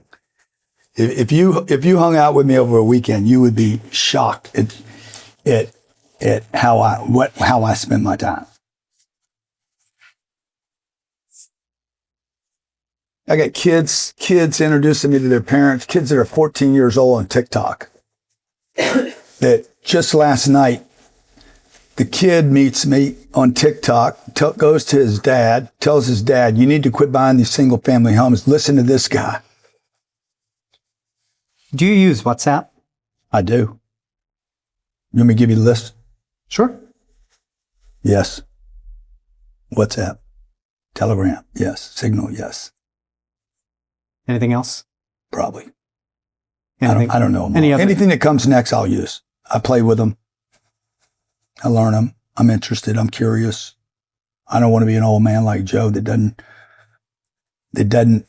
learn new stuff all the time. Now, this lawsuit was filed in September 2020. You recall that, right? Oh yeah. So COVID, man, the whole world was going crazy. you understand that I think this is actually a COVID lawsuit. I think this is one of the negative effects of COVID. Everybody lost their mind. All right. You understand that since September 2020, you have had a legal obligation not to delete emails, texts, and other communications, right? Related to this, right? I'm asking, what do you understand your legal obligation to Look, be? show me what I agreed to. Have you deleted I'm sure. text messages I'm or sure I have. emails? I'm sure there's been. I deleted at least 25 emails today. I'm going to tell you right now. But when I went to lunch, I delete fucking junk all day long. Spam hits me constantly, and I'm delete. You regularly delete your emails. No, I delete junk. I delete spam. Are your emails archived anywhere? Objection, no foundation. I have no clue. What about your text messages? Have you deleted text messages since 2020? Nothing pertaining to this case. That wasn't my question. Have you deleted text messages since 2020? Probably.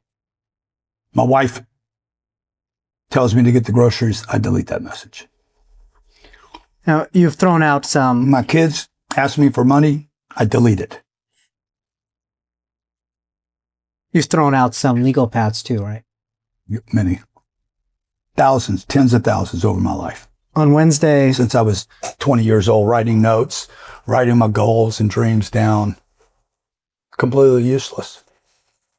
On Wednesday, you testified that you've underwritten 10X living at Panama City Beach more than 50 times since October 2020. Do you remember that? No. I don't remember that, but it was probably just I probably underwrite a deal 40 or 50 times before I buy it, without exaggeration. You've continued to underwrite the fund's 5 and 6 properties even after you've acquired them, right? I've underwritten deals after I've sold them. I've underwritten deals that I didn't even buy over and over for years. But that... Like I just did a deal in Boca called 101 Meisner. It was a $235 million transaction. I underwrote that deal for 23 months before I was awarded the deal because I had to track it that long because it was in bankruptcy. Let's talk about the deals, the properties that are owned by Funds 5 and 6. Okay. All right. You, as part of your business... 9 different deals. Yes. So total almost $1 billion for real estate. For those 9 deals, you've underwritten them since 2020, right? Probably since 2018. Regularly. They started in 2018. And you do some of that underwriting on your legal pads, right? Objection. Objective one. Could have. Yeah. I said, yeah. But you've thrown those legal pads out, right? Nothing since I was asked by the courts not to throw out anything and everything that the courts asked, or your case asked us to do, we've complied with. Since September 20, have you thrown out legal pads? Probably. Have you thrown out underwriting for funds 5 and 6 properties? No, absolutely not. You've kept your hard copy underwriting for fund 5 and fund 6 properties? You asked me if I threw anything out. No. You have that underwriting. If I underwrote it. But since 20, I bought $2 billion more real estate. I've been focused on new underwriting of new deals. I got my hands full, man. I've handled COVID. I've handled tariffs. I've handled going from Obama to Biden, or Obama to Trump to Trump to Biden to Biden to Trump to Iran to like.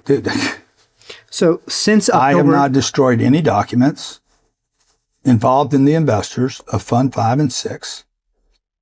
Period. Since October 2020, have you underwritten the 10X Living at Panama City Beach property? Possibly. You don't know whether you have or not. I can underwrite it right now. You want me to? Okay. No, I don't. I'm asking you, sir. This is how I underwrite it. But you see, but you just don't know what you're doing, bro. 288 units. Okay, this is my underwriting. $2,000, $56 million a year. I'm going to spend about $35 million expensing that. We're going to end up with about $21 million. I have $10 million of debt. There's going to be $11 million. Whatever. This is, you know what I'm going to do with this?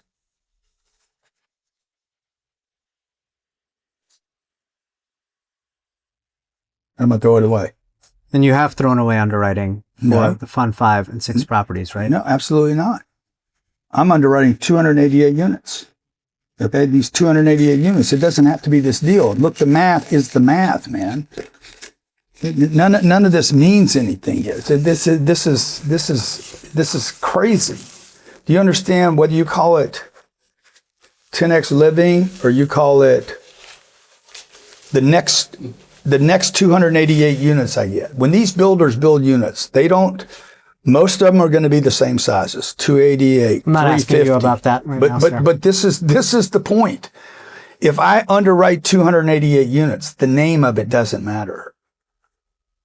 I don't have to underwrite these deals to understand there's going to be another similar 10X Living, Columbia, Murano, Wood Waste Park, Sawgrass. If I find something similar to Sawgrass, and I have the history of Sawgrass here, for you to say, hey, Grant, did you underwrite Sawgrass? Anything that is 501 units, that we're buying a deal right now in Tampa that's 508 units. If I look at this Sawgrass and compare it to the Tampa, I'm going to be similar. The name changed. The numbers didn't. Do you use, I'm going to move on from that, sir. Do you use ChatGPT? Yeah, I do. I don't think much of it.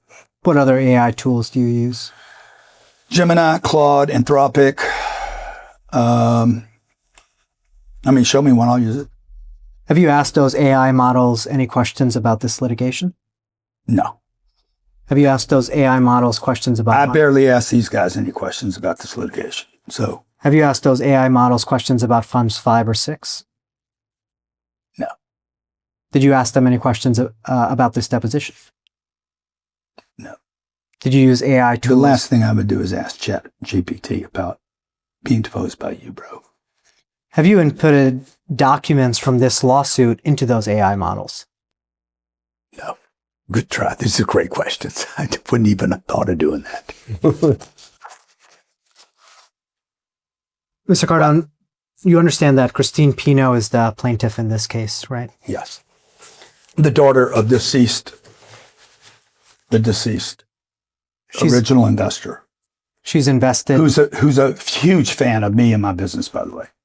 Bought every product that we had. I'm going to move to strike everything Yeah, after yes. because you don't want the jury to know that Louis Pino was a fan. Louis Pino came out to get an autograph. Louis Pino bought all my books. Louis Pino was exactly who I was trying to help. You don't want the jury to know that. I'll move to strike all of that. There's no punch. But I'll get it on YouTube. This will be on we YouTube. can't I talk. guarantee you the whole world's going to know about this deposition. They're going to see how foolish and how meaningless this is and how wrong it is. This doesn't work if we talk over each other, sir. I'm going to move to strike that entire answer as non-responsive. There was no question pending. You understand that Ms. Pino is invested in Funds 5 and Fund 6, right? Louis Pino is invested. And you understand that Ms. Pino inherited Mr. Pino's investment. I do understand that she inherited it. Are you aware, sir, that Ms. Pino has not gotten her monthly distributions since her father's death? Ms. Pino and Mr. Pino have been sent a check every month for 96 months in a row. You say you have made the distributions to Ms. Pino. Cardone Capital has made the distributions monthly and or quarterly, whatever was determined by the fund she was in, every single month. The fact that she is not being responsible for where her money goes or cashing her checks, wherever they told us to send the money is where we sent the money. Can you produce documentation? I have 20,020 investors that we send checks to every month. If Miss Christine Pino is not responsible enough to go find her money, that's on her, but we've sent it. Well, and if it didn't get to wherever, that money is still sitting somewhere, preserved for her to get. Well, we've been asking your lawyers for months and months to get Miss Pino the distributions that she's entitled to. Okay. Are you aware of that? Depose them. Is there any reason Miss Pino should not be paid her distributions? Miss Pino has been paid her distributions. Don't be foolish, man. Everybody's been paid their distributions. I've sent $700 million to our investors. Almost 693 million as of last night. Out of 2 billion, I've sent 600. Is that the right number? Some $600 million in cash distributions. If Miss Pino, hold on, I'm gonna do a little underwriting right now. If Miss Pino hasn't got her $250 a year, $20 a month, if she doesn't think enough of it to go to the bank, and by the way, some people don't think of anything of $250 a month. It's only about 40 times what the bank would pay her. But if she's not paying attention to it because she doesn't care, because maybe she inherited this and it doesn't mean anything to her anymore, that's on her. But we sent her the money. You have documentation showing that you've sent Miss Pino that money. How do you send somebody money in the United States of America in 2026 without having documentation? Can you commit to pay Miss Pino all the distributions she has not received since her father's death? Can I commit? Can I commit? Or can I pay her? Do you agree to pay her? Do I agree to pay her? Objective form. We've already paid her, dude. You want me to give Miss Pino another $250 a year? I just want to make sure she receives what she's I already entitled offered to to. give her dad the money back. I offered to give these people the money back in 2018. No. And he didn't want his money back. Then we offered to give him the money back, and they keep all their cash flow. And no, I don't want the money back, Grant. My lawyers are telling me not to talk to you. We have this on recording. My lawyers are telling me not to talk to you. And I'm happy with my investment, Grant. You have a Then we offered you guys, just 3 or 4 or 5 weeks ago, hey guys, we'll pay back every investor right now. We'll pay every investor that wants their money back right now. I'll pay them back, less their distributions, and make everybody whole. But no, you guys want your fee out of that amount. The court told you couldn't do that, right, sir? The court, yeah, sure did. I don't know why I did either. It's so criminal, dude. It's so wrong. I know these guys are going to tell me, don't say the courts are criminal, because they're not criminal, but the system is criminal. What system, sir? System you're involved in. It's just The wrong. justice system? No, you. I'm a criminal? This thing. the things, this class action lawsuit, the things that are allowed to happen here is not good for the investors. Well, let's talk about the investors. You mentioned on your earlier deposition that the investors in this case have suffered no losses, right? Yes. So I want to explore that idea. I mean, Miss Pino lost her dad, which is the most important part. It's the loss of life. Nobody's lost any money. Nobody's lost any money, right? Yeah. No, In fact, capital's been protected. In the period of time that these people have been invested since 2018, if they would have taken that same money and left it in a bank, they would have lost probably 35% of their money. Instead, their capital has been protected by being invested in a real estate transaction. let's say someone is selling a house and they know the foundation is unstable. Yeah. They know it has cracks. They know it's structurally unsafe. They sell the house, but they don't tell the buyer. Okay. The buyer buys the house. Yeah. The seller committed fraud, right? Objective form, no foundation, incomplete hypothetical. I don't sell houses. I don't sell houses with broken foundations. Well, I'm asking you a I hypothetical. don't sell sir. single family homes. And I don't think that I'm going to spend 25 grand on 2 attorneys today to answer hypothetical questions. And while you have the right to ask me a lot of questions, I don't have to answer the dumb ones. Well, I'm just trying to understand the No, statements you're not. that You're not trying to understand anything, Raj. You got to quit. That's your little tick. You're not trying to understand anything. You're trying to make me look bad. you have said, sir, under oath, that you believe the plaintiffs in this case have suffered no losses, right? Yes, 1,000%. Stand by that statement. Okay. I'm trying to, Investors have lost nothing. The investors are invested in great transactions.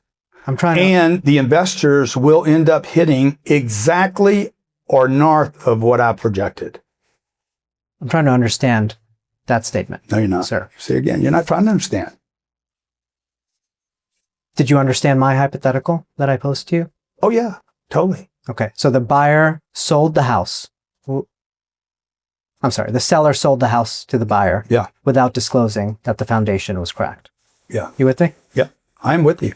I'm right here with you, man. The seller committed fraud, right?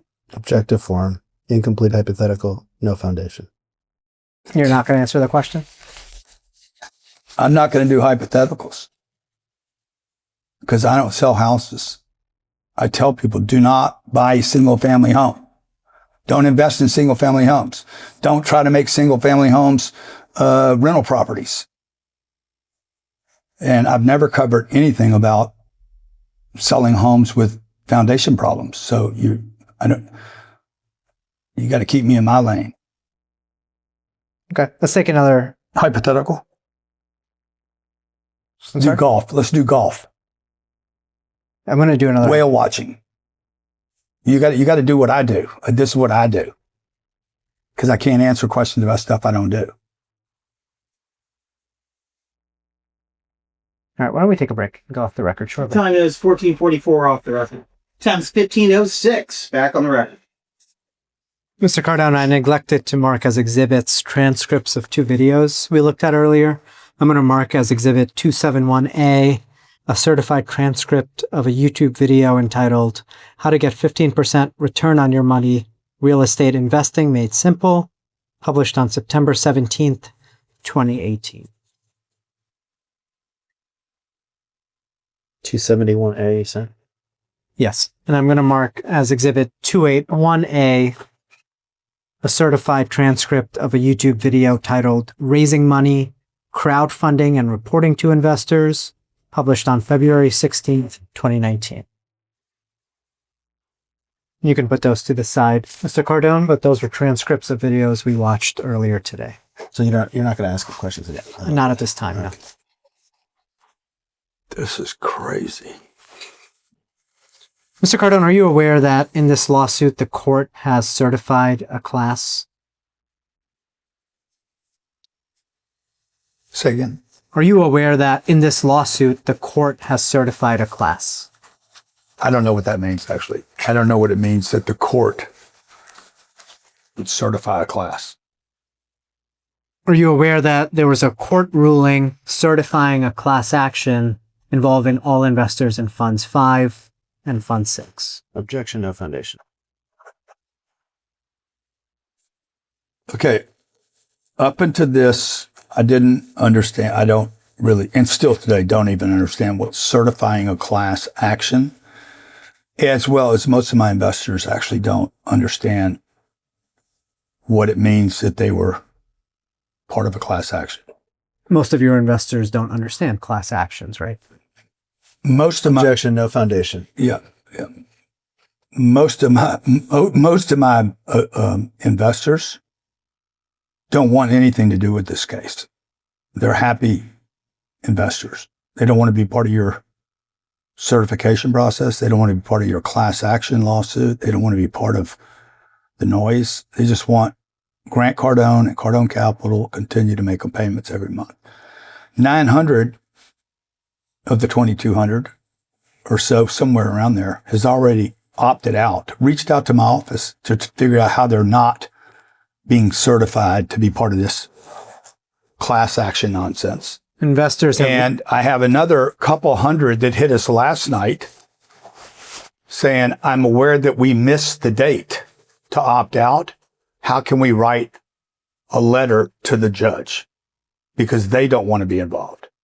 So when you ask me, am I aware of the certification of a class act? Not only do I not understand this, but my investors don't. what have you told the hundreds of investors who contacted you last night? Objection, no foundation. I've told them different things to different people. Let's go through them. What have you said to investors who contacted you last night? Depends on what they ask me. What did they ask you? How do I opt out? Should I opt out? What would you tell me to do? Those are just three of them. How do I get out of this? Am I too late to get out of this? How is this going to affect my investment? You want me to answer those one at a time? Or? What did you tell the investor who asked you, should I opt out? I said, that's your choice, dude. What did you tell the investor who asked you, what would you tell me to do? It's up to you, bro. I can't tell you what you should do. What else did you tell these investors? What was the next question? Well, I'm trying to get a sense of what was the next question? Your conversations You were. were going to go over the list. Don't abandon it now. Stick with it. I'm trying to get you to tell me, sir, what you spoke to these investors about. What was the next question? I don't know what you're You referring have a to. transcript in front of you. I don't. You're reading off your iPad. Okay, It's tracking me. I'll read off this one then. Let's see. How should I opt out? The witness doesn't get real-time access. I mean, we can go off the record for that, but okay. How can I opt out, Grant? What can I do to opt out? I said, man, it's probably too late. Okay. Grant, how's this going to affect my investment? It's probably going to fuck it up really bad. You told the investors the class action would fuck up their lawsuit. If somebody Their asks, investment. probably, no, I mean, this is after last night. The 14th is come and gone, right? So this is over. I would expect, I have to answer the questions they ask me, Raj. My investors trust me to give them, to be transparent and to answer information. The way I understand it, if I have my math right, $80 million came into Fund 5. $30 million has been paid out in distributions. That leaves $50 million. As of last night, $40 million opted out, which leaves $10 million, only $10 million amongst 1,300 people available for you guys to try to extort your fees. Did you personally? And I did not tell anybody, unfortunately, their 10 million, your fees come out of their 10 million, not mine. Did you personally talk to investors last night? But when this goes public, guess what? Everybody's going to know how the game works because this is a public document. Did you personally speak with And investors? the 10 million, then Raj, is going to go down to 8 million, 6 million, 4 million, or 2 million. Even if you guys win this, people are going to be like, I don't want you to reduce my 10 million that I have left in the fund by another 30%, which you guys would be entitled to get.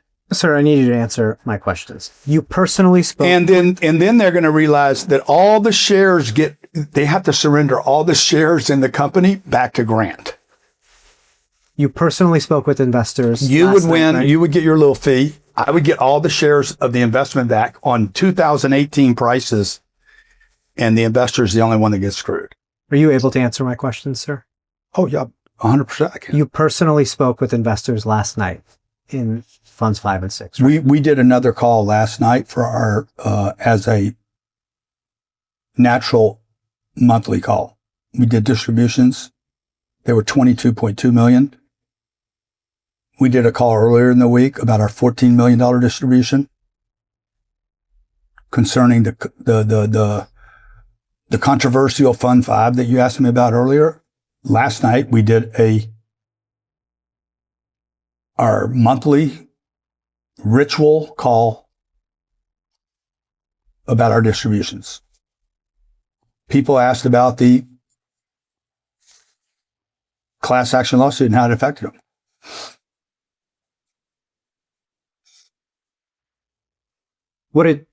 How did you respond to the question of how the class action lawsuit affected that? Objection, that foundation. I said, it's too late for you guys anyway. The 14th was the deadline. Then we probably had, 200 or 300 people reach out to us last night and say, I didn't know. I didn't get it. I'm part of Fund 5. I don't want to be part of this. How do I get off of it? I said, hey, why don't you write a letter to the judge? Tell him you don't want to be part of it. So hopefully we'll get another 300 or 400, 500 letters from our investors to the judge, maybe a petition of some sort saying they don't want to be involved in this. You told the investors last night who you spoke to that remaining in the class action may F up their investment, right? I didn't tell them that. I didn't say that as a public announcement. My sister asked me. This was on the call last night with investors. Off the call, after the call, my sister asked me, hey, what would this do to somebody's investment? What's it going to do to my investment? Oh my God, what's it going to do? I'm like, you're not even part of Fund 5. Don't worry about it. She's part of Fund 4. She got a check last night for I think $85,000. My sister did. Let's look at Exhibit 290. She, by the way, was a non-accredited investor when she started with me. She's an accredited investor now because of me. And she's in the same fund that you guys are trying to hijack. This is a X post from you dated July 1, 2026. You see that? This man, I'm giving you guys a lot of material this month, haven't I? And you say in this post... Is that coincidental or is that just like I'm beefing it up, you think? Or you recognize this post, sir? Cardone Capital celebrates 120 months without missing a distribution. Sent 17 million in July. By the way, that was not true.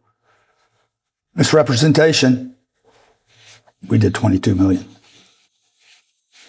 We also redeemed some Fund 5 investors who opted out of the Pinot dispute and returned $459,000. Yes, I personally wrote $459,000 in distribution checks to 6 or 7 investors 2 weeks ago.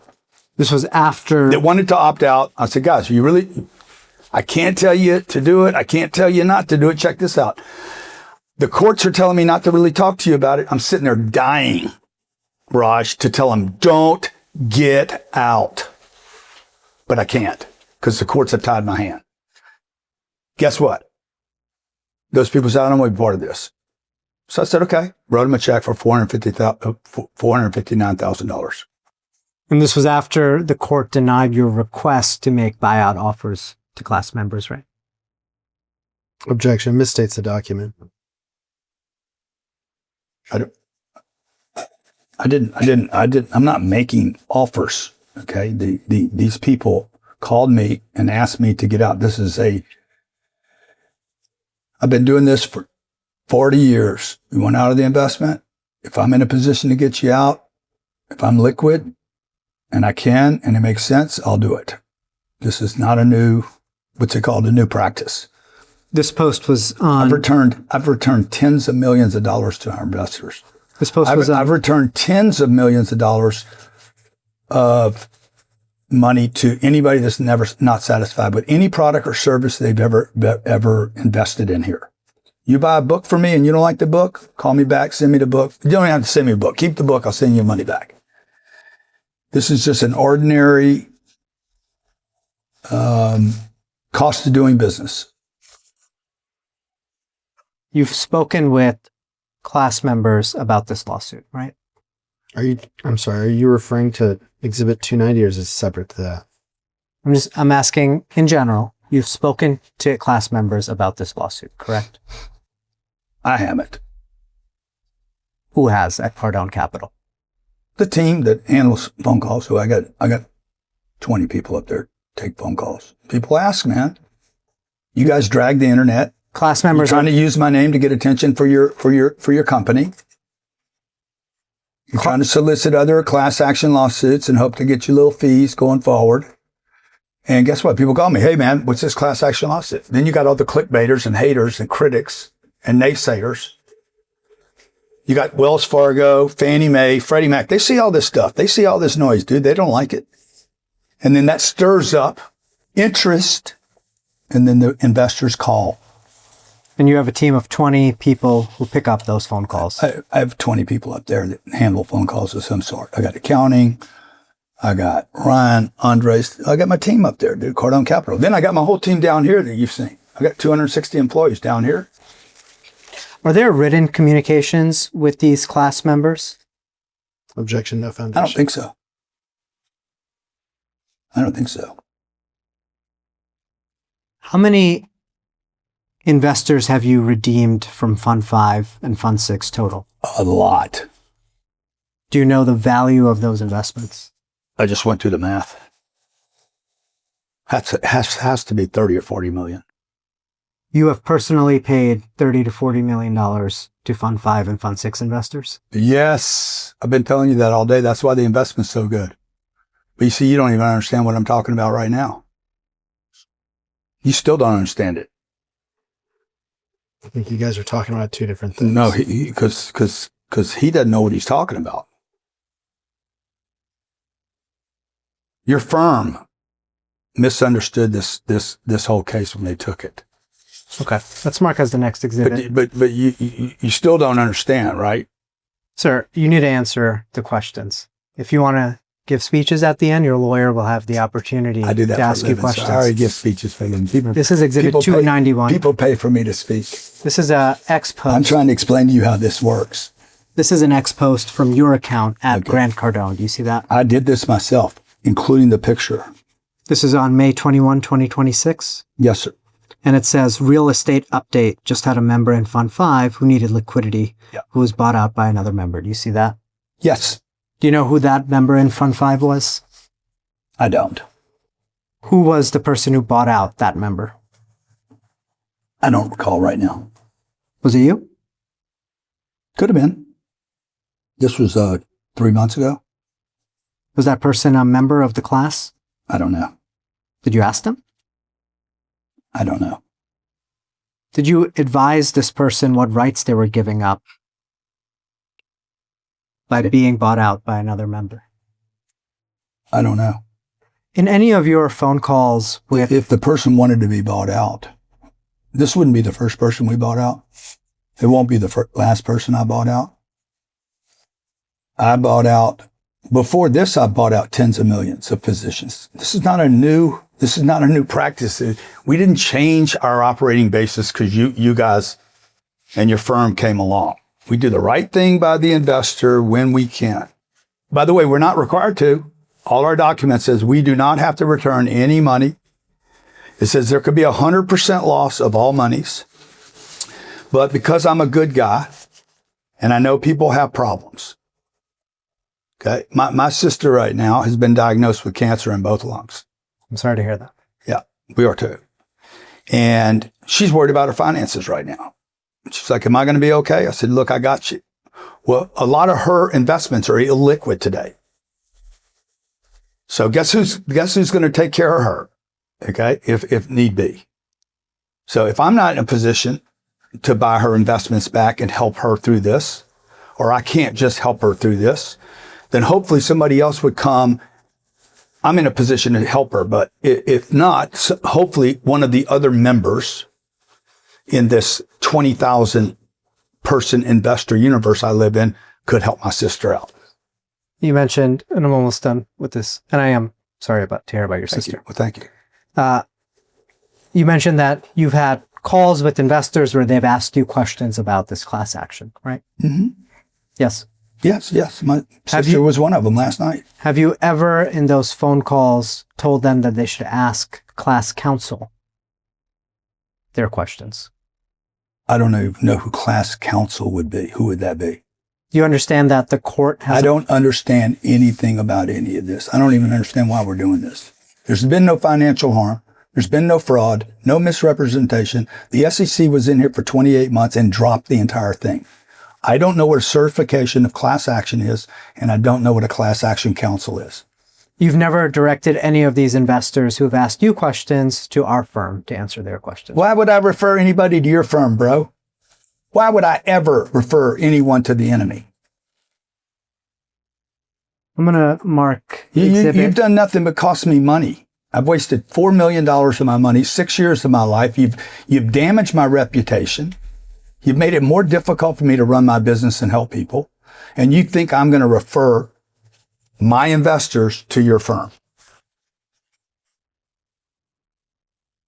I'm going to mark exhibit 291 next.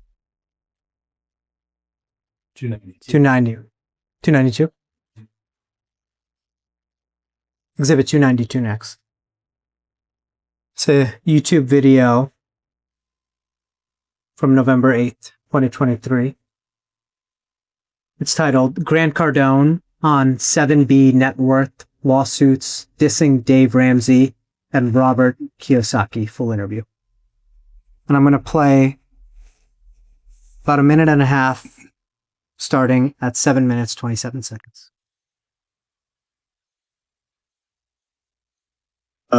How they live with themselves, empty, soulless human beings. Who am I talking about? Well, in the lawsuit. Can you back it up? So I read through the article. I think I'm talking. Sounds. Just want to be sure we get this. I think I'm talking about you guys. Lawyers find somebody that has a big name, okay, and is doing something. I'm a loudmouth. I know I am. I'm braggadocious. I show off. I know all the things that people say about me. That makes me a target. And so what they're going to do is the lawyers first. And again, I'm not speaking about this particular lawyer or the plaintiff when I talk about this. What they do is they drag the internet, not just for this case, but for other cases similar to it. Mm-hmm. This is basically free advertising by hundreds of different lawyers and law firms, ambulance chasing, how they live with themselves, empty, soulless human beings. Yeah. Well, in the lawsuit, so I read through the article. It said, the plaintiffs allege that Cardone misled investors on social media by allegedly overpromising investor returns, downplaying their financial liability, and not fully disclosing the fees he collected. Cardone also allegedly refused to adjust his sales tactics despite receiving a warning from the Securities and Exchange Commission. His promises to investors they would realize returns of 15% did not appear to have any factual basis, the lawsuit alleges. So did you claim a 15% return? Yeah, I still do. Okay, that's a really big return. No, it's not. You're not getting that in the S&P 500. These properties should do. I never promise it. Okay. I have most of my portfolios done well in excess of 15% per year. That's great. Most of these properties are doing 6 and 8% per year in cash flow. The urban. All I have to do is have a little bit of an exit to even hit a 15. So that's not an promise. Okay. And I never make a promise. Now, I was asked by one of the alphabet companies to quit making those kind of claims. And I'm like, why?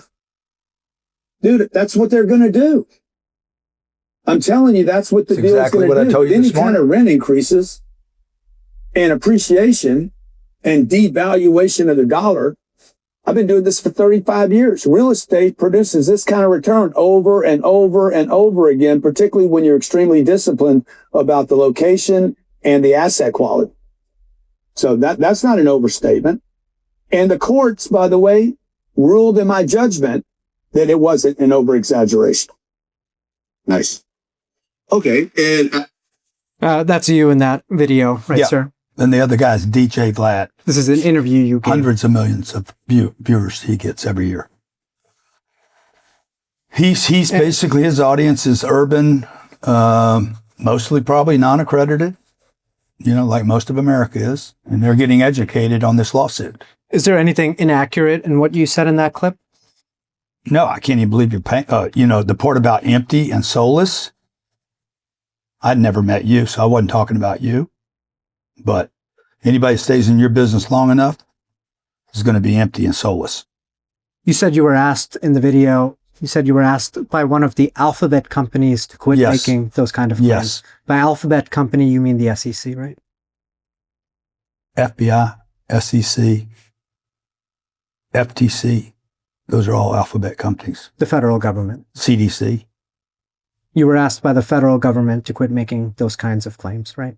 No, Objective that's not what I order. said. You said in the video, one of the alphabet companies you were asked by one of the alphabet companies to quit making those kinds of claims. They asked me in the documentation, please remove the 15%.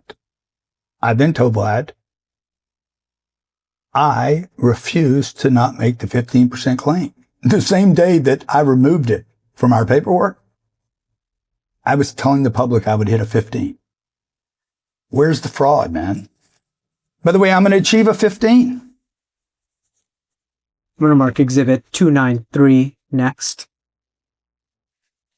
And I'm going to mark a certified transcript of that video as 293A. You getting a second win? I can tell you're getting a second win, man. Bring it on.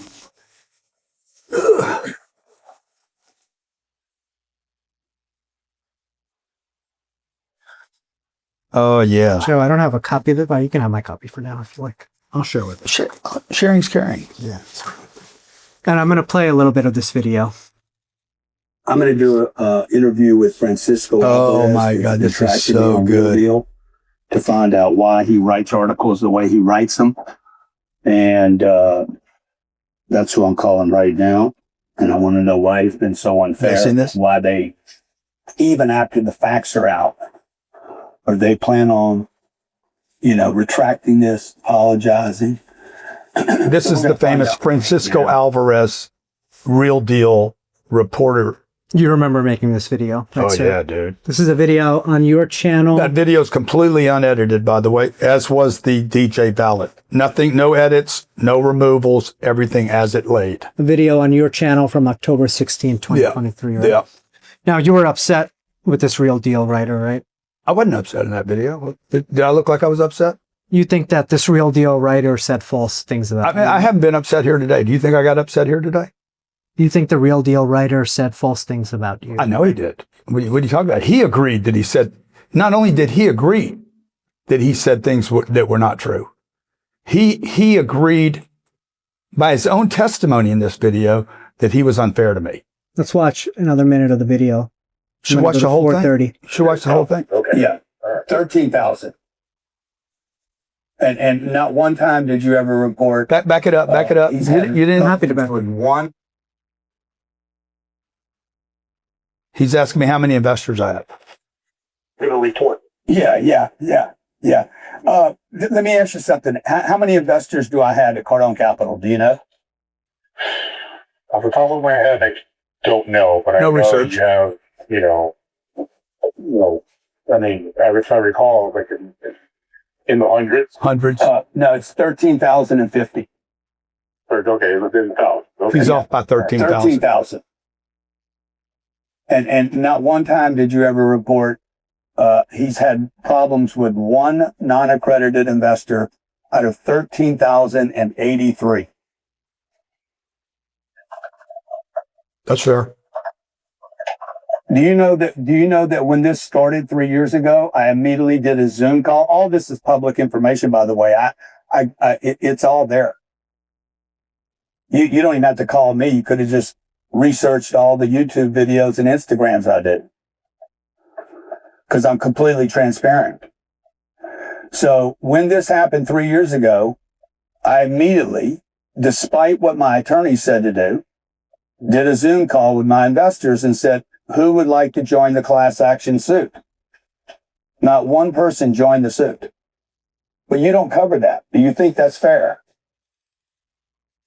So you mentioned, sir, in this video that after this lawsuit was filed, you did a Zoom call with your investors, Yes, right? sir. Your attorneys told you not to do that? I didn't have attorneys. You mentioned in the video your attorneys told you not to do that. Okay. I didn't have these attorneys. You looked at them. I didn't know these guys until when? When did I meet you, Joe? Was that video with investors recorded? Probably. Who would have that video today? No clue. Someone at Cardone Capital, right? Objection. I doubt it. This wasn't a Cardone Capital call. That's on YouTube. It's clearly recorded.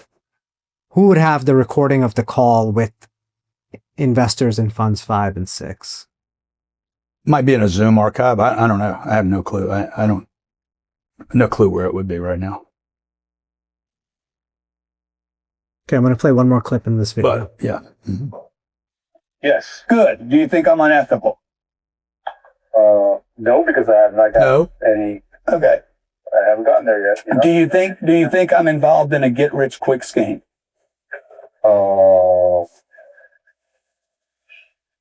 Possibly. Okay. You know what the term of my investment is?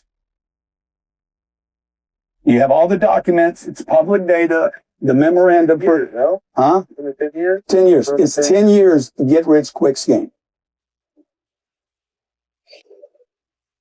I mean, not for the people that are invested. It's not the big rich. So who would it be a get rich quick scheme for? I mean, it would be for you if you're, like, 10 years. Come on, man. You're not being, you see, this is what I mean. You say, man, Grant, I've been fair with you. You're not even being fair right now. 10 years is not get rich quick. By the way, we have discretion to go another 10 years after the 10 years. So it's 20 years get rich quick.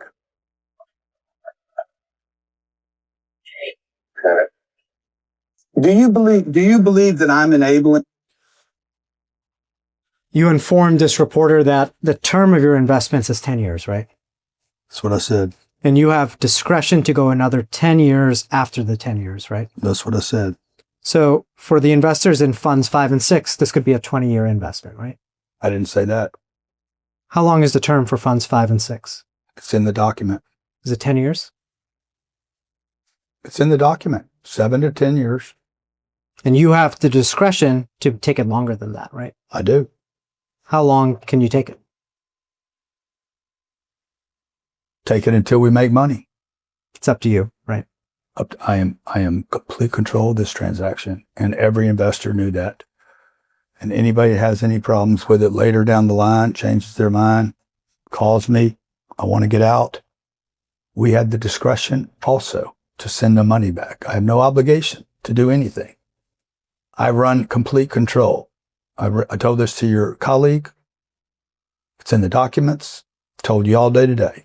The people that invest with me, my brother, my sister, my nieces, my daughter, my wife, my mother-in-law, and all the people I don't know, I have total control. They have given me complete, absolute, total control over that investment. How long we keep it, what we do with it, where we pick it, when I distribute. They trust me, man. Because you have total control, this could be a 20-year investment, right? I guess. It could be a 500-year investment.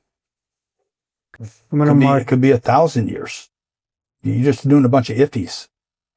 The goal, by the way, Raj, is to protect my investors' capital, pay them cash flow, get them a great return, get them tax write-offs, and one day maybe I also get a promote. If I wait 500 years to sell the asset, what's the problem with that calculation? I would never get my promote. So the sooner I sell the shit and make money, the sooner Cardone Capital makes money as well. I can't make money until we sell the asset. Now you want to go down, chase the promote fee now. Where are you going to go now? Well, I'm going to mark Exhibit 294 next. Okay. And this is another YouTube video. It's titled, Grant Cardone Told Me to Leave Los Angeles Now. It's posted 4 weeks ago. I'm going to play the first minute video. Problem with the real estate industry. I got to return the money in 3 years. I got to return it in 5 years channel? because they're bitches. You guys that rate. It's not my channel because I don't recognize this video. Well, let's Finally something I haven't seen. Unlimited amounts of great real estate in America. There's only 50% of the population, or 80. I'm sorry. I'll play the first minute. This is posted on a YouTube channel by Taylor Avakian. Okay. How long is this video? It's about an hour long. Oh, 1 hour. So you're going to play what? 2 minutes? I'm going to play the first minute right now just so you can familiarize yourself with the video. Okay. See if you recall. This is the problem with the real estate industry. I got to return the money in 3 years. I got to return it in 5 years because they're bitches. You guys that raise money, you're bitches. You go to your doctors and your lawyer friends and your chiropractors. These guys are laughing. You're fucking bitches. Grant Cardone is an American businessman, influencer, and writer. He is the founder of Cardone Capital, a company that manages a $5 billion real estate portfolio. I have more Bitcoin per unit than I have units. I have 3 Bitcoin per every unit. At some point, that Bitcoin should do what the real estate cannot do. I'm familiar with where we're at. Biggest disruption. This is you in an interview. Yeah, that was a bunch of hooks for this guy that's making a video on YouTube for the whole podcast. Sure, I'm just saying you remember. Yeah, I know where we're at now. Okay, this is an interview. I did this year, this interview. How many people y'all used to find all this data? How big's the team? I'm going to play a portion of the With that? video. We have 10 years. Are you good with that? That's done, right? And So the managing partner, the GP is probably like Los Angeles. Can you kick it over some more? out, right? There's no upside. There's no future there's no future. For him to refi, he's got to put cash money in. He's got to go to his investors. He doesn't want to do that. Not going to go through it. He's got to do a capital call. Exactly. And that's just not happening. So a lot of the deals are. So he can't raise money for his current deal, can't raise money for new deals, can't pay on the deals he has. Yeah. He's out. Yeah. They got wiped out. They're gone. Yeah. You guys bought buildings the last 5 years, right? But you have a long-term hold mindset, or like, how are you getting? We have 10 years. This is our terms. Yeah. 10 years with discretion to go another 10 years. Okay. How does that work? Nobody has that. No. There's a 10-year investment. Your money's going for 10 years. You're not liquid. And I have discretion to hold for another 10 years. There's no pref. And it's 80-20 on the money. We pay, and by the way, we pay every month. Why would somebody do that? Yeah. Because the assets are mine. Okay, let me see. Yeah, they go. Okay, that's you in the video, right, sir? Everybody knows it's me, man. I want to talk next about... Dude, that's all you're going to ask me about that video? We watched all that for you to ask me, and we're going to go on to something else. I want to talk to you next about the other lawsuits to which you're a party. Now, you mentioned earlier that you've been deposed... That's crazy, guys. Come on, man. You've been deposed twice. At least other twice, than this case, At right? least twice, yeah. One of them was in 2012, you said? This is... Yeah, something like that. And I think you said that was a 5-day deposition? 5 days in a row. Do you know what was that case about? It was about, I was trying to buy a guy's company. His name was Ralph Gianella. And in discovery of buying the company, I discovered fraud, that he had some issues. And I pulled out of the deal. Mr. Gianella sued you? Yeah. And you mentioned you had been... And lost. You lost? Yeah. In another... Mr. John Leisure, Mobile T, ex-CEO. I sued him for $100 million in defamation. They refused to do a deposition because I wanted to keep it public. And we had a confidential settlement. I won that one too. The third one I was involved in is this one. And I bet my life I'll win this one. I'm going to win it for me, and I'm going to win it for all our investors. You said you were also deposed in an employment case. Is that right? I don't even know if that's true. Okay. I don't think I was actually deposed. So the only deposition you can recall today is the one in the lawsuit with Mr. Gianella, right? Maybe. I don't want to commit at this moment. There could have been one or two more. But they're not coming. It wouldn't surprise me. I just don't recall right now. Have you ever been interviewed or deposed by the SEC? Never. Have you ever been interviewed by the FBI? Never. Now, Cardone Capital was investigated by the FBI, right? They were. Is there unbeknownst to us? Is there without our agreement, without our knowledge, they had a person videoing and audioing for at least 3 months in our offices, possibly with people on payroll. That means I was funding FBI informants out of my own pocket. Is there any federal investigation into Cardone Capital today that No, you're sir. aware of? Absolutely not. I know that for 100% certainty. Now, Cardone Capital received subpoenas from the SEC, right? Yes. Yeah, I think that was 2018. No. 20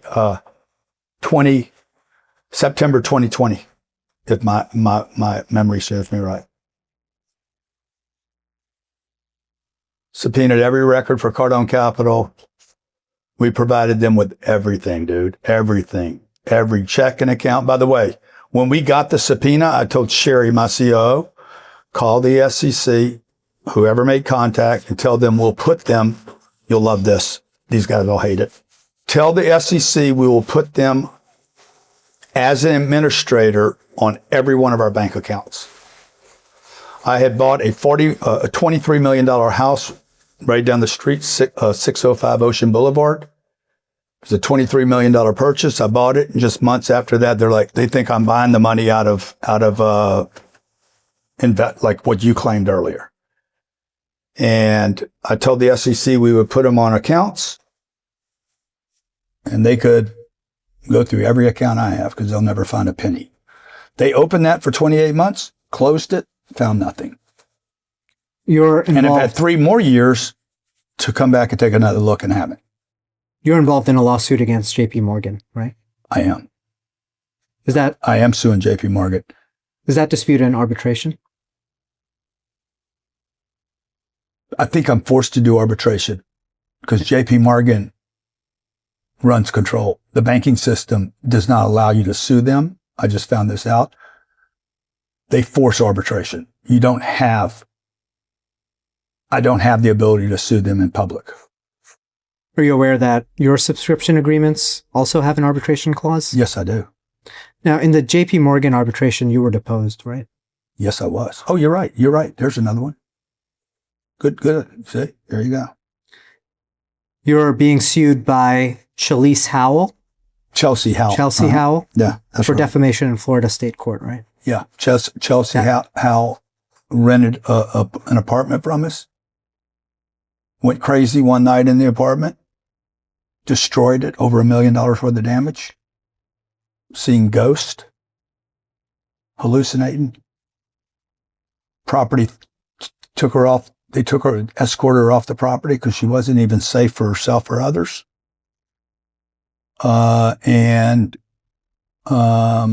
We sued her for damages, and she sued me for, I think she sued me for $500 million. That lawsuit is still going on, right? Yeah. That lawsuit. Yeah, it's being thrown out right now in the Florida courts. You haven't been deposed in that case. I don't think I have. You're being sued by Brian Robb, your former chief marketing officer in Florida State Court, right? Am I? I was told I was going to be. I think, yeah. Is that the defamation case by you're talking about Brian Robb? Brian Robb, yes. Yeah, Brian Robb. Yeah, I think that's a $1 billion defamation case. He's saying I defamed him because I called him a mama's boy who's got daddy issues and more concerned about his hairline than he is his job. More positions are more important to him than results. And that he's a liar and a criminal that came to my company claiming he had done tens of millions of dollars worth of real estate deals and he hadn't. And then he claims that he raised $50 million for Cardone Capital and he didn't raise $5. You haven't been deposed in that case, right? I don't think so.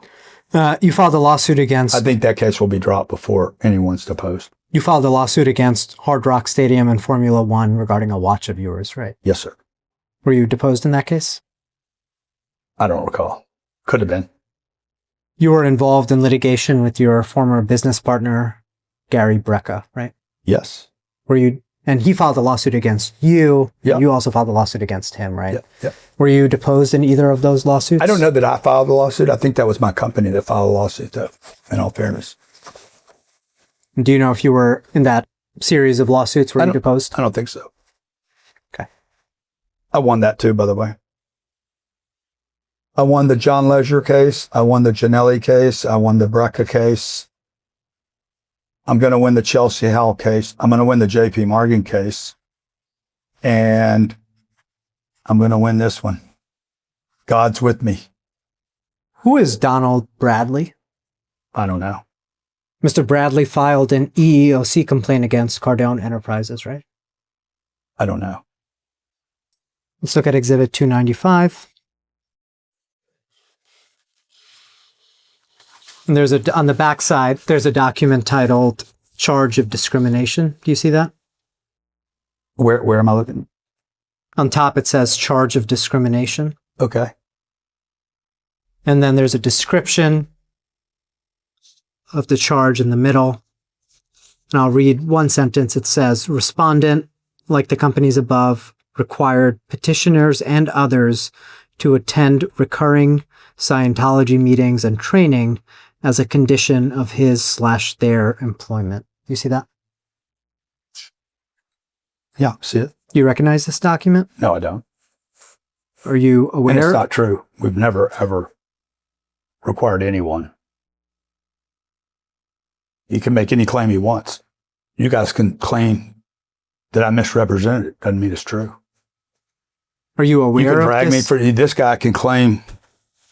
I don't even know who this guy is, first of all. I don't recognize this, but he can claim whatever he wants to claim. It's free in America to make whatever claim you want. You could be a cat if you want to be. But that doesn't mean it's true. Do you recognize this EEOC complaint I just told you from Mr. no. Bradley? I told you no. I don't even know who this guy is. Are you aware that Cardone Enterprises settled this claim with Mr. Bradley? I am not aware of that. You don't know how much Cardone Enterprises paid Mr. Bradley to resolve his claim? Objection, no foundation. I doubt we paid anything. Yeah, I'm sorry. Doubt we paid anything. Other former employees have filed similar complaints against your businesses, right? No. Yet, have they? I mean, I've been through it. I have 1,000 employees today. I've probably had between 1,000 employees, 30 or 40,000 residents, 22,000 investors, 185,000 customers, 180 a year. I have 7.1 million customers in my database. Are you aware but of... Guess what? You're in business for 40 years is coming with a lawsuit. Clearly, you know that better than I do. Are you aware of any other employees who have alleged that you violated their rights by forcing them to attend Scientology meetings? Sorry, counsel, are you talking about employees of Cardone Capital, the defendant in this case? I'm talking about any company which Mr. Cardone has owned and operated. And what's the pertinence of that?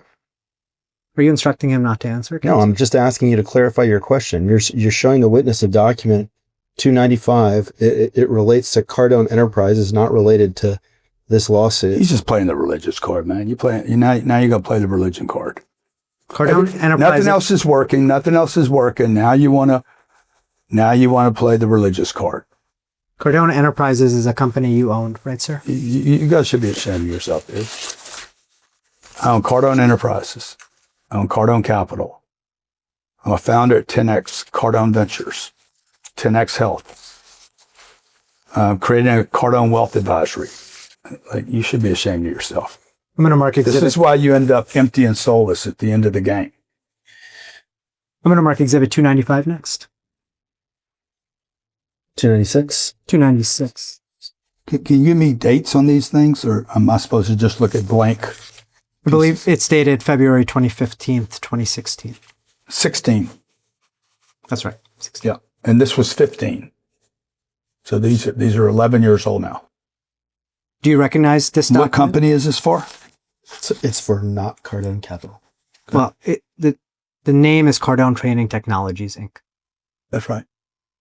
Do you recognize this document? I don't.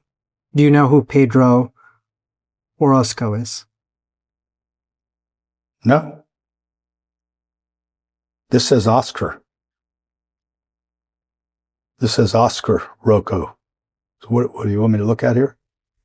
I'll read the description down in the middle of the page. I know you want to. You can't wait to. Go ahead. It says, Mr. Orozco worked for a respondent. Who's the respondent? The respondent is Cardone Training Technologies. Yeah, my name is Grant Cardone. Worked for a respondent And from Cardone February. Capital. Cardone Sorry, Capital. are you going to let me finish reading? No, I'm not. You're not going to let me ask my question? I will in a second. Just hang tight, son. Cardone Capital and Grant Cardone are involved in this. You're talking about some kid that works for me at another company that I don't know. So I know you want to read your little line. You want the jury to know, oh, he's a Scientologist. Oh. So go ahead. I'm asking you about this charge of discrimination, sir. And the second sentence of the description says, during his employment, Can't read it. I'm sorry? Go ahead. During his employment, Mr. Orozco was subjected to harassment and discrimination and disparate treatment based on his refusal to adhere to Scientology principles in the workplace. Do you recognize this document? No. Have you ever forced your It's not employees to submit to Scientology training? No, but it'd be a gift if they did, but we don't. You deny these allegations from these former employees, right? Not only do I deny them, you should be disgusted with yourself for even presenting them to me. Sir Cardone, I'm going to move on from those documents now. Of course you're going to move on for all the documents. What is the UK Advertising Standards Authority? No collection, no foundation. I don't know who the UK. I'm going to mark Exhibit 297 next. Sure, let's call off the record, please. Time is 15:56 off the record. The time is 16:05. We're back on the record. Mr. Cardone, I've given you Exhibit 297, which is titled ASA Ruling on Grant Cardone Training Technologies, Inc., TA Grant Cardone. Do you see that?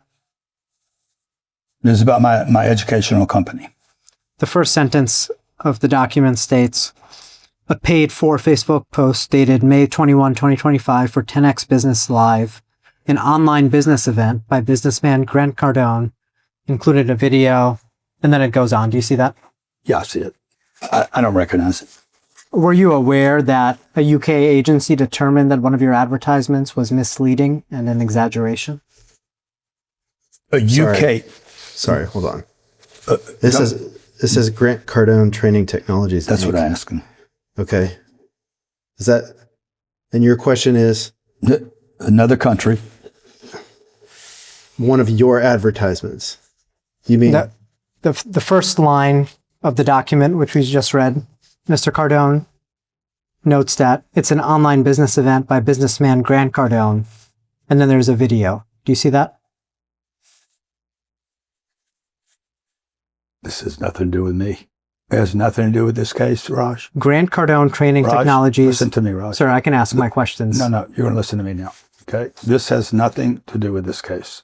I'm entitled. I don't advertise in the UK, number one. Number two, I've never seen this. Number three, it's the United Kingdom, bro. They're being taken over right now. Okay? I'm entitled to to United ask. States of America. We do not solicit funds in the UK. I'm entitled to ask my questions. This goes back to your line of questioning about religion. Okay? Now, you're tweaking on religion here. For hundreds of years, religions have been attacked. The Mormons were attacked when they moved to the West. Catholics, Protestant, Baptists, Muslims are being attacked across the planet right now. The Jews are being attacked. You want to run on my religion. I find that offensive. Now you're moving to some ad. You're trying to make me look like some kind of bad guy. I don't advertise in the UK. I'm going to Does ask you one of some my questions, coaches sir. advertise in the UK? Some My questions, coaches sir. advertise in the UK? I have coaches in 130 countries. So this is, you're just red herrings now. I move to strike that as non-responsive. There was no question pending. I'm going to ask you a question now, sir. Grant Cardone Training Technologies is one of your companies. Is that correct? Objection, no foundation. It is one of my companies. It was the first company. And if you look at page 2 of this document, I'm not looking at it. It's foolish. You're wasting time. This is a waste of my time now. you're not going to answer questions That's about what I this said. document. I'm not going to answer questions about the document. It's a complete waste of time. It has nothing to do with anything. You're wasting thousands of dollars of hours and resources. You're not going to answer questions about... No. I'm sorry, don't sir. even look You at need it. to let Nope. me speak and Nope. answer. Don't want to look at it. Not going to look at it. Are you going to let me pose a Nope. question? No. Okay, then we're going to have to call the court. Counsel. Call the court. Do you want to... Let's see what time it is in California right Do you now. want to instruct your It's client to just 107. Call answer the court. question? Call the courts and tell them I don't want to talk. I don't want to answer questions about some bullshit UK claim that has nothing to do with me. I'm half inclined to call the court myself. Raj, it seems like you've run out of questions that actually relate to the lawsuit. You know that the Federal Rules of Evidence says it's categorically irrelevant to ask a witness about their faith or religious beliefs. And now we've gone down that road. Now we're talking about other companies. If you have any other questions that are about this lawsuit or anything that relates to Cardone Capital or Fund 5 or Fund 6, if you have any other questions about that, then why don't we move to those?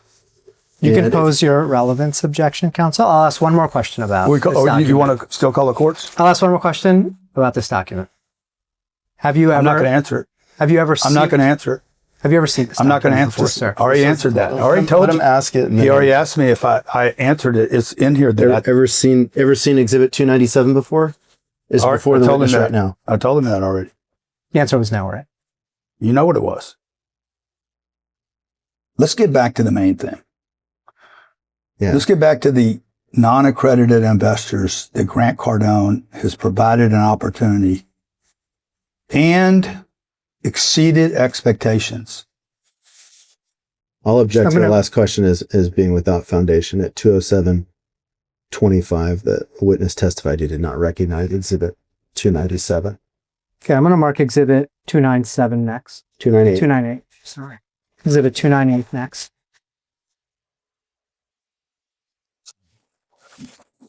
That was great what you just did, by the way. Thank you for standing up for me.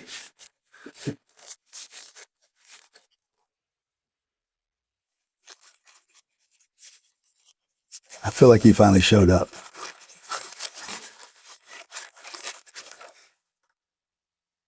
Okay, this is Exhibit 298. This is an email from Mr. Secco to you, right? Okay. And actually, he's forwarding an email from Ms. Sheeman Yeah, that's to what it you, is. right? It's a forwarded email And from Ms. Susan. And Ms. Sheeman says, just put this summary together for our discussion this morning. And then there's an attachment. You see that, sir? Yeah, I see it. And this document is titled CEF IV&V Cash Summary. Okay. That means Fund 4 and 5 cash summary, right? Yeah, I see that. Do you receive cash summaries like this on a monthly basis? Not really. How often do you receive cash summaries? Well, whenever I want to get access to them, I just go up there and ask, say, show me the cash summaries, but it's not what I'm really focused on. Let's look at the Delray line, Love Delray. the document. Fantastic asset. Are you looking at the document, sir? Sure. Okay. Do you see that? I do. And there's a note there. This was done at closing, right? You know that? You know when this was done and what it's for? What is this document for, sir? Well, you produced it. You produced it to us. And you produced it to me. You asked me to keep all my we provided you with everything. Now you're producing it to me. You're the one that put it in my face. Sure. All right. Now you're asking me what it is. There in the Delray line, Yeah. you see it says It using. looks to me like this is at closing. It says using 45K from operations to pay distributions. Do you But see again, that? do you, this deal closed. This is as of 9/19. We've been in this asset 1 year now. Do you know that?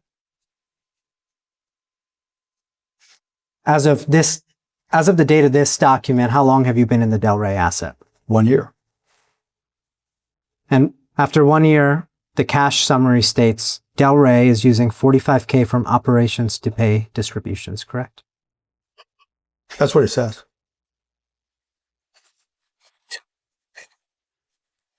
I'm going to mark Exhibit 299 next. That's all? We're done? It's crazy, man. I don't even know what you guys are tracing. Delray pays $2.8 million a year in cash flow, free cash flow. I'm going to move to strike that. It's non-responsive. There was no question pending. 45,000 turned into 2.8 million. Sir, Exhibit 299 is an email from Grant Cardone to Ryan Secco. Do you see that? Objection, misstates the document. It doesn't matter where you are in life. You have to invest like a millionaire. And let me just clarify, if your counsel objected, this is an email from invest@cardonecapital.com. Do you see that, sir? On top. Okay. Okay. To Mr. Secco. Yeah, because Mr. Secco is one of our investors. So this is an example of an email that went out. It doesn't matter where you are in life. You have to invest like a millionaire. That should be. You should invest like a millionaire. It says have. I created Cardone Capital to give everyday investors to the deals that only Wall Street and big real estate investors would typically be involved in. When I realized that it was stacked against the average investor, I decided to create a fund in respective to the amount of work and cost it would take, irrespective. We now have the ability to give non-accredited investors, thanks to Barack Obama and the 2012 Jobs Act, the chance to invest in massive deals that they would not otherwise have a chance of partaking in. Many of you have questions. I am answering some of the most common. And then I go into some of the most commonly asked questions. And I'm going to ask This is, by the way, in line with what some of our investors that want to opt out, they also had frequently asked questions. We try to basically collect the frequently asked questions so that we can scale how we answer them.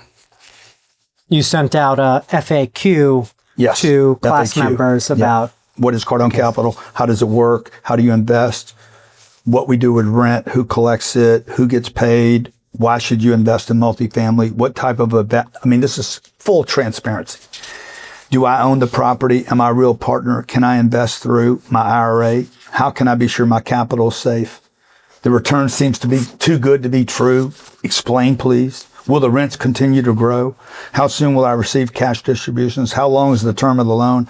How much does Grant Cardone invest in the fund? And on and on and on. Okay, I'm going to ask you some questions about this document now. Let's do it.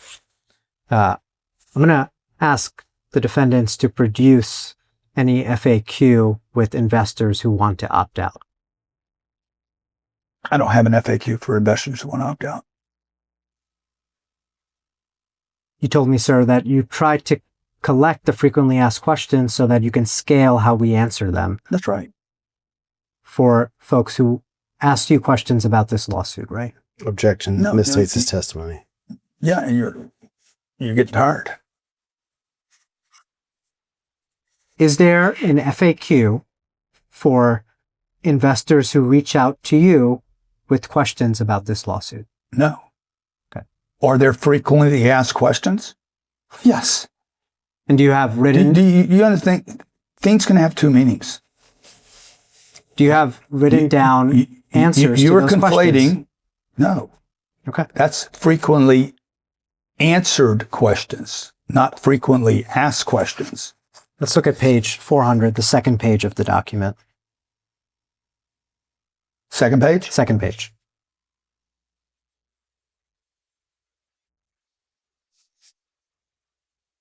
You see in the You're middle, amazing. I got to tell you something.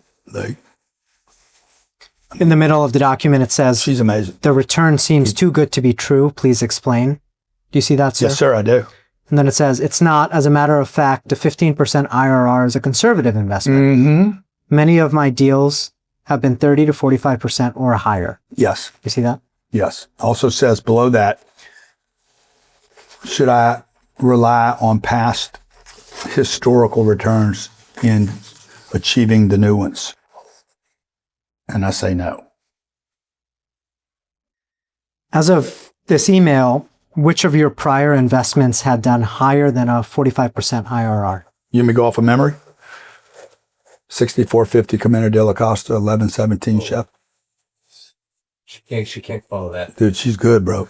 I haven't left her behind one no time. one's that good. Not No one one's that time. good. Not Just one slow time. down for her. Now, Destiny, Okay. What were the other ones? 1117 Sheffield. you want to go home, Joe. You're getting tired. I can tell you're getting tired. I'm looking out for... Okay, 1117 Sheffield, 6450 Camino de la Costa, 5422 Brayburn, 1401 Oriole, Summerstone, crushed. The 800 unit Nashville portfolio. Let me just give you a complete list. This is what the world should know, that private operators outperform public operators. Okay? Harbor Bay, 35.26% annualized cash return, capital and capital. Harbor K South, Harbor K South, damn it, they changed it, 33%. Harbor K, 23.12%. This is annualized, by the way, pal. Harbor Palms, 32.51%. Harbor Pines, not Palms, Pines, 27% annualized. Harbor Breeze, 42.98%. Fund 1, 47%. Fund 2, 25.2%. Trellis, you asked me how many have exceeded 15 in real time? 45%. These are without selling them, okay? Trellis, 16.86%. We still have the equity. So when you hear these numbers and you're like, yeah, but where's the 45? Bro, all these will crack 45. We paid back all the capital. The owner continues to get cash flow on a cost basis of zero, no money. There's been no tax event for these investors. They have no money left in the asset, and we're into returns that look like this. The returns look infinite, okay? They don't go into a calculator, okay? When I get $1 back and I have no money invested, the return is infinite. I have at least 1, 2, 3, 4, 5, 6, 7, 8, 9, 12 deals and another 26 that have achieved infinite returns. You're looking at a spreadsheet right now, right? Huh? On your phone? Yeah. Is that the same spreadsheet you were looking at earlier? This is the one I use all the time. Okay, you'll produce that to us. Anything you want, my man. Okay. Yeah, don't say anything you want. Not anything you want. But he'll give you that spreadsheet. Yeah, sure, I'll give you this. I'm going to look at the bottom of I'm so glad you're in here, Joe, protecting me from myself. Well, you know how much money I'm going to make if you promise to give him anything he wants? We'll take it. Don't make me sick, Joe. Don't make me sick. I'll look at the bottom of the page. It says, how much does Grant Cardone invest in the fund? Do you see that, sir? Right Yeah. in the exhibit. Mm-hmm. And then on the next page, it says, it'll be determined by the particular deal. However, the last 3 to 4 deals I have closed, I have put a significant portion of my money in the fund. One question you might want to ask is who is responsible for the debt? Mm-hmm. The answer is I am. Do you see that, sir? Yeah. I see it. That was a statement. You know what the word responsible means? That was a statement you made to investors, right, sir? Yeah. Do you know what the word responsible means? I'm going to mark Responsible, the third definition of the word responsible is the cause of action. Move to strike that as non-responsive. There wasn't a question pending. I'm going to give you Exhibit 300 now. All right. And I'm gonna object to the last question. I didn't get to object because my client answered too quickly, but it misstates the document. This is an email thread between Melissa Harless and a potential investor named Tuan Bowie. Tuan Bowie. Melissa Harless is a former employee of yours, right? Yeah. Great girl. Great. Fantastic person. And you see on top she's using her CardoneCapital.com email. I see that. Yeah. And let's look at what this investor says on December 23rd, 2018 at 6:23 p.m. 2 days before Christmas. And all through the house. He says, Grant said in his webinar that he is responsible for the debt of the property. Yes. How does Grant make money on these deals when he has to pay towards the loan? Wouldn't the loan payment on millions of dollars owed wipe out any cash flow he would receive? Do you see that? Oh, yeah, I see it. This investor is referring to one of your webinars, right? Objection by foundation. I don't know what he's referring to. He references a statement you made in a webinar, right? Yeah, that's what he said, but I don't know whether he's confused between YouTube, a webinar, phone call, documentation he read. I can't, I'm not a mind reader. I don't know what this guy's got going on in his head. Sure. I'm just asking you to look at what he wrote. I could tell he's confused about the investment, though. He does. He seems confused, right? He does, much like you have most of the day. He appears to misunderstand the structure of the investment. Objection by foundation. No, he doesn't misunderstand the structure of the investment. He doesn't, like you, don't understand how the actual operations work and how money flows through and why it makes real estate such a phenomenal investment and has for thousands of years. He says, Grant said in his webinar that he is responsible for the debt of the property. Mm-hmm. How does Grant make money on these deals when he has to pay towards the loan? Do you see that? And then... Yeah, I saw it the first time you showed it to me. And then Miss Harless responds. She says... Are you available to talk on the phone tomorrow? I'm sorry, I'm looking at the top email from Miss Harless. Okay. She says, he still receives 35% of the distributable cash and the same upon the sale of the properties. Do you see that? Yeah, I see it. The investor appears confused about whether you personally pay for the fund's debt, right? I don't know. Objection. Yeah. I'm sorry, you keep referring to him as an investor. Counsel, you're misstating the document. Also, no foundation as to what this person is thinking. And we don't even know if they are an investor. At best, they're a potential investor. This potential... But we don't even know that they're a potential investor. For what I know, it could be the ambulance chaser that you guys hired for this deal. You know who I'm talking about, right? The guys you're going to pay a commission to if you guys win the lawsuit. That guy. I don't know if this is a hater. I don't know if it's a clickbaiter. I don't know who's calling. You don't either, by the way. So I don't know what's going on in his head, but I do know that he doesn't understand a real estate structure.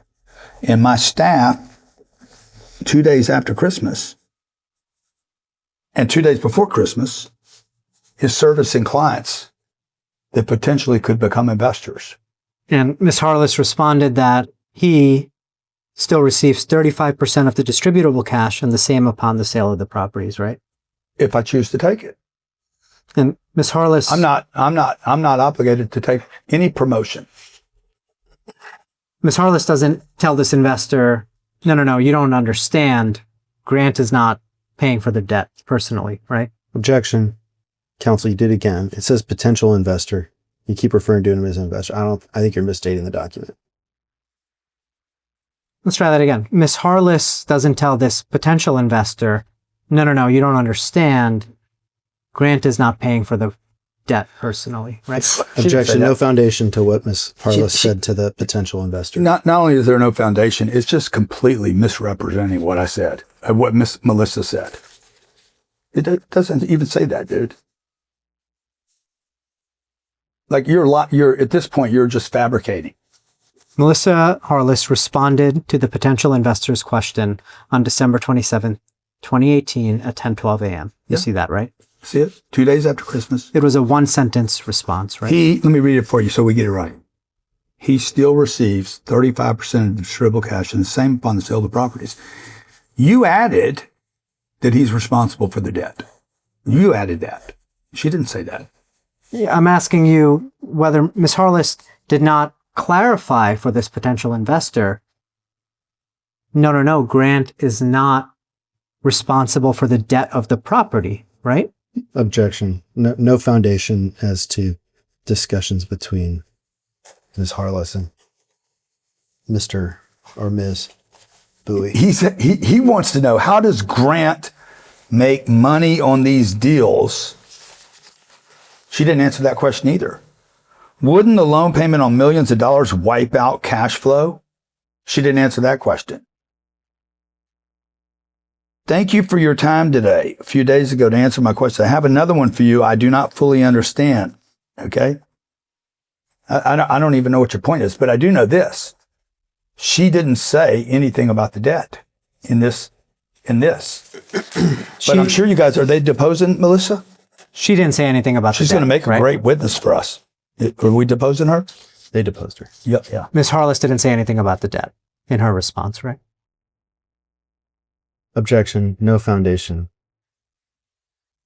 I didn't get a response, Mr. Cardone. Yeah, I did, dude. I answered this question 3 or 4 times now. And you know she didn't, because he didn't ask a question about the debt. I'm going to mark Exhibit 301 next. And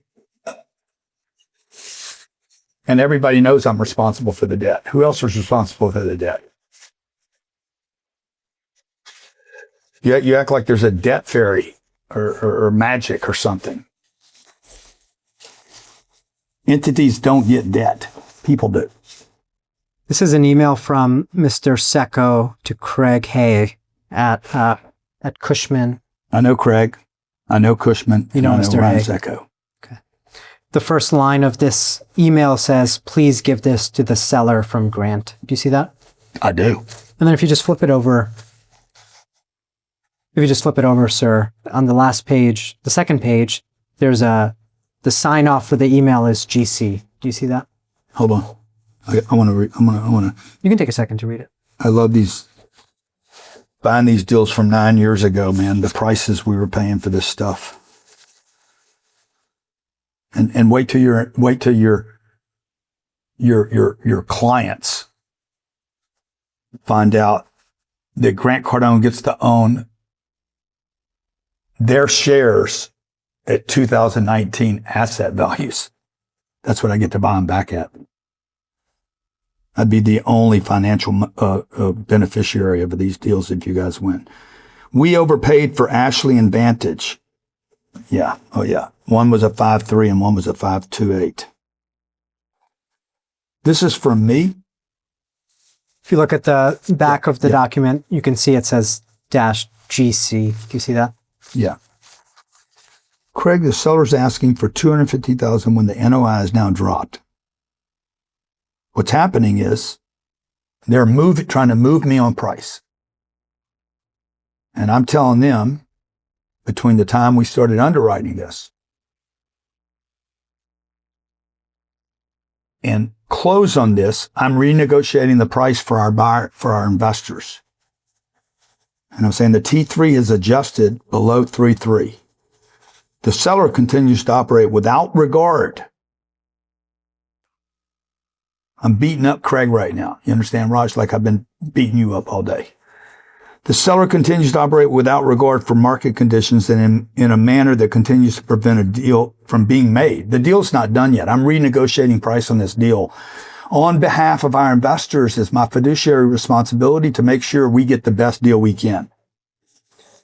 Okay, In addition to that, the rates today, I said, have moved from 3.25 to almost 3.8 since we put it under contract. Okay. So I'm renegotiating. What's your point of this? What do you want to know about this? This is an email. At the end, I'm saying no more dicking around, dude. Take the deal or leave it. This is an email you wrote, right, sir? No one can close this deal before year end but me. See, I'm trying to get a deal done. This is an email you wrote, right, sir? Every word. And you thought none of our investors can write this email.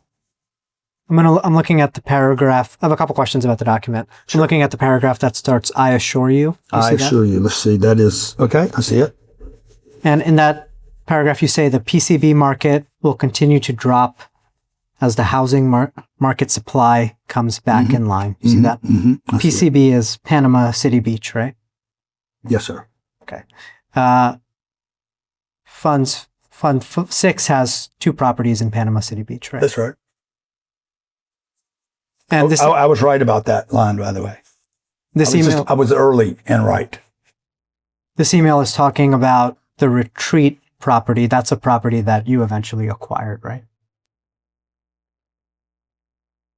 What do you mean I acquired? That Cardone Capital eventually acquired, right? No, Cardone Capital didn't acquire it either. That property... The fund acquired it. Fund 6 owns an interest in that property, That's correct? In the retreat property. That's right. Okay. We manage the activity. And you write that retreat has a list of deferred maintenance items. Do you see that? Not uncommon. Every property we have has some deferred maintenance. There's roofs and gutters, landscaping, pool equipment, furniture, floors, walls. They all require maintenance.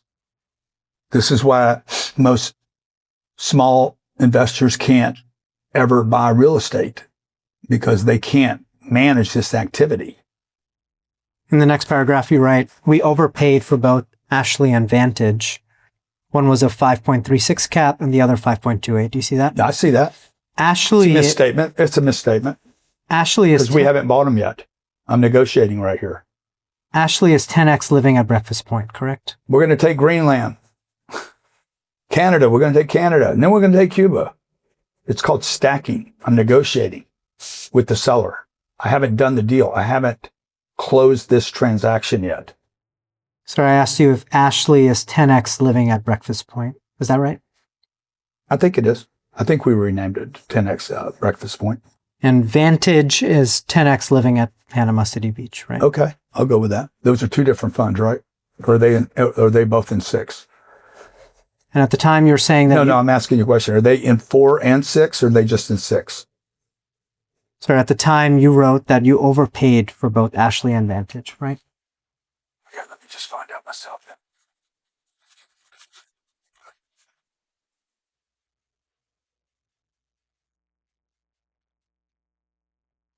Okay. And you wrote... I haven't overpaid because we haven't bought them yet. Do you think that you eventually overpaid for Ashley and Vantage? I haven't closed the deal yet, so I can't overpay or underpay. We haven't closed the deal yet. You haven't closed a retreat deal yet. That's right. That's right. Have you closed Ashley or Vantage deals at the time of this email? When this letter was written. Do you think that... Would those cap rates be overpaying for the property? When? At the time of this email? No. This is where you guys wandered into waters that you don't understand. You know, you're used to fraud and misrepresentation on cases where there's no money, no cash flow, there's no business, and there's fraud. In this case, there's a piece of real estate. On those 2 deals, there's 500 people paying rent. I'm sorry, 644 tenants, residents. I'm going to mark Exhibit 301 next. Both of those assets would sell below that below that cap rate today. Okay. This is an email between you and Ms. Sheeman, right? Okay. I don't remember this, but that's your email on top, grant@cardonecapital.com. Yeah, it is. And the email is regarding the Columbia property in Maryland, right? Yes, it is. Fantastic piece of real estate. That's 10X living at Columbia in Yes, Maryland? it's a half a block from a Whole Foods in a county you can't build it again in. And in the second paragraph, Ms. Sheeman informed you that investors may have to file tax returns in Maryland upon the close of the fund, right? Yeah. Mm-hmm. People should pay their taxes. Investors in the funds will have to file tax returns in Maryland, right? Okay. It's the law. It's the law. And Ms. Sheeman notes that, I'm reading in this second paragraph, she says, typically a state return will cost about $500 to $750 for a CPA to prepare. Do you see that? Miss Sheeman's way out of her. She's in the same waters you're in right now. She don't know that. What do you disagree with in what Ms. Sheeman said? All of it. What about it? I mean, she doesn't know what. It's none of her business, by the way. She should not be getting involved in this. Susan's a great lady. She should not. This was beyond her scope.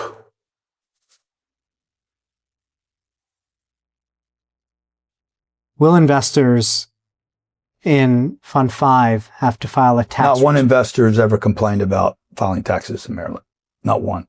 Susan was the only one that brought it up. I have 2,200 investors in that fund. No one's ever asked me one question or raised one concern about filing taxes in Maryland. Most of my investors, 20,020, pray to their God every night. I got Muslims praying for me, Mormons, Baptists, Pentecostals, Catholics. I got atheists praying for me because I've reduced their damn tax bill. Do you understand the first 5 or 6 years of income that my investors get? Over $600 million has been sent back with no tax event to my investors. Another $900 million we've sent back to our investors in the form of tax write-offs or losses. I move to strike that answer as non-responsive. Susan is concerned about everything. And she's a great lady. And because she's concerned about everything, she was a great person to work for us. But we didn't have any investors complaining about this. Was Ms. Sheeman fired or did she quit? She was not fired. I'd have Susan here today, man. She's fantastic. Investors in Susan's also an investor in some of our deals. When Fund 6 closes, yeah, investors in the fund will have to file a tax return in Maryland, right? I don't know. I'm not tax. People don't come to me for tax advice. Have you ever disclosed to investors that they might have to file a tax return in Maryland upon the close of Fund 6? Depending on where you live, every person should be filing taxes in the state they're in. Maryland would not be different. Okay, if you live in New York and you're an investor with me, it might be smart for you to file your taxes there.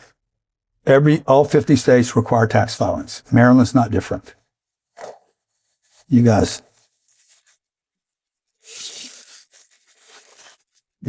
are trolls, man. Just drag, trying to find something. I'm going to mark Exhibit 303 next. You know, Raj, you don't have to be perfect if you're great. These guys don't want me to say that I'm great, but I'm great at investing. I'm not great at everything. I'm a great father, and I'm a great real estate investor. Everything else, my wife would even tell you. He's an excellent husband, but I don't know if she'd put me in the category of great. This is an Instagram post on your account, right? It is. Want to double your money? Let me show you how. And it's liked by about 12,000 people, right? Yeah, which means probably 800,000 people saw it. It's about a 7-to-1.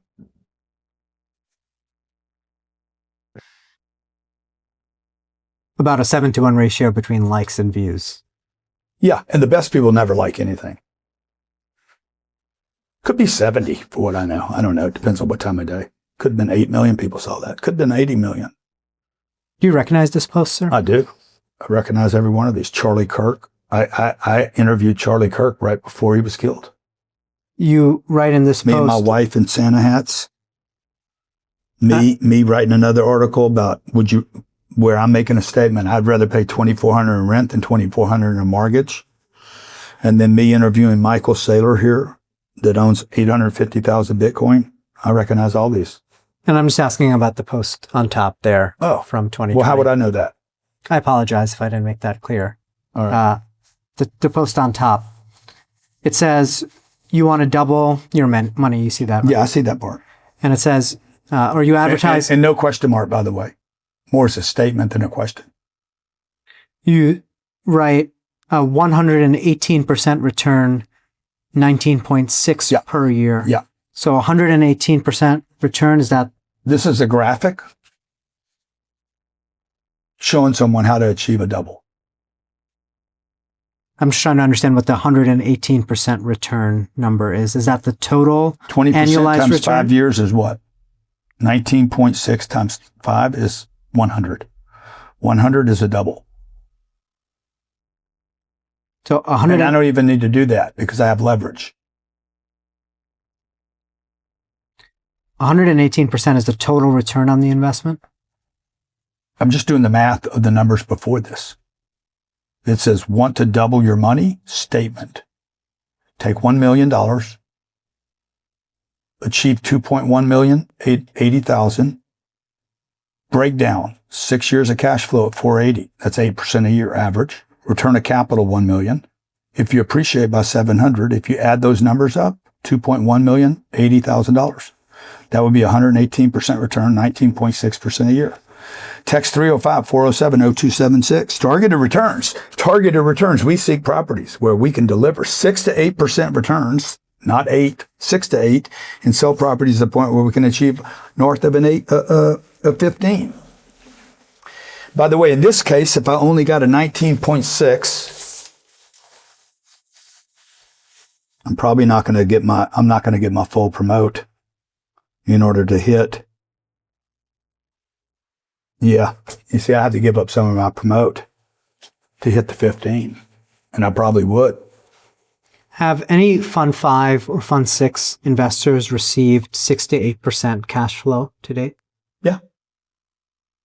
They received. Did you say 4 to 6? I said 6 to 8%. Oh, yeah. Yeah, 100%. What are you talking about? What has been the average monthly distribution on a percentage basis for Fund 5? I don't know. But I know we're probably at a 6 right now. Very, very, if not at a 6, very close to a 6. Same for Fund 6. Cash flow only, Raj. Not appreciation, not capital protection, not adjusted for depreciation, and not adjusted for inflation.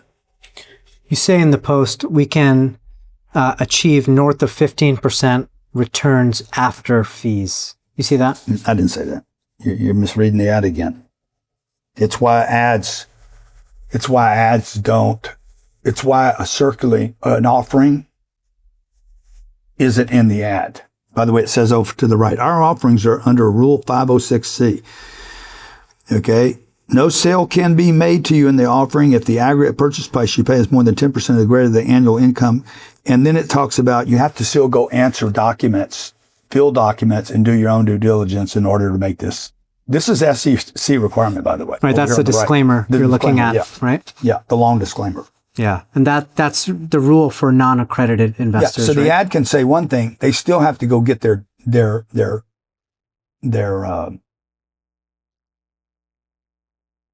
3 things going on here. How you achieve a double.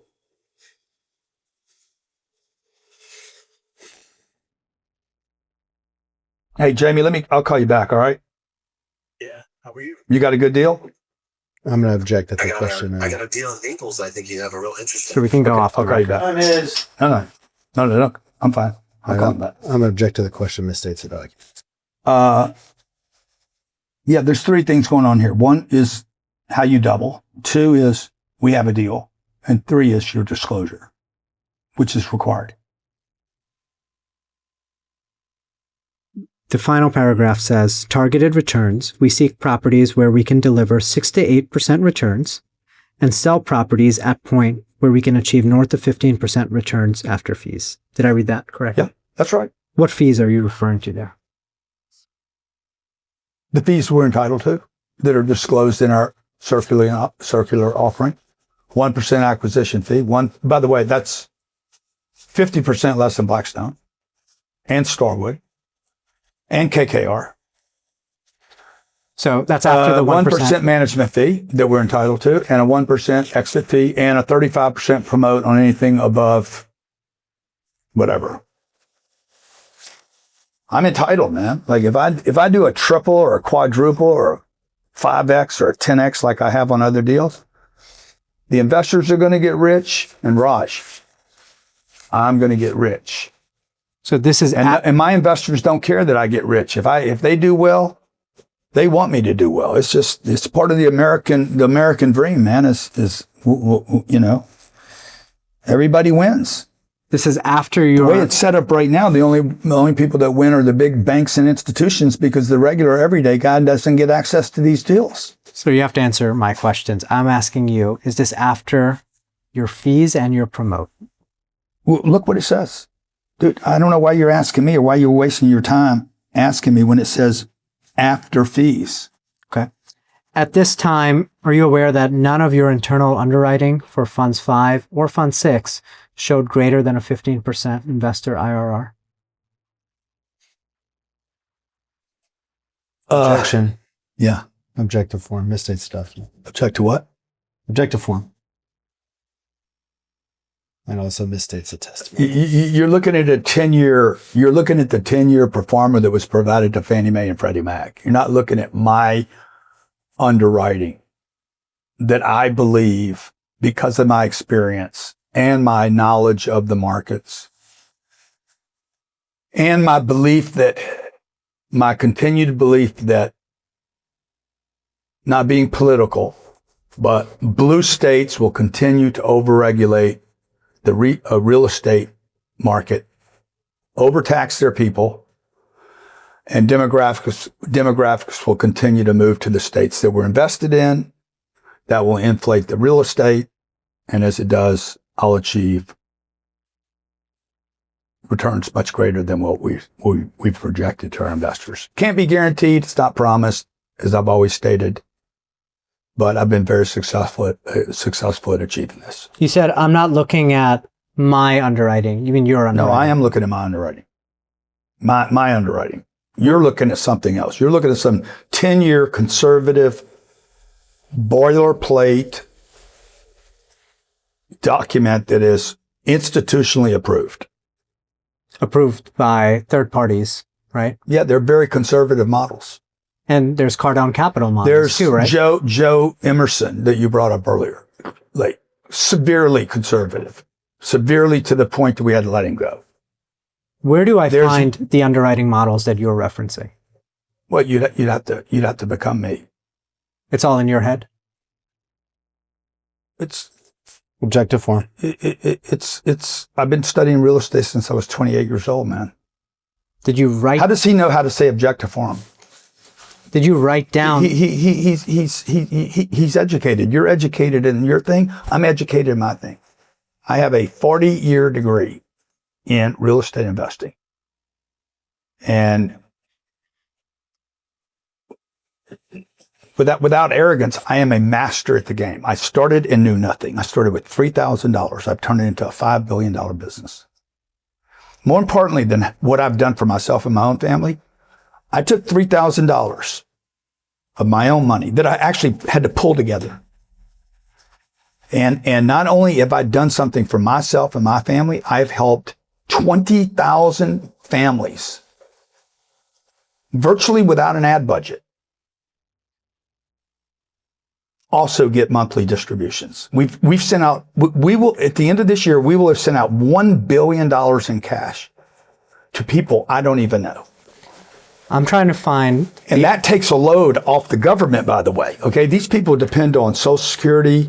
They depend on their IRAs, their 401ks that Morgan wanted to attack. Is their name Morgan or Colleen? Morgan. Morgan wanted to attack that whole thing. Dude, we're helping people rather than money sitting in a bank. Teresa's got money in a bank earning 2% at Goldman Sachs today, and she's earning 4.5 or 5 or 6% from me without a tax hit is an unbelievable service. And you're trying to make it into a bad thing, and it's not. I move to strike that answer as non-responsive. I'm trying to understand, sir, where I can find the underwriting that would support your representation of a targeted return north of 15% after fees. You should watch more YouTube videos. Just watch them. I'll show you how to do the math over and over again. There's 12,000 videos on YouTube. Are there any documents I can look at? There's probably another 12,000 Instagrams. Get your team to go do their homework. Are there documents that I can look at from this time? I've provided you with every document you requested. Everything, guys. Everything you wanted. And none of them show? Every email, every policy, everything you asked for. We gave it to you because we'd already given it to the SEC. None of those documents show. Trust me, I was more concerned about the SEC than I am you. Let me ask my question, And sir. the SEC gave up on this bullshit because they found nothing after 28 months. I'm going to try to ask my question again, sir. None of those documents that we've looked at. You Cardone can't try Capital. to ask a question, Raj. You can't try. I'm going to ask you to please not interrupt me. Okay. Is that okay? But you asked me that at 10 o'clock this morning. Same question at 10:15 this morning. You were asking me the same exact question. Am I able to ask my question? But you're just asking it over and over again. And that's why I'm like, I'm not trying to be hard to get along with, but do you keep asking me the same question thinking you're going to get a different answer? You're not. I am trying to find the underwriting that I can look at from the time you asked me made, that at 10:20 this sir, morning. You need to let me just ask the question. If he doesn't get to the end of this question, then I can't make my objection. Okay. Can I ask my question? I'm going to ask it. I am trying to find the underwriting at Cardone Capital that would support your representation on Instagram of targeted returns north of 15% after fees. Objective form. No foundation. No foundation. Assumes facts, not in evidence. Where can I find that document, sir?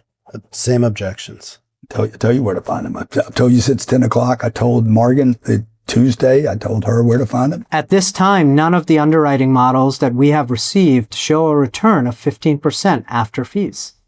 Okay. Objection. Mistake. Where are the models that support your representation in this Instagram post? I am the objective model. form. It's just in your head. Assumes facts, not in evidence, no foundation. It's what I've been delivering for 40 years to our investors. I don't know. It's not written down anywhere. Objective form, no foundation, assumes facts, not in evidence, misstates the documents, and 2 days of now depositions. I'll bet there's 72,000 hours of YouTube videos of me showing how to get a 15. Just go do the research, man. For the Fund 5 and Fund 6 properties, we haven't seen underwriting that shows north of 15% returns after fees in your models. So? Objective form. Did you have? It's not against the law. Objective form. So what? It misstates the witness's testimony, and it's a misrepresentation with respect to what's been produced in this case. And although counsel and the witness were talking over me, my objection is with respect to that. Is it just in your head question, and also the one before? Where are the models that support your representation in the Instagram post? Not just the second of those. When you make this is a post on your account, right, sir? We said that, I answered that already. I answered this Tuesday too. It's on the Grant Cardone account. Of course, we answered this Tuesday and again today. When you make a representation like this to prospective investors. Are you running out of stuff in your box over there? Is that what's going on? Sir, I'm going to ask you the question. Okay. When you make a representation like this to investors, what documents do you look at before you make it? Objective form. Which representation? When you make a post like this on social media, what documents do you look at before you make the claims in the post?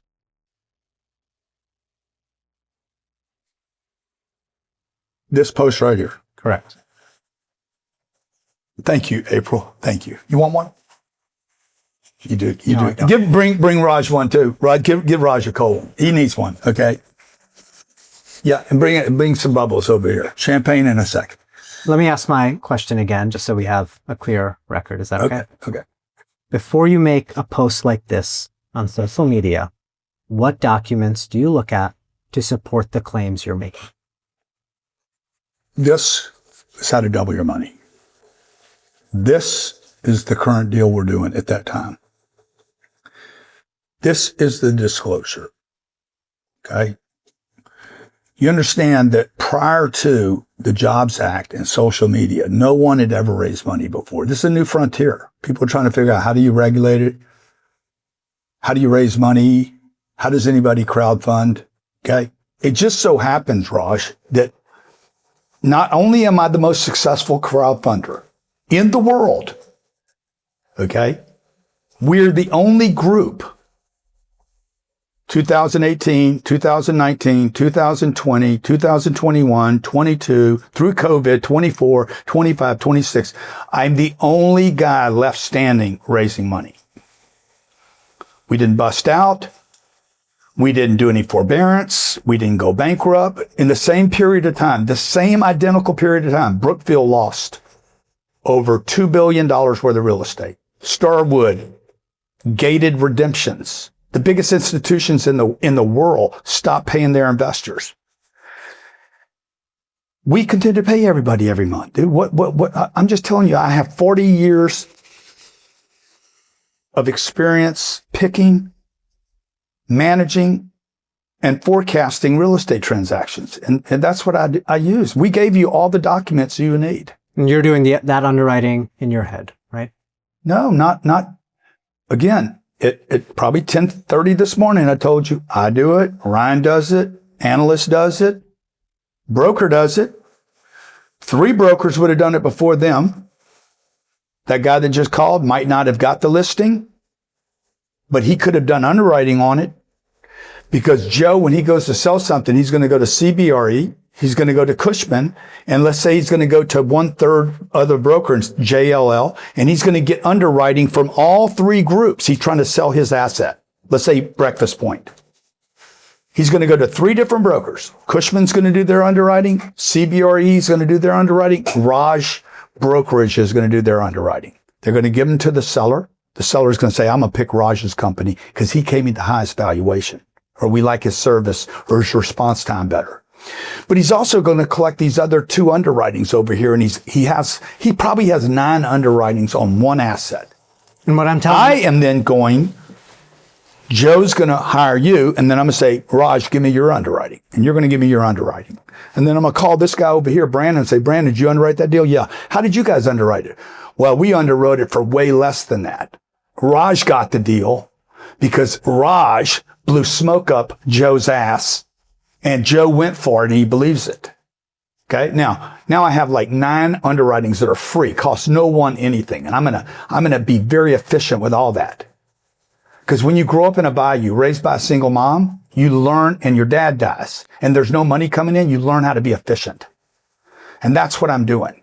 Then I'm going to give it to a kid over there that knows how to use Excel spreadsheet. And he's probably never done anything but an Excel spreadsheet, and he's going to plug some numbers in. And then I'm going to call my friends at Fannie Mae and Freddie Mac that I've built relationships now with for 30 years. And I'm going to be like, hey guys, how do you see this deal? And then I'm going to have this guy call me that just did call me. And I'm going to ask him what he thinks of the deal. And I'm going to combine all this data. I'm going to collect it for 40 years.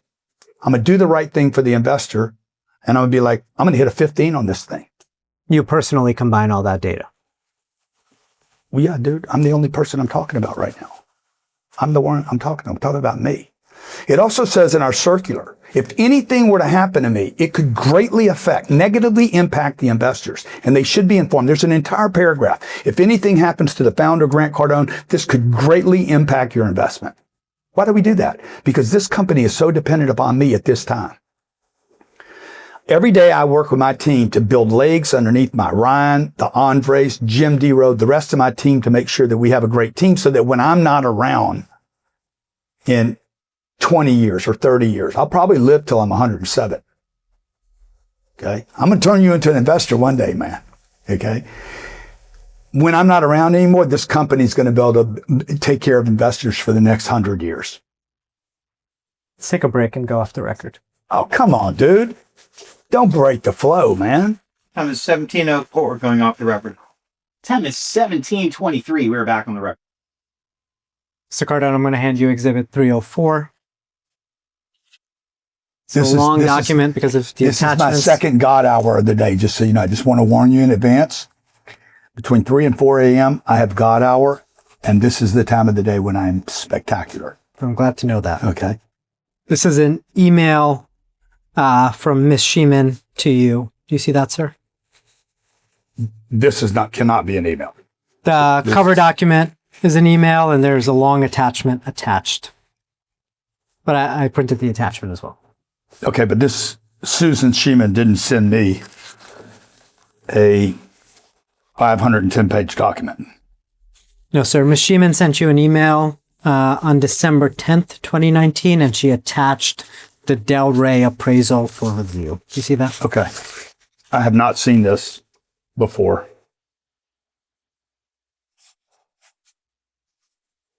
But I'm looking at it now. I've never seen this draft by Blake, the appraisal report.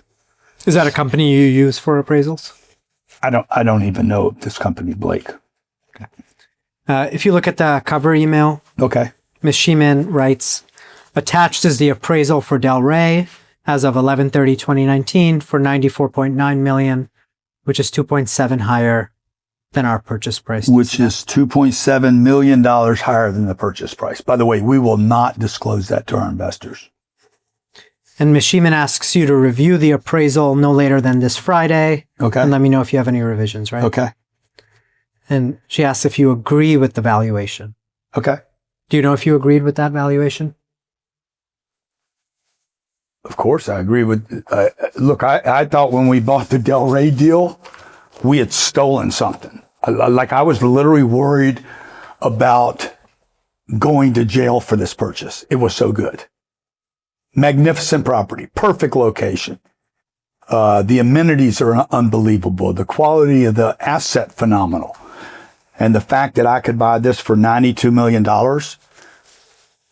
to own, how many units was that? 10X Delray, that's got to be 300. Well, here it is right here, right? It's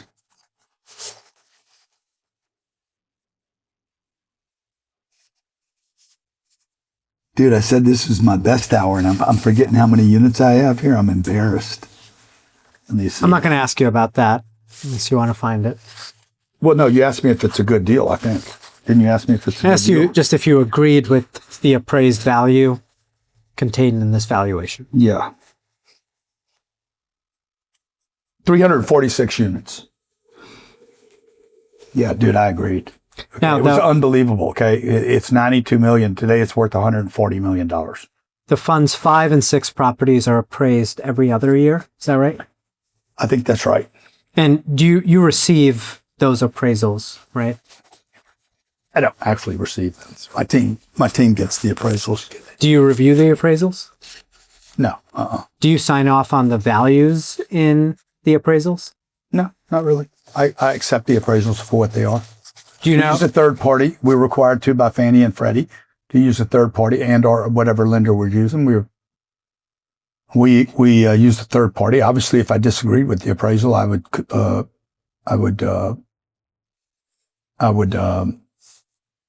what's the word? Debate it or Object. Say no. You guys messed something up. That could happen. But this is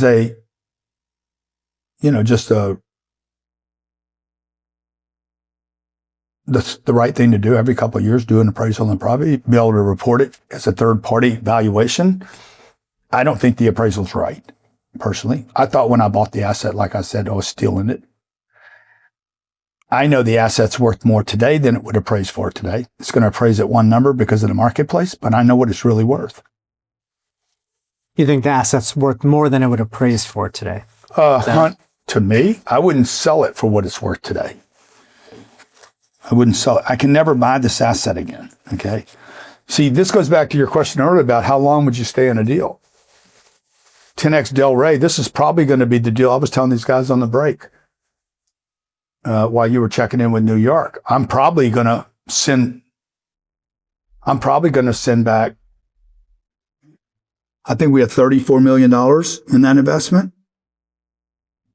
I think this year, before the end of the year, it's possible that we refinance this deal and send back $34 million to our investors. That means they will have no position and they will still get checks every month. That's how good a deal that thing is.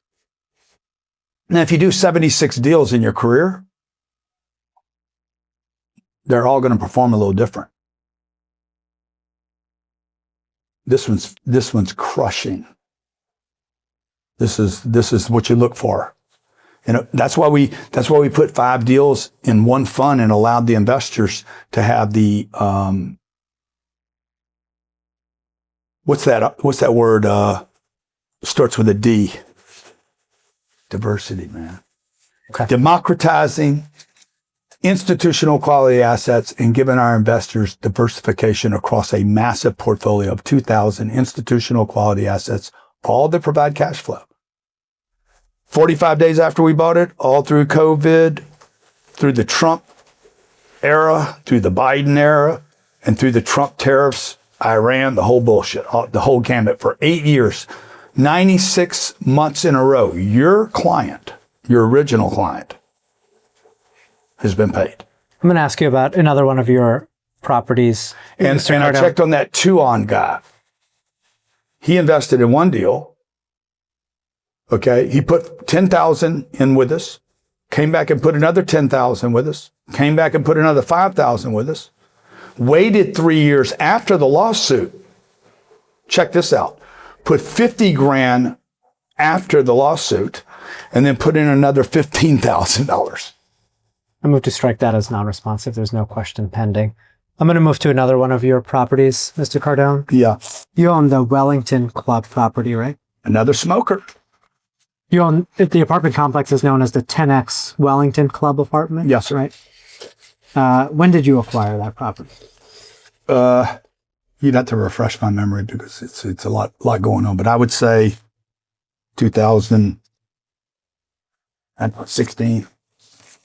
You still own that property, right? Oh, yeah. It's in Palm Beach County? Yes, sir. In Lake? 204 units. I paid $32 million. I put $6 million down. It's worth $64 million today. The property 32, I put 6 down.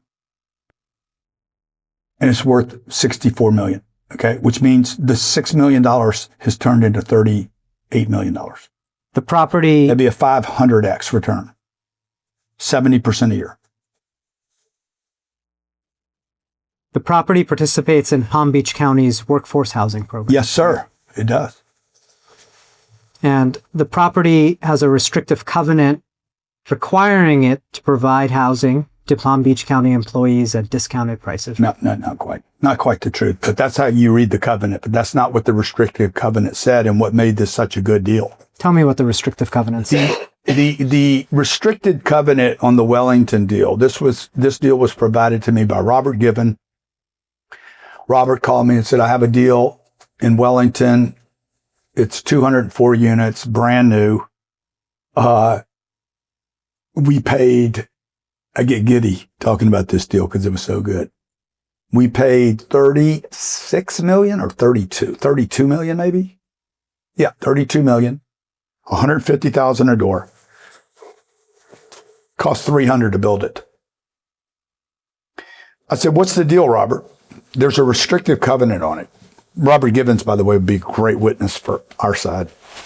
$80 billion of sales just in Florida. He said, look, Grant, there's a restrictive covenant on it. And the restrictive covenant suggests that it's workforce housing. But in reality, I think there was 20% of the asset, 40 units, had a cap on how much the rent would be. Now, every investor that heard restrictive covenant ran the other way. They're like, oh my God, terrible. But I read the restrictive covenant. Okay, this is called hair on a deal in real estate. Sometimes there's hair on the deal and it distracts other buyers. When you read the restrictive governance, I realized, oh shit, the restriction on the rent is so high. This is 2014 when I bought this.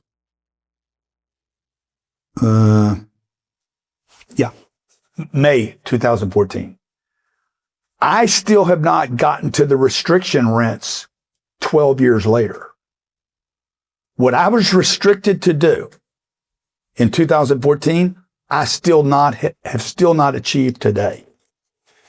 2020. This is not uncommon that when a county, New York, San Francisco, LA, they put together, the city comes together, the city council comes together and puts together these restriction covenants so they can say, we're helping the little guy out. We're putting on rent restrictions. This is why rents in New York exploded, San Francisco, Los Angeles. These it's actually a distraction by the council to say we're helping the little guy, but they're not. The rent restrictions, like in Hollywood, LA, it looks like there's a restriction, but there's not.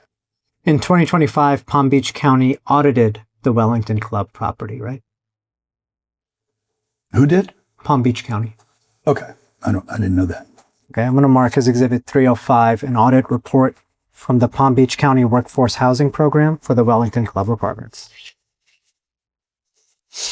Which fund is this one in? It's not in a fund. It's him trolling. Have you seen this document before, sir? I have not. We've probably been audited, by the way, by Palm Beach every year since 2014. That would have been 15, 16, 17, 18, 19, 20, 21, 22, 23, 24, and 25. We would have been audited for 11 years. Let's look at page 8. Anything that has a restriction covenant will be audited by the Office of Inspector General, Palm Beach County. Let's look at page 8 of the document, This is sir. how they get their funding. This is why there's so much fraud in the system.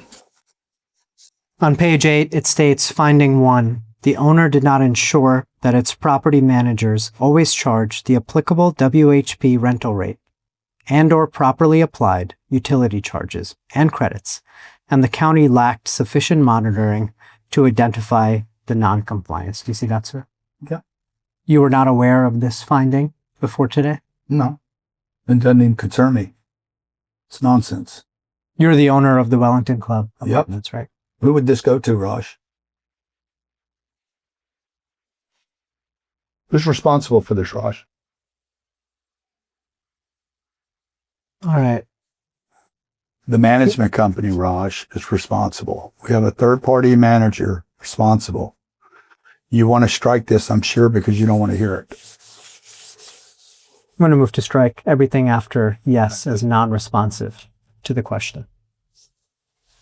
Mr. Cardone, you understand that the trial in this case is scheduled for March. You're coming to an end, aren't you? I can tell you on your last lap. Can I finish my questions? Go ahead. Is this the last lap? You understand the trial in this case is scheduled for March 2027? Please don't extend it. It's my birthday month. I want the biggest victory of my life in March of 2027. You plan to come to trial and Dude, I defend will this fucking lawsuit? be there with like bells ringing. I will see you there. I don't have any further I questions knew you for were Mr. rapping. Cardone. I knew you were. I could tell when a guy gasses out. I just had a few things. Yeah. Client gone wild. When can we guys have the video of this? We can talk about that after, off the record. Okay. Do you have any stickers already done, or? I just put them away. Oh, I'm sorry. 306. All right. Okay, so you got cross, right? I have like 30 seconds. Yeah. Okay. Don't rush, Joe. Come on, get some video time today, Joe. I'm gonna make y'all famous. How old are you, Raj? 32? Thank you. 306. So it's gonna be a game changer for your career. It is. Trust me. This is Exhibit 306. Yes. It's a paper that you sketched out on when you were talking about the random underwritings earlier today. Yeah. And then you crumpled it up. I uncrumpled it and I've marked it as an exhibit. It's a court record now that it has this number on it. Oh, okay. Sorry. This would be an example of the type of underwriting that you were talking Yes. about at that time, right? Yes, exactly. Okay. All right. Could you 290. You were phenomenal. I'm telling you, I've seen 298. You didn't complain one time. Not one time. She didn't ask to catch up one time. You, sir, extraordinary. Hanging in there. Thank you, sir. I'm going to tell my friends in Hollywood about you. Appreciate it. Raj, you did an excellent job today. I just want to give you your kudos. Okay, I know this isn't easy, so. 299, this one. Okay. So this is Mr. Bowie, B-U-I for the record. Yes, Mr. Bowie. If, yeah, the one we need is the one we're missing. What am I looking for? I'm guessing it's in the stack, but here. You want to go off the record, Jeff? No, it's fine. We'll just share mine. Okay. So this is number 300. This is before the witness. This is an email thread that has the subject potential investor and is from a person called Tuan Bowie. Tuan. To Melissa Harless. Do you remember this exhibit? Yeah. Okay, so these emails are all from December 2018. My question for you is, if Mr. Bowie, after this exchange of emails with Miss Harless, became an investor in one of the funds, would he had to have read all of the paperwork and signed saying that he had read and understood all of the paperwork? Objection for. Yes. And he would have, in this case, done it on 5 different investments. Okay. All right. I don't have any. 5 different investments, 5 different times. And they got bigger, not smaller. That's all you got, Joe? That's all I had. Thank you, Mr. Am I like the perfect client or what? Nothing else for me. I'll mark the transcript as confidential under the protective order. All right. Time is 17:42 going off the record. 17:42. We're back on the record. Yeah, we're back on the record because your side does not. What you want to hold this as confidential, and I refuse to. I want this as a public domain. This is going to become education for the public to see how unfair our system is today with class action litigation running fucking wild on small business men like myself and women, plumbers, chiropractors, contractors. This is going crazy. Okay. And the only people that win are you guys. I get destroyed, spending time, energy, and resources. My investors will get hurt, and you don't want the public to see what happens here. I want an opportunity to confer with your counsel. You don't need to. You can confirm with me right now. This will be public data. Let me put on the record. Nobody asked me to make this confidential when I agreed to do this. This is so you've marked almost 50 exhibits today, if not more than 50, and none of this is private information to the extent that any of these exhibits have been marked confidential. They were internal analyses done by the company, and the company will withdraw for any of this that is marked in the deposition today. So there's no basis, and any testimony about it. So there's no basis upon which to assert that this is confidential. If there's one in the protective order that you believe, then you should say what it is. Defendants are withdrawing their confidentiality designations for all of the documents that were introduced as exhibits today. Is that right? Yeah. Anything that was marked, this is a proceeding before the court, and anything that's marked confidential in this deposition is Dude, I have nothing to hide. I have nothing to hide. There's nothing I talked about today that I don't care if the public sees over and over and over again. That's the problem you'll have with a guy like me. Yeah, the majority of these exhibits in the first place are public social media posts and transcripts that have been prepared by the plaintiff of the social media posts, a book by Mr. Cardone, which he autographed my copy of. I appreciate that. And there's so nothing. on. So this is all. I know everything that I've done over the last fine. 20 years. I have nothing to hide. Now, you guys might not want your firm made public for the fact that y'all got involved in a case. There's no financial damage, no fraud, no misrepresentation. You're just dragging me to try to tap me out on fees because most people would tap out. Do you have any further questions for the witness counsel? No, but Mr. Cardone will read and sign, please. Say again? Thank you. I think we're off the record. Time is 17:45 off the record. Okay, 17:46. No, let's stay here till we get this worked out, guys. I think we need to meet and confirm because on the record because I don't think it works that way. And I sat in here with your colleague. Nobody said anything about confidential on Tuesday. I'm happy to meet and confer with you if you give me a moment to speak with my team. That's all I ask. We don't need to go anyplace. Let's just figure it out. I came here believing this was a public record. No one said, what's the word y'all are using now? It would be confidential. Nobody said any bullshit about it being designated confidential. I wouldn't have come here. I've been like, no, it's got to be public. I made that comment to you about John Lesher and the T-Mobile case. You want to make everything public to drag me, to try to make me look like a bad guy? No, bro. Ain't going to happen.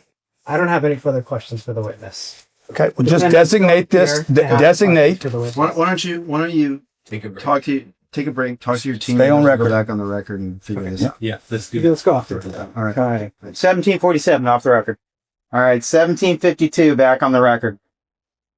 All right. So we've asked counsel to identify what part of the, and if I haven't, I ask now, what part of the protective order he believes allows him to mask over this proceeding where none of the confidential information is his clients or any member any person he represents confidential information, and he says he's going to get back to us promptly. Will you have some? Well, we can look at the protective order together now. If you're unable to do that, then Are you on video or audio? she's reporting. Okay. Sure we get this. Sure. We can look at it together, or what do you want to do, counsel? I've asked counsel to meet and confer in the normal course. We're happy to meet and confer on the next business day about this topic, but Tomorrow's Saturday. Can I just finish what I'm saying? Sure. I would like to meet and confer with counsel, as is required under the local rules, about any disagreement about the protective order or discovery issue. I did not agree to holding this confidential when we started this. Your colleague did not try to claim this as confidential on Tuesday, and you stuck it. You've had ample opportunity all day long. I brought up the confidentiality thing over and over. You have all day long to say it was going to be held in confidence. I didn't agree to it. They didn't know about it. That's bullshit. Well, I don't believe there's a basis for it. None of the none of the documents involve any of the plaintiff information or any the information of any purpose of any person who's represented by Sussman Godfrey with respect to the confidentiality designations of all of the documents that have been marked during this deposition. They have been withdrawn by the defendants. We object to the attempt to use the court's protective order to mask over proceedings that otherwise should be public, and I think it's inconsistent both with the purpose of protective orders, with the public nature of court proceedings, and with the First Amendment to the Constitution to try and hide this testimony from the public for any proper use of it. And it also gives me a chance to clear my name. Your position is clear, counsel. We'll consider your request and we'll get back to you promptly. But how can he designate something? Well, I think it's an abuse of the protective order, and if you don't get back to us on Monday and tell us that, which I hope that we'll have the recording by no later than Tuesday, if we don't hear on Monday that you're withdrawing your purported and I think improper designation, then we will file a motion with the magistrate judge asking her to make a determination that your client has abused the protective order and to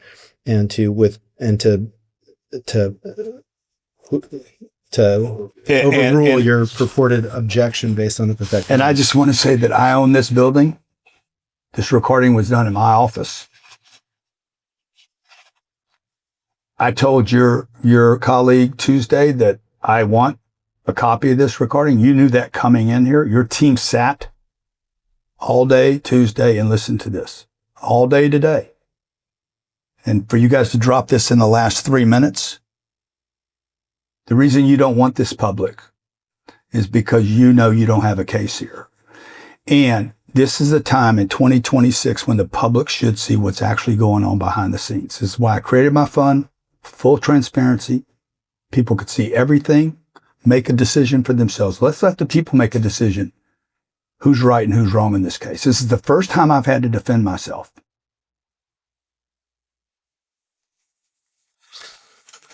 This is the first time that I've had in 6 years of this bullshit, guys, to defend myself and let the people hear from me what's happened here. All I want is the courts to say, hey, that's his property. That's his video. He sat for 16 hours and answered questions. I want the public to be able to see that. So your team's in New York. I'm still here. They're still here. They can make a decision. Nothing's going to change between now and Monday. Let's just take another break, go in and say, hey, we want a determination. Either do it or don't do it. We will get back to you promptly. No, I don't want to wait. I don't want to wait. Promptly is now. It's not Monday. I need an opportunity to confer. And You've been teleconferencing them with all day. We have technology today. Go in there and talk to the people in New York. We will get back to you as soon as we can. No, as soon as you can is right now. I don't have any further questions. Do you? I do. Why won't you go in there right now and get a decision? I think we're done. I have nothing to hide. Why do you have something to hide here? Do you have any further questions? All right, we'll send you. No, I don't want to wait till Monday. I want it now. I know, but he's now trying to take advantage of the. Well, let's call the judge. Let's call what's that other thing they were going to say? Well, we could do that. Let's call the judge right now. Let's call the judge. This is ridiculous, man. It's still 3:00 in Los Angeles. I'm asking simply for an opportunity. Can I just finish my... Walk in there. That's the opportunity. I provide you my office, my telephone, my wire, my internet. You Zoom your guys like you have all day. You've been getting coaching all day long. I have not, sir. Yes, you have. I have not been getting coaching. You've been getting coaching all day. Go in there and talk to your boss. Say, Daddy, what do we do now? I'm not waiting till Monday. I ain't leaving here until you tell me, or let's call the judge. It's fair, dude. Let's do it. Do the right thing, Raj. Okay. I need an opportunity to discuss this with my team. And I'm asked, let's go off to a break. Yeah, we take a break. We're going to get back to you as soon as we can. No. Can I just speak with, or maybe we can step out and just talk. Guys, don't let them talk you out of it. I want a decision today. Well, why don't we? All you got to do is go over there. They're not going to. You just go talk to your team. Tell your team, hey, just designate it because we're going to win it Monday anyway. I really think you should withdraw your designation. You look bad, dude. The court's door with this. I mean, and on top of that, it's just a bad look. I mean, it's a bad look. This is not the purpose of the protective order. You know, it's not the purpose of the protective order. You're trying to use it. I don't know why. I mean, I do have a suspicion, but it's just, that's not right. You're just abusing the court's authority. We don't act in bad faith. I don't think we have in this case. And I just need time to think about your request. That's all I ask. We get back to you very promptly. And I will promptly. We're not going to have the video today in any event. We're going to get back to you over the weekend, if you like, on Sunday. That's the best I can do. I really can't give you an answer right now. Why can't you? Why can't? Tell me why you can't. Because I need to confer with my team. Good. Your team is on Zoom right now watching this. Team, Chris, sir. Whatever their names are, okay? None of them. Your bosses that did not come down here to do this, they gave it to the juniors and said, go see what you can get. Get on the phone with them, Raj, and say, what do we do now? I think I've given you my position. I'm going to get back to you as soon as I can. As soon as you can. All you got to do is walk. As soon as you can is today. I'm not going to get back to you right now. Yeah, why not? Because I need time to review the protective Why do you order. need time? I'm pulling the protective order up right now. Good. Let's pull it up. Let's look at it, and let's I'm call not the gonna court, get guys. back Let's to call you the guys. court. Let's call the judge. Well, are you? Let's tell the judge what's happening right now. Let me ask you: are you able to identify anything that was in the deposition today that is your client's?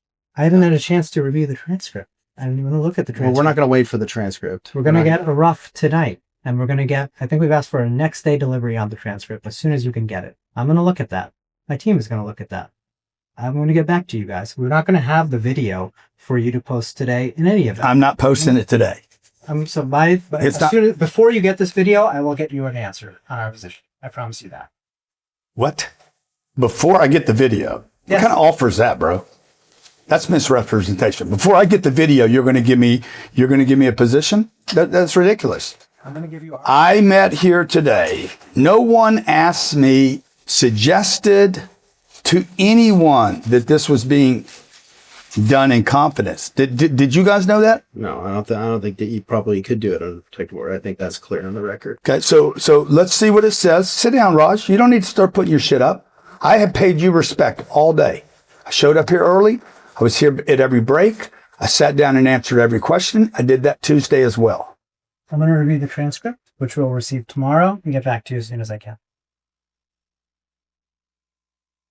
And I think we can go off the record. No, don't go off the record, guys. I don't have anything further for the witness, and neither does the defense. Hold on just 1 second. Yeah. Let me, this is the one that's signed by the judge. And then, guys, if that doesn't do it, let's call the judge and ask the judge to get involved now.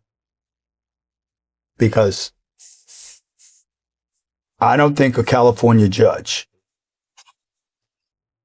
is going to like you saying, oh, yeah, we don't want anybody to see what actually happened. The transcript's public, right, guys? No, he's saying it's not public, right? That's Okay. The video and the Well, who owns the video? Who hired your company, sir? well, we would own it once we buy it, which we're going to do. The Yeah. issue is that then it's covered by a court order, so you couldn't disclose it with. Why would the it judge overrules the assertion? Why would it be controlled by a court order? Because there's this protective order in the case. And counsel, we might not have a right dispute. I just need a little bit of time to get my position to you, as we Somebody as is required by the local. Somebody told you. Somebody directed you in New York to add that. Am I right?